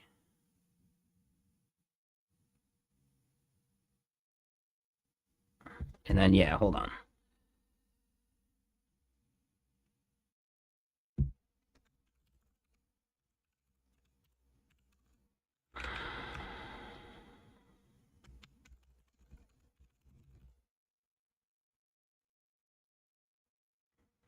If it's a super common request you make, it gets sugar. If it's a one-off, you just use the underlying Kyoto types. Okay.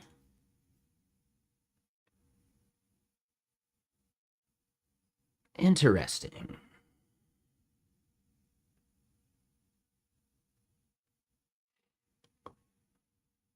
Okay. Yeah, I guess I haven't looked at what Kyoto outputs yet.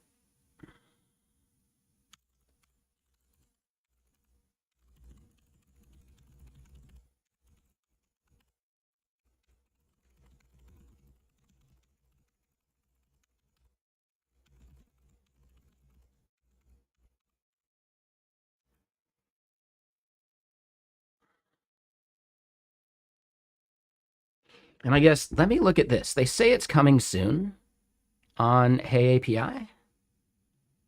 I want to check that.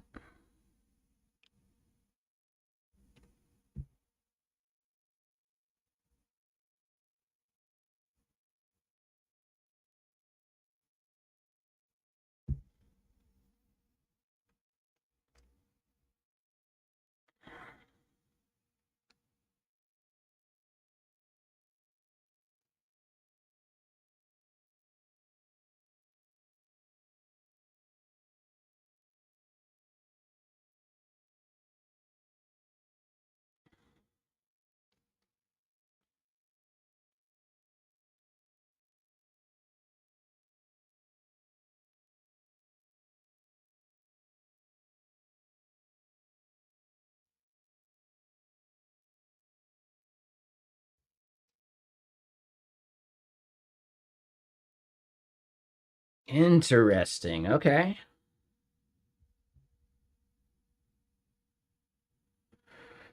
Damn, it looks like this is almost ready.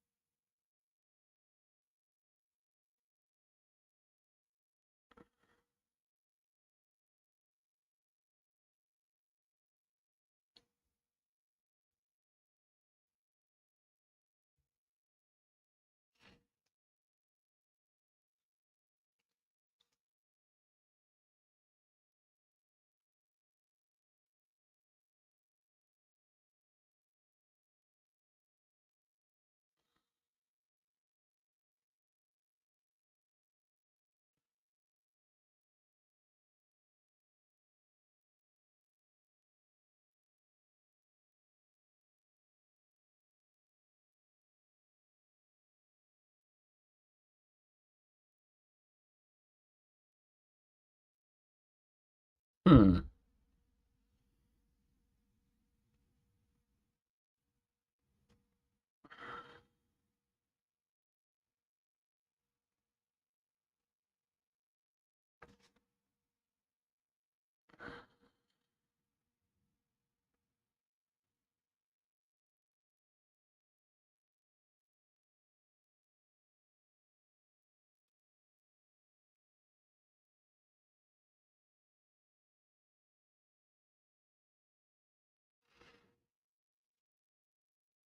So they're thinking we should do these separately, like one at a time.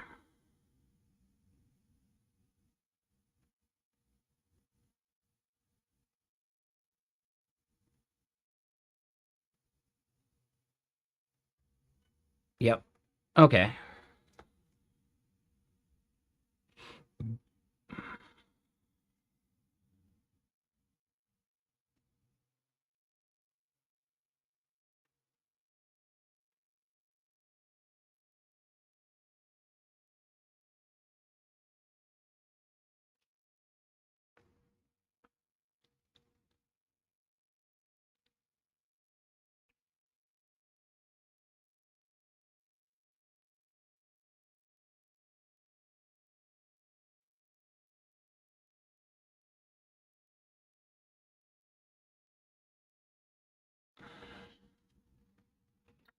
Resource-oriented clients. Okay.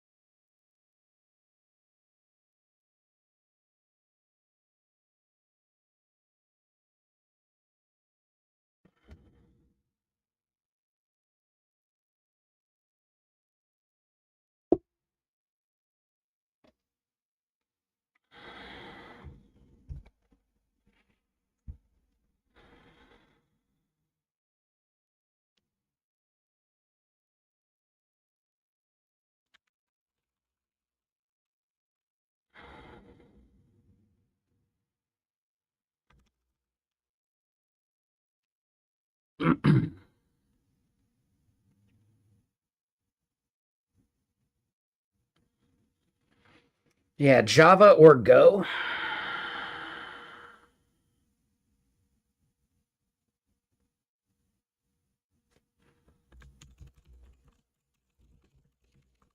Yeah, let's create the proposal.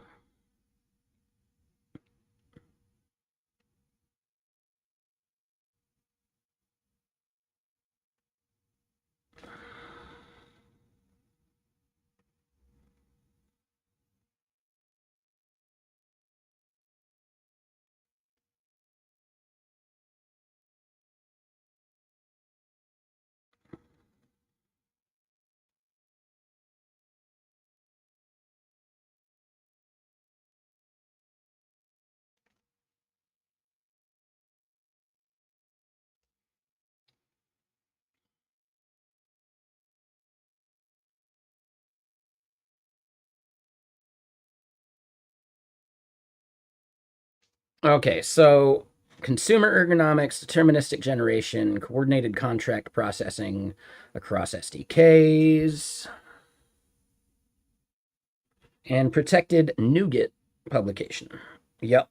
Yeah, and I think doing these like one at a time makes sense because we got to do a bunch of the other stuff. Finding me back in 6th grade a few years ago, dude. I was in 6th grade like 30 years ago, 40 years ago. No, 35. No, 30 something. I'm kidding. I knew what you meant. I knew what you meant. But yeah, how you doing, Yeezy?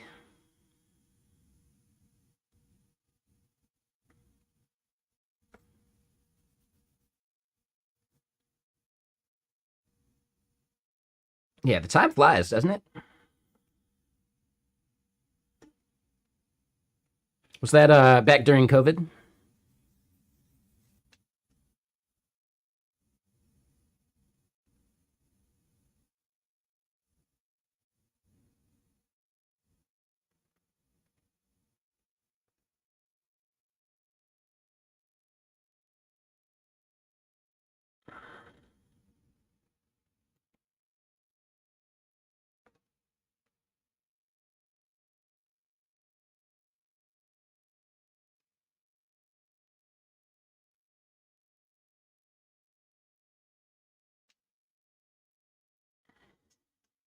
Around the end of it. That makes sense.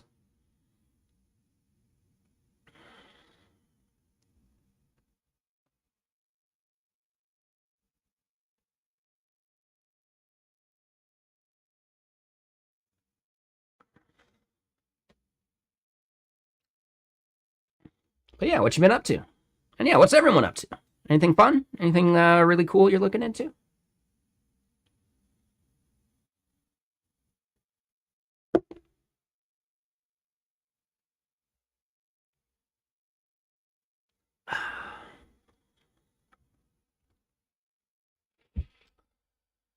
And yeah, while this is kind of doing its thing,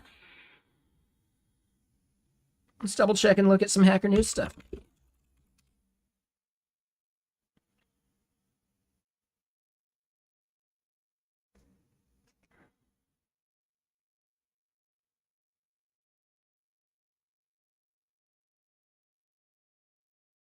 Oh. Interesting. Soul and buttons is fun.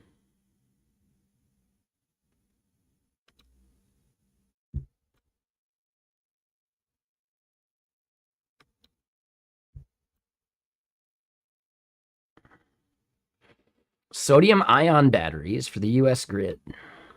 Oh, okay.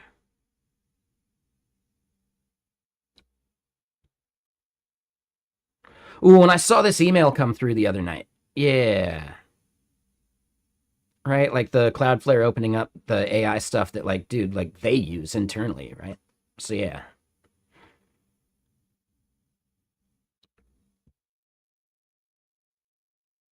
All right, so Mark, you are porting your custom project management system from Laravel Livewire to React via Laravel Inertia. Just a new UI. Yeah, I've never used Inertia myself. Is the idea behind it that it's a way of connecting up like the data layer without having to go like the Open API route?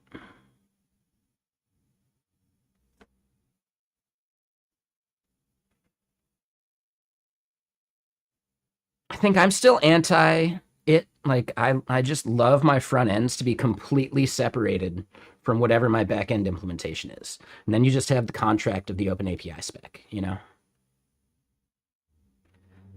Yeah, I mean, all right, I'll check it out. I think there's a couple like Leah Thompson talks that are good videos about it too, I think.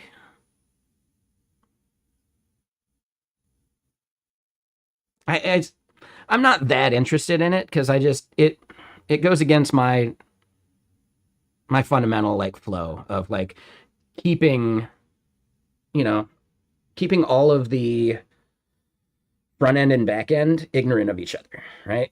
I only care about the maintaining the contract because then it frees up like a massive separation of concerns. So it's a way that I'll never adopt.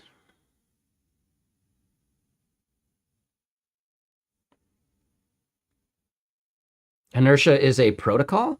Oh, okay. So you could still do like the fully like client side rendered just static assets on a CDN thing. Okay. Yeah, so maybe that's the thing I misunderstood. I think I'd rather like read the docs about it, but thanks for the link for anyone else that's curious.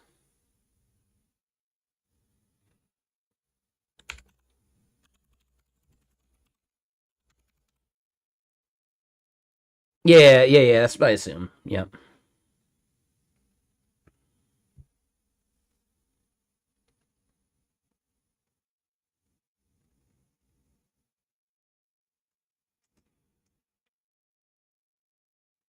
Yeah, I love Elixir. And I love Phoenix, the framework for it. I fundamentally hate doing anything with like Livewire or any of that stuff, right? I think Livewire, Hotwire, LiveView, any of that stuff, right? And sorry, LiveView is the one I was thinking of. Not Livewire is the Laravel one, right? I think they're all really bad patterns. But I'm a front end dev, you know, by trade. Like, you know, before becoming a developer advocate, I was, front end, senior front end, like team lead, all that stuff. So yeah, because of that, like I have a massive amount of expertise in just building front ends. I don't need something else to do that for me. And I have very strong opinions about like how front end should be delivered. It should never be like taking compute away from the back end, in my opinion.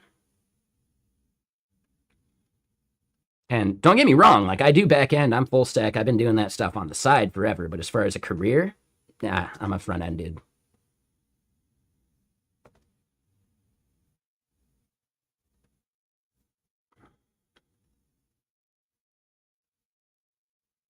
This song's a little annoying. This song's really annoying. uh, let's try this album. I can't remember if it was any good.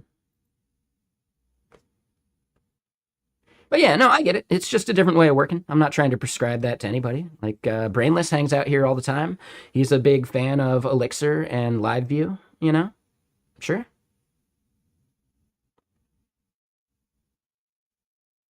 Yeah, I just hate my back end wasting any cycles on like rendering, you know.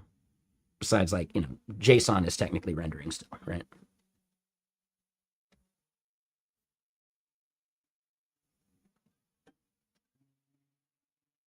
Yeah, I believe in the 100% decoupling because it like when you design that way from the start, it makes other things way easier, you know? Like if you have them super coupled, it's often that you're not building the REST API. And if you're not building the REST API, then things like generating SDKs or building an MCP server become way harder and they become way more ad hoc versus just like a standard kind of thing. Like I'm super like REST API build, even though like I'm not fully RESTful, right? I'm REST like because I don't do the HADEOS thing. But now that we have clankers, the HADEOS thing starts to make more sense. So I don't know. I could be convinced of that eventually.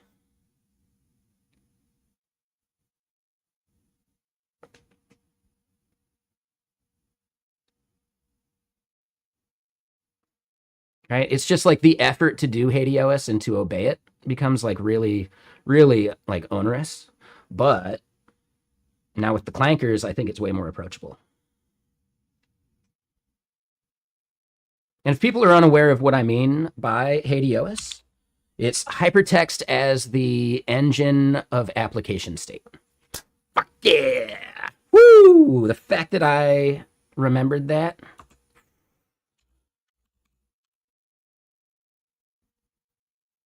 Oh, not hypertext, hypermedia. Fuck, that was so close. Oh, it was so close.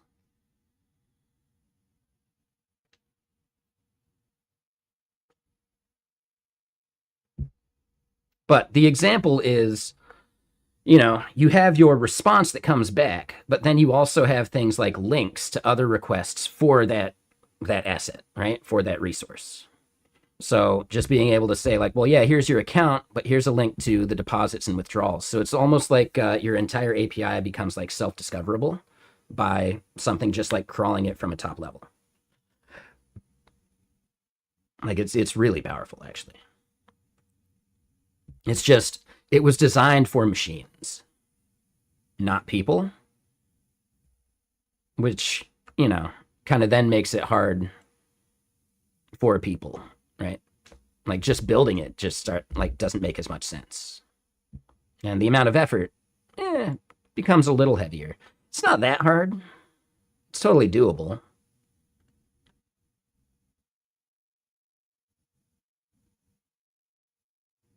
Right. But then, like, an idea is, oh, well, maybe if you're overdrawn, it doesn't make sense to be able to do a withdrawal or a transfer or close the account, you know? So, yeah, like, it becomes like dynamic. It's not just like, oh, you always spit out these links kind of thing, which is pretty cool. And, because of that, right, this is actually stateful in a way, which is interesting.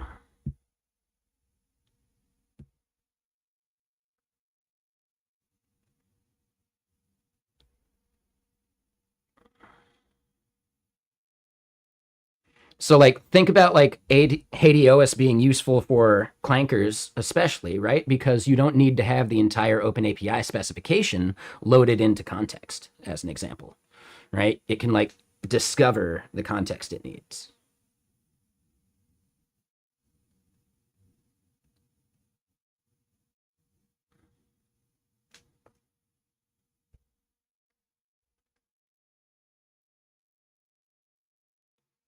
But okay, let's check out some of this BS real quick. So SIMD for collision.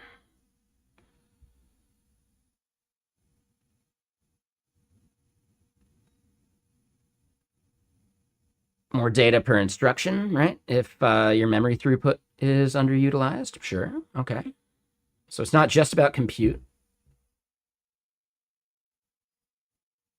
Okay.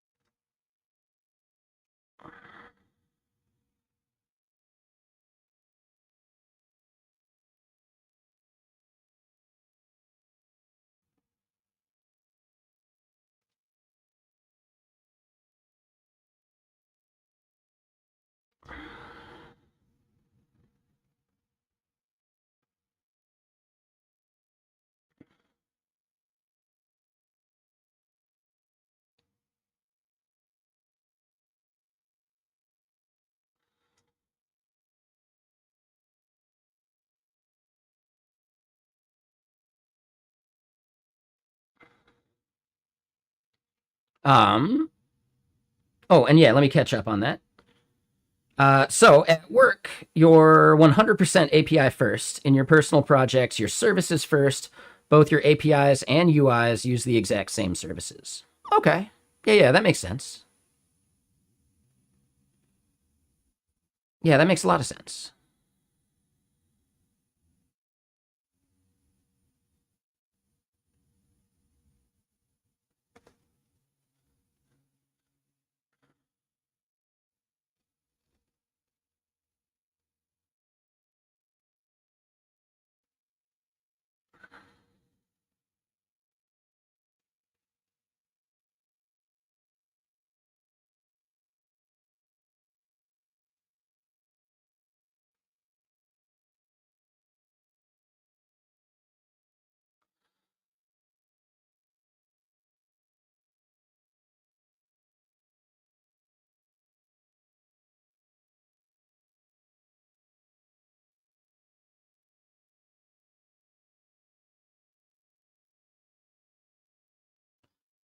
See, I find this strange, right? Like a Google bot blast. Like, again, this comes back to why I'm so keen on using, like, static front ends and, like, CSR for dashboards and stuff.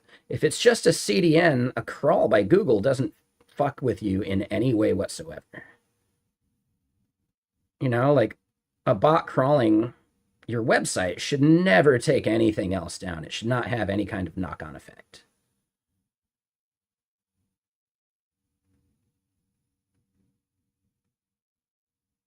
Right? And this is where I really just push back on some of the things like, inertia, or maybe not necessarily inertia, but like Livewire, LiveView, Hotwire, etc. You're making your site, and even Next.js, right? You're making what is basically a static site, like your marketing site. That should just be static, but you're giving it this bottleneck of the server serving that website being a thing, when instead, like, it should just be static assets you ship up to the CDN. And then boom, you're done, right? Cloudflare pages, done. Like, it's so cheap, it's so easy, and it's so resilient. It is one of my biggest pet peeves to be crawling a docs site and then see like the Next.js 500 error. Why the fuck are you doing any server-side logic to render a docs site? That makes zero sense.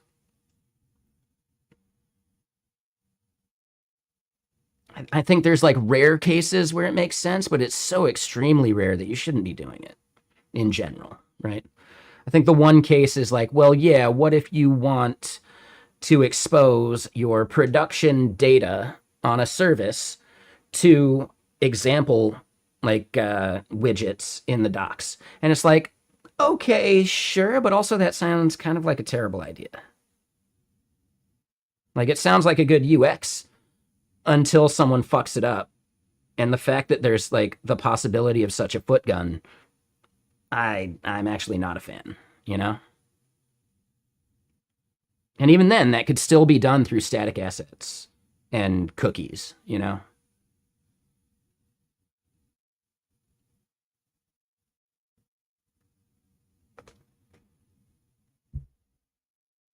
So yeah, I don't know. Yeah, it's just an opinion. I just like talking about this stuff. I think these conversations are important.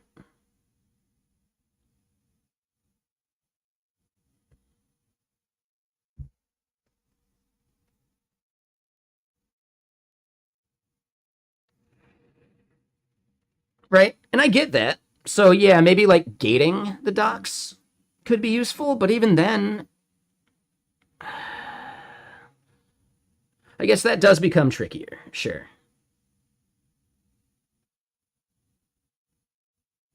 You know, because you still want to like statically render those. I can see that. That does make sense. I think that's just such an edge case, though. And then I also wonder, like, well, hold on, why are those docs gated? It's just documentation, you know?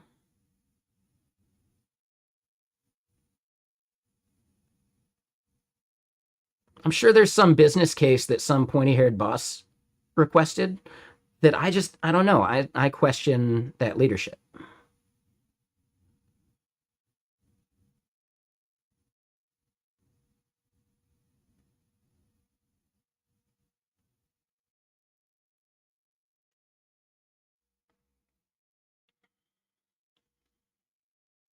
Maybe it does help prevent someone from like scraping it and creating a competitor.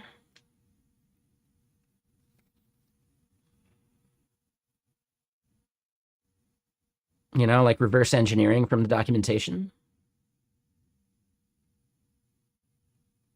I still think it's loosely a thing, right? But I don't know. Broadcast automation software? Oh, interesting. Broadcast. So not necessarily like live venue stuff. But I do know someone who does the live venue kind of software stuff, which is interesting. Yeah, like it's just like it's like niches of software that I didn't even think existed or didn't even realize existed. TV and radio. Okay. TV on the radio. I love that band.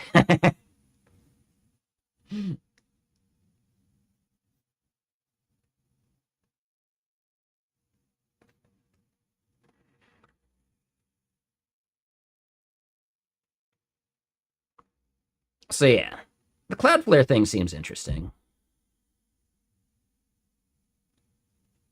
I don't see why it would matter. Like, what purposes or what things do you think?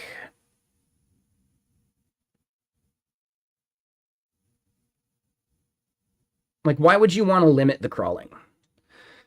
Are there things where you really think like limiting Googlebot or whatever? Like, why would you want to limit the agents training and knowing about your marketing site? That seems really counterintuitive, but not everything's a marketing site, I guess, right? Not everything needs SEO/AEO. I could see that.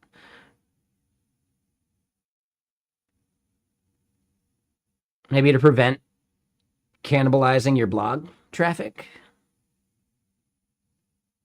You know, for like a blog creator. I don't know. Yeah, I'm not sure.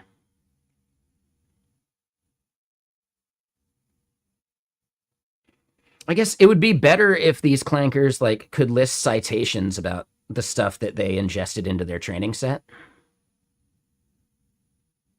That would be way more useful for like why there would be like zero harm in letting it ingest your stuff. But I don't know. Yeah. Something to think about.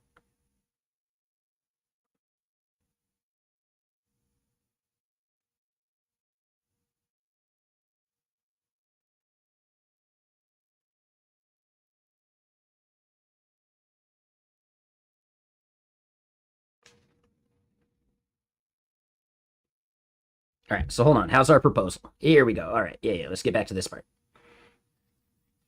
And hold on, wait, did I miss anything? So you work more on the radio side of things. Your sister company writes the software that nearly every TV station on the planet uses. Oh, that's cool. Are you talking about like the software that's like in the control room kind of stuff, or more like just like management software for like scheduling or something like that?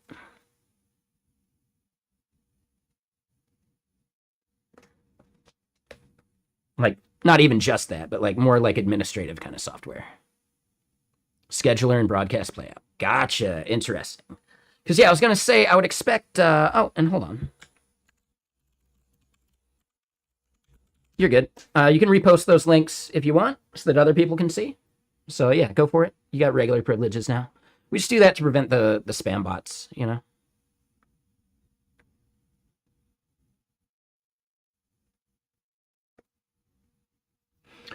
Oh, and now I'm super curious. Like the contract work. Oh, wait, you said you did it for him and his wife.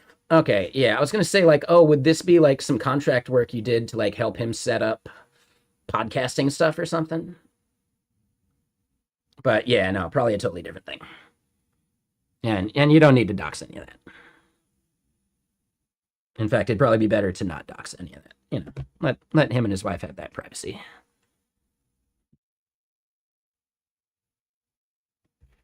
But yeah, RCS Works and Florical.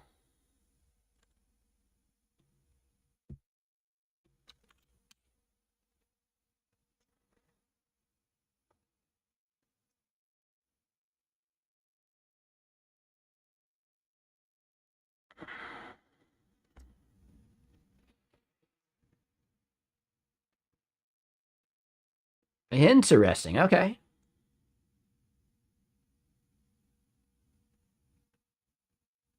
What is play out in this context?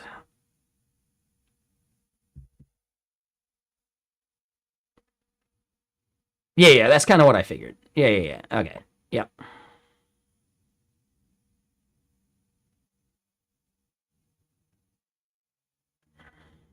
Well, I mean, not necessarily like building the software for them, but more like even helping them get integrated with something like this, you know? But probably not even, like, doesn't even fit. So, yeah. So, playing the media and broadcasting it to your distribution providers. Okay. So, it's almost like, oh, I gotcha. Yeah, no, that makes even more sense. Totally. Um, okay, I got it. So, it's almost like, what you're pushing out to your like affiliates, right? Like, so, like especially with radio, right? You might be doing some, well, I don't know if radio is the right answer, but like, yeah, like sending out your broadcast to the affiliates, and the affiliates then like basically just filling in the blanks uh of the ads, right? And when I say affiliate, I think that means like literally just like smaller stations like King 5 or whatever, right? Or Cairo 7, you know.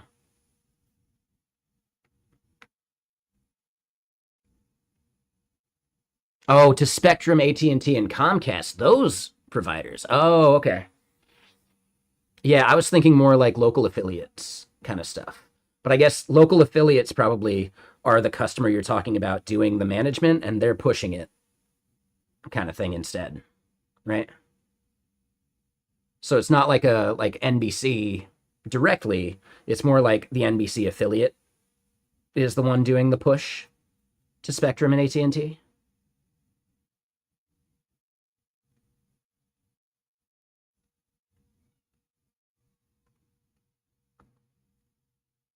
And that's right. Yeah, you're more on the radio part. Yeah. That makes sense. Okay. Yeah. Okay. Cool. Yeah. Thanks for the explanation. Like I'm fascinated by this stuff, and I really only understand and know like the affiliate side of things even slightly better because I watched a bunch of the Larry Sanders Show back in the day,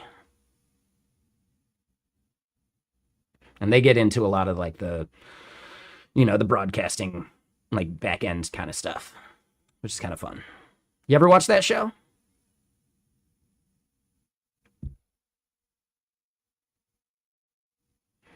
The first two seasons are gold. It does kind of get a little meh towards the end, but the first two seasons where like Janine Garofalo and Jeremy Piven were on there, like super good. Oh, I highly recommend it. Gary Shandling, right? It's basically a successor to the Gary Shandling Show, if you remember that, which was like a parody of talk shows.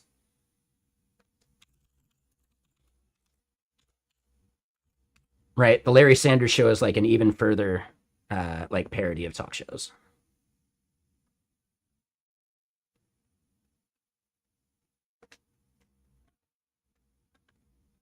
And Larry Sanders Show is actually like really powerful. It paved the way for the idea of like a big company like HBO, right? Doing TV, right? Doing like episodic shows. Like they massively paved the way for that. You're turning 30 in just over a week? Yeah, it's probably way before your time. Yeah, I'm 42. But my parents watched this shit and loved it. So yeah, there's a lot of just like, just inside jokes and stuff we make. It's fun. But yeah, Wallace Langham kills it. Jeffrey Tambor, right? Rip Torn. Like the big three are Gary Shandling, Jeffrey Tambor, and Rip Torn, and their fucking dynamic is so good. So Jeffrey Tambor plays the sidekick. Rip Torn plays the producer.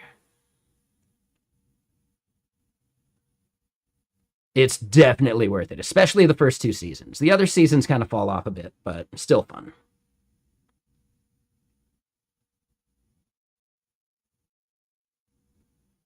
But yeah, dude, just such a good show.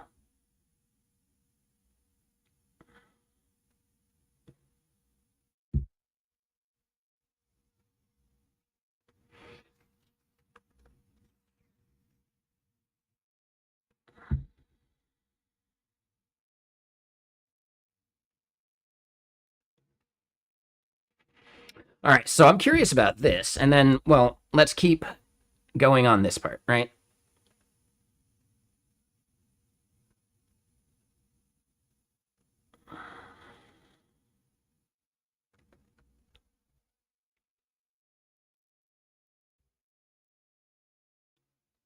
And that is that like where your name on air mark kind of comes from too, right? Like related to the broadcasting stuff you do, or like do you do content yourself? Nice. Like do you got a podcast or something?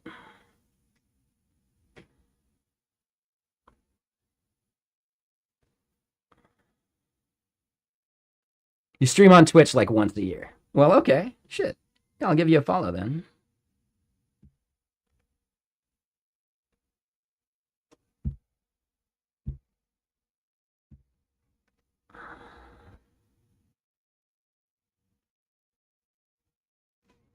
But okay.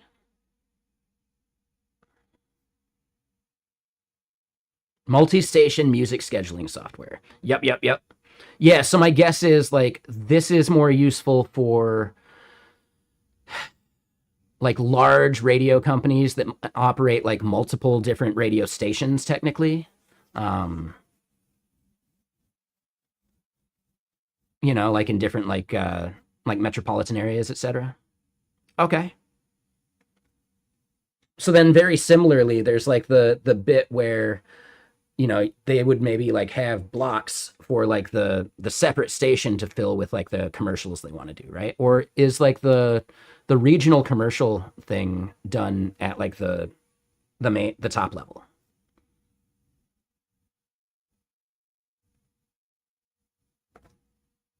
Hobby radio station Rise Radio, and you're building Gather CMS. Oh, okay. I'm curious about that.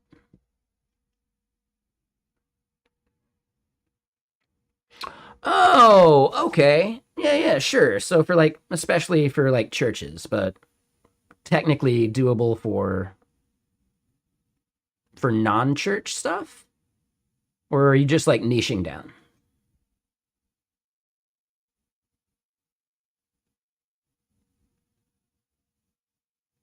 Yeah, it looks to me like it's like specifically for religious stuff. Okay. I wonder about this. Like, is there any reason to purely focus on Christianity? Like, why wouldn't a synagogue or a mosque benefit from something like this?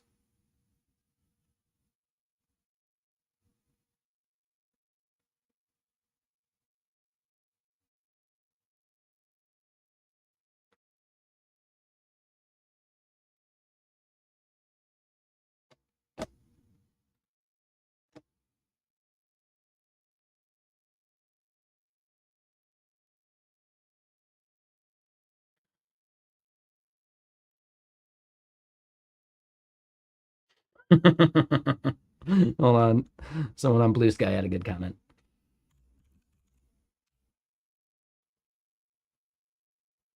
So, Web CMS is the CMS platform. Got it. It has integration hooks to inject domain specific information. Got it. Wrong Blue Sky.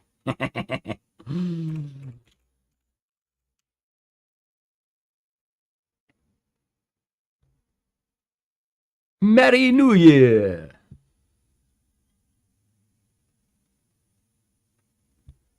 Read us your first message and you're just drive-by spamming us. No, thank you. And that is a ban. Oh, I should have done the ban first.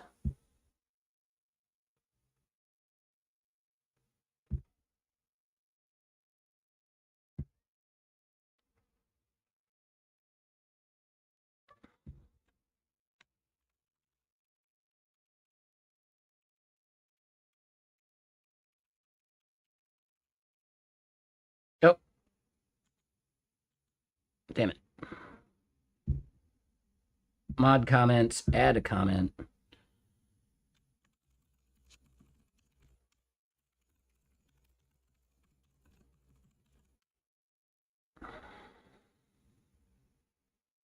There we go.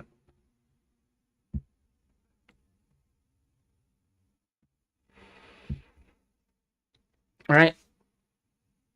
We're letting Mark do this because I asked him about it.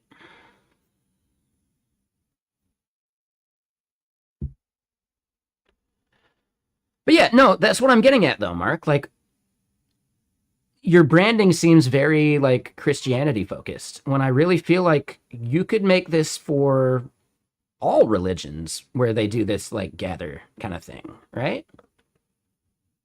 So I know you're niching down, but I don't think you need to niche down that far. You know? But I mean, you do whatever you want.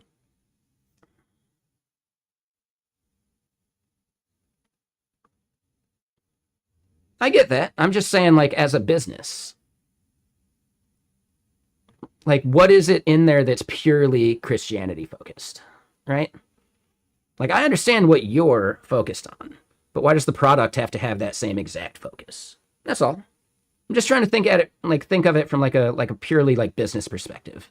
What is there in it that is so Christian specific? I don't think there is, right? But maybe there is. You know better than I do. Just seems to me like it's actually more broadly applicable to any religion that has like a place that they meet, you know?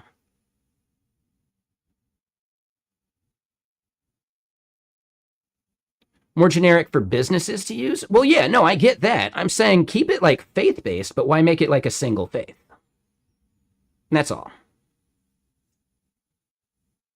Right?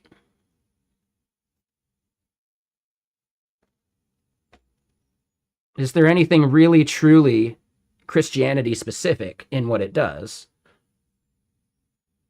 Right? I know. I'm just letting you know. I'm just giving you like a something to chew on.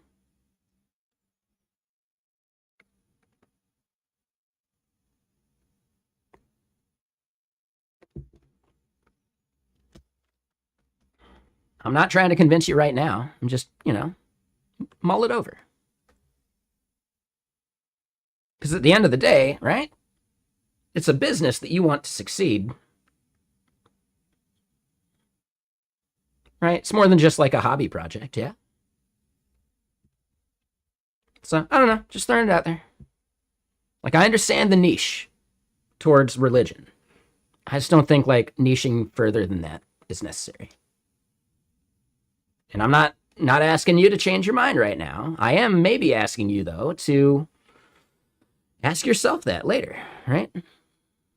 That's all. Like, what is it that makes it so necessarily that specific? And you don't need to have an answer now. You don't even need to have an answer ever. You know.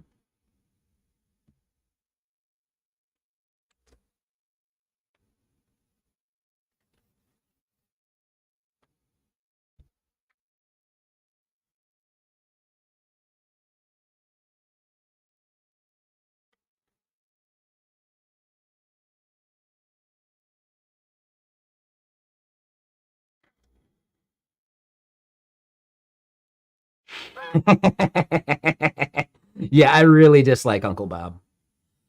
I really dislike Uncle Bob.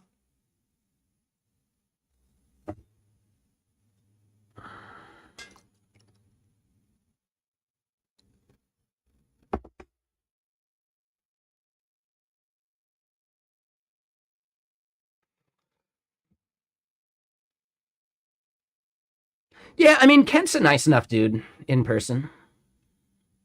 I'm not a big fan of the whole like bringing Bibles to conferences thing. Like I don't know. I'm agnostic, and I don't know. I have opinions because of that.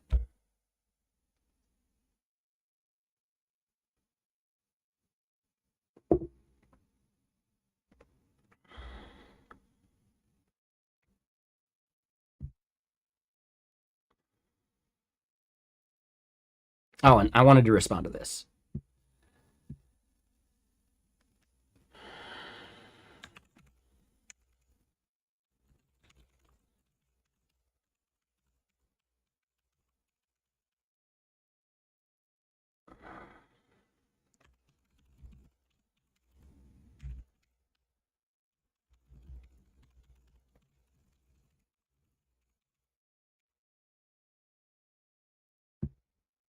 We're skipping this song though.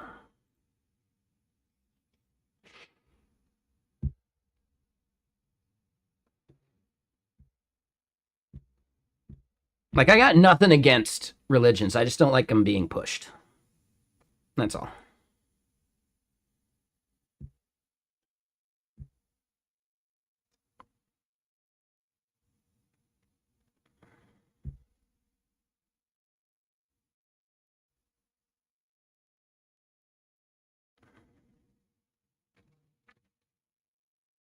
We're not getting into a debate like that.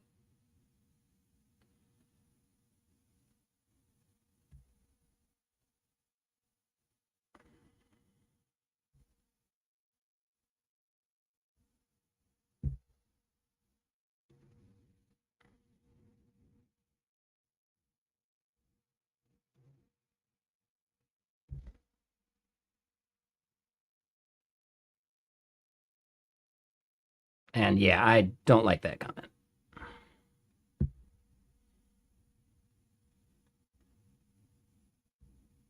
Let's see what else you've said here before.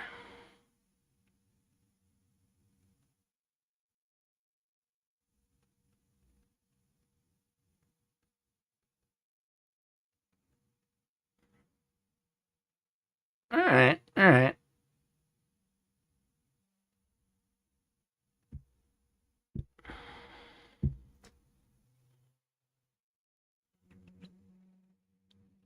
Yeah, exactly, Mark. Right? Yep. Yeah, I totally get that.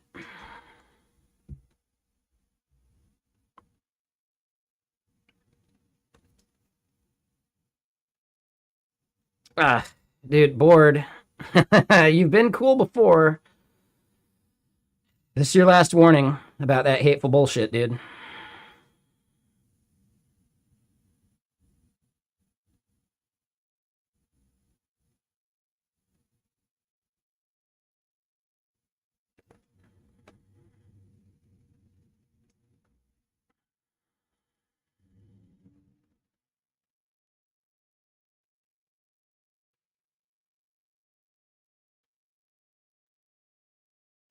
You enjoy their YouTube episodes? I'm not familiar.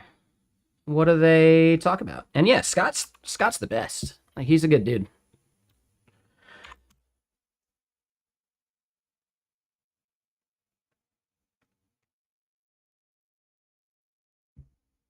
Scott and Mark learn too. Okay.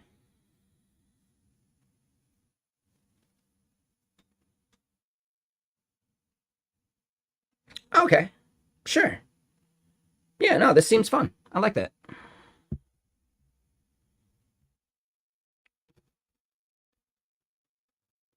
Yeah, no worries, Mark. Yeah, thanks for hanging out, man. Yeah, you got a long day tomorrow? No worries. Yeah, we'll see you again soon. And thanks for the follow earlier. Appreciate it.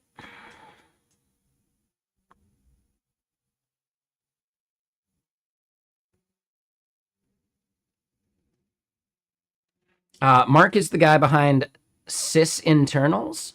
I don't even know what Sys Internals actually is.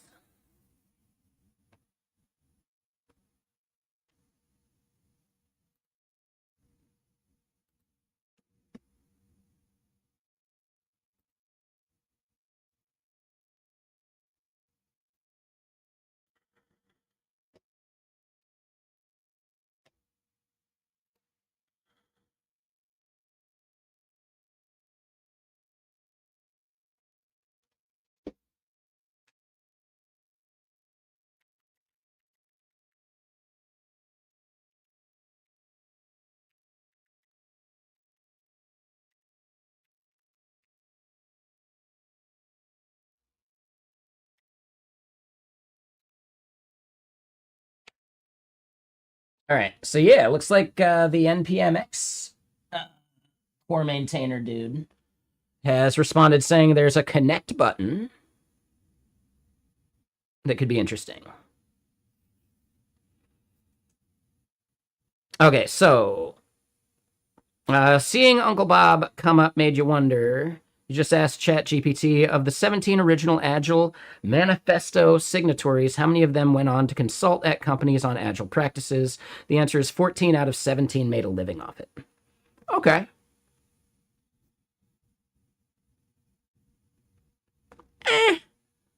I still think the idea, like, the manifesto itself is actually really simple.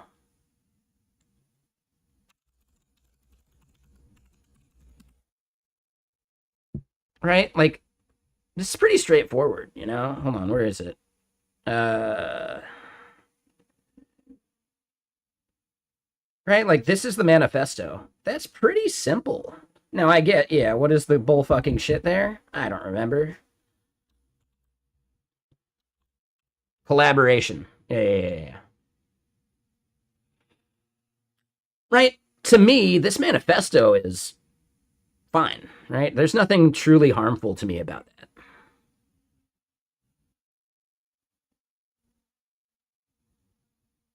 And let me put it this way, like, are you not a fan of Martin Fowler? It's a font. Yeah, the font is Sans Bullshit Sans. Which I think is down now. Yeah, the domain's gone, which is a bummer. But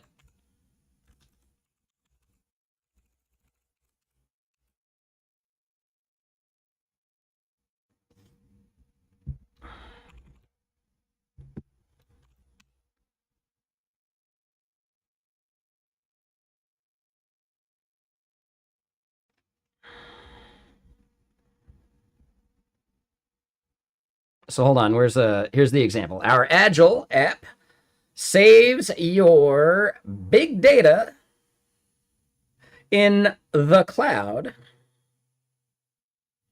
and creates a paradigm shift. I mean, bull fucking shit. That'll gamify the way you create value, said the disruptive marketeer. It's fucking beautiful. I'm actually kind of bummed that the site's down.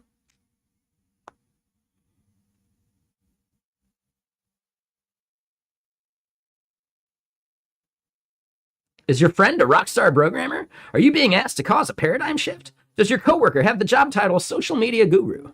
There is a solution. And yeah, like, hold on. Agile development. It makes Wikipedia way more fun. So yeah, all you do is you take the font, you download it, and you make it your default browser font for like websites, and boom. It makes, like, any site that respects your browser defaults is a big win.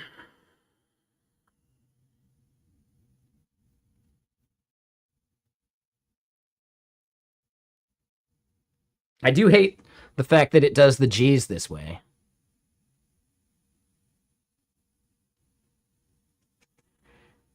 Right, there's hold on. What is, okay, at least the capital I and the L look different. You know, some of that stuff. Oh, and hold on. 1 second. Sorry, Gen X.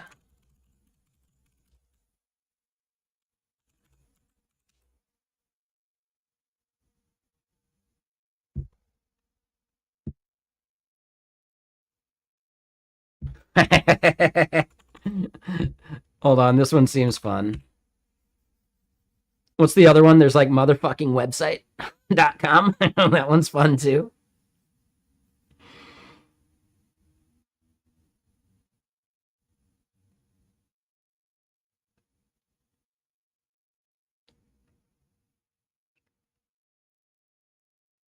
We're tired of XP, Scrum, Kanban, Waterfall, software craftsmanship, and anything else getting in the way of programming, motherfucker. That one's good, dude.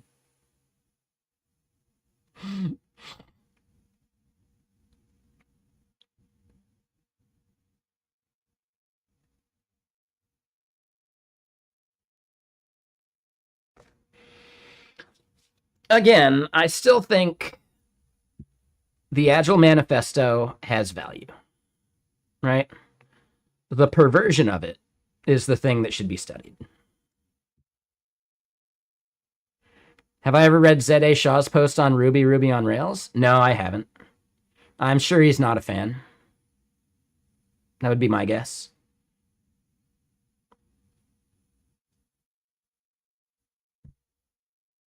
Oh, and this website was made by Zed? Oh, I didn't realize that. Yeah, Zed's funny.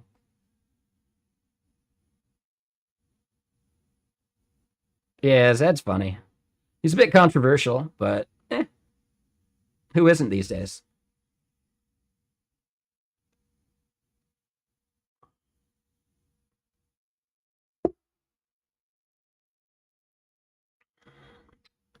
Rails is a ghetto. I feel like I have read this. I think I read it like back in the day though. Like it's old, right? Yeah, back in the day. Damn.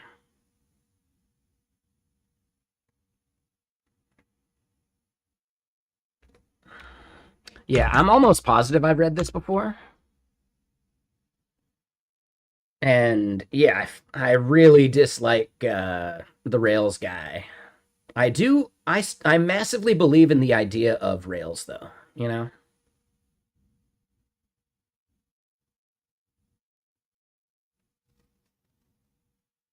Oh yeah, yeah. No, DHH fucking sucks. He's a dick. Every once in a while, it is interesting that he's like he's a clock. He's a broken clock that's only right twice a day. But when he is right, it's kind of interesting. Like the worst person you know just made a good point. Yeah, he's like a discount Elon. Yeah. Well, I'd say he's probably still better than Elon. Like shit. That's a pretty high bar for douchebaggery. Or low bar, depending on how you want to look at it. That's a perspective thing. But Prince, what's your question? I am Khajiit. I has wares.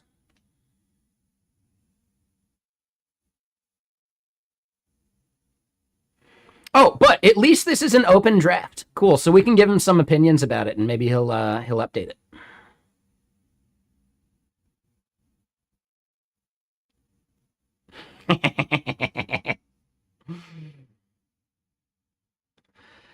Yeah, exactly. Right. Like he's a dickhead, but there's nowhere near the level of like harm compared to Elon.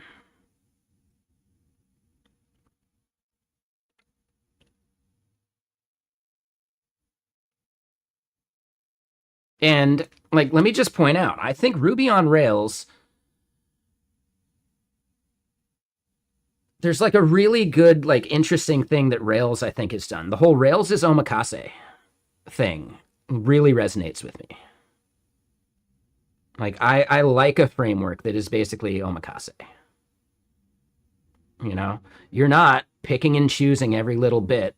If you do things within the sandbox or within, you know, the constraints, within the conventions, I guess is the better way to say it, you get a lot of power and a lot of value. So yes, I'm actually still massively a fan of that. I think it's a bummer that Angular drifted away from the omakase approach. Ember is basically dead at this point, but I loved the fact that they embraced the omakase so much. They just had a problem that like the Ember object was way too heavy, you know?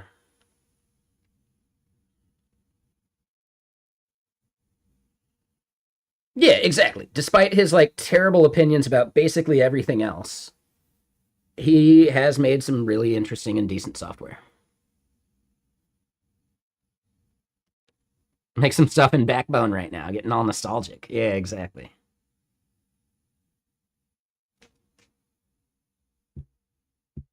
Like one of my favorite tech friends I know, like shit. All of my favorite tech friends I know from like older, like omakase style frameworks like Angular, like Ember. Like, dude, Kiwi up over. We don't hang out that much, but when we do, he's the best. He's the coolest. Um, Bedtime Bear, who we see in chat, like I hang out with him. Not all the time, but often enough. I'd say he's like at this point my closest in real life friend.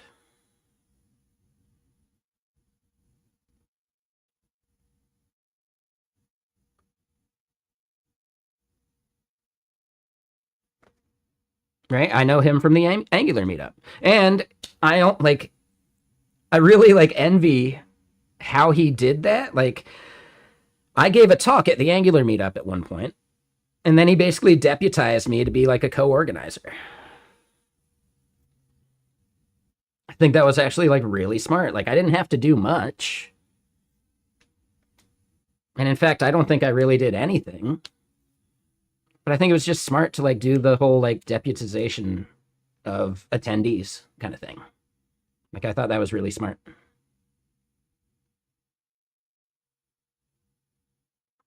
Versus like as a counterexample, and I think this is something Kiwi up over or Dave, who I know from the Ember meetup, he ran the Ember meetup, and I think he was actually a little too like protective of it, and he didn't deputize people nearly enough.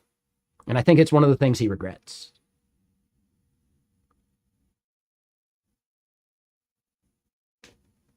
So it's just like it's actually really interesting that I have that like that parallel between these dudes that I consider some of my closest tech friends. It's really interesting.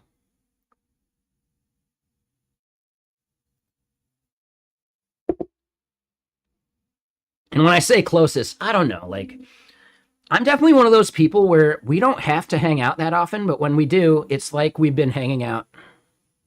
It's like we never stopped hanging out. Like, I don't know. I feel like I'm pretty good at that. Is there anyone else who feels that way? Like, is that just a common thing? Because like I hit up my one of my old snowboard friends, and I guarantee like we'd go hang out, and it'd be like be like we were hanging out 10 years ago. Totally fine, right? Like it's like it never stopped.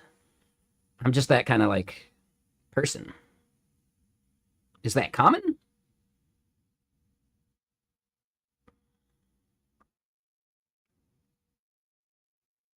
Like, do you all feel that way when you like hang out with a friend you haven't seen in years?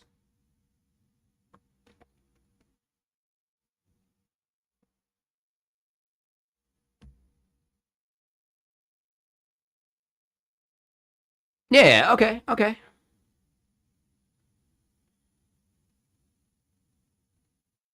All right, but then the moment you do hang out with them, it's like, yeah, it's like the same old thing. Yeah, I don't know. I like that.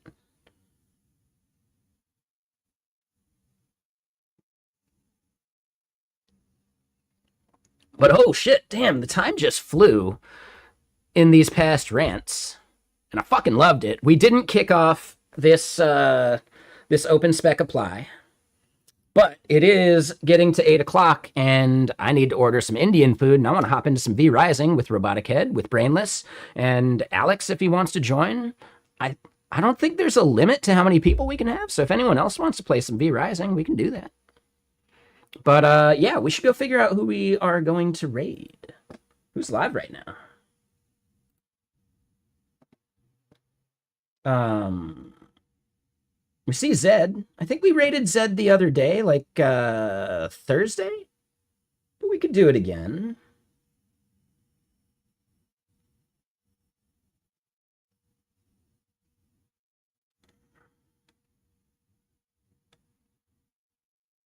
Oh, he's doing some art right now. Let's try and keep it in programming.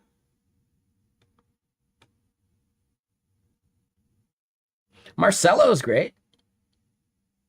He's doing some AWS data engineer associate studying, it looks like. We see Blaze Bits. Blaze is great. Camera borked. Oh, that's a bummer.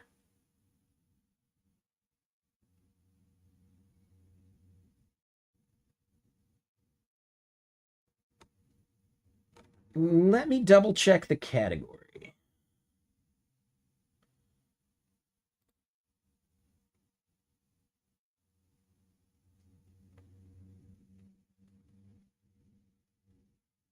right? So the criteria is not necessarily game dev, but we could always switch that up. They need a camera.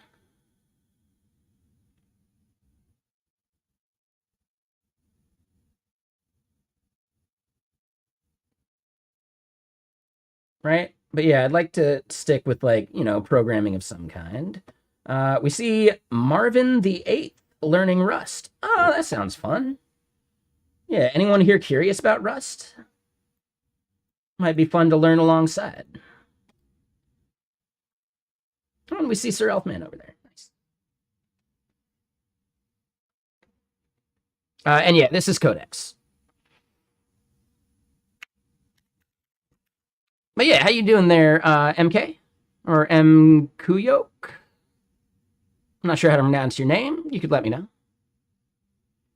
But yeah, we got a lot of good work done. We got the JavaScript TypeScript SDK published. That's awesome. Right? Our next step is the C# SDK, and then after that, we got others to make, which will be fun. But that's going to be something we have to continue on Monday, because I take Sundays off. I don't know. I might stream tomorrow,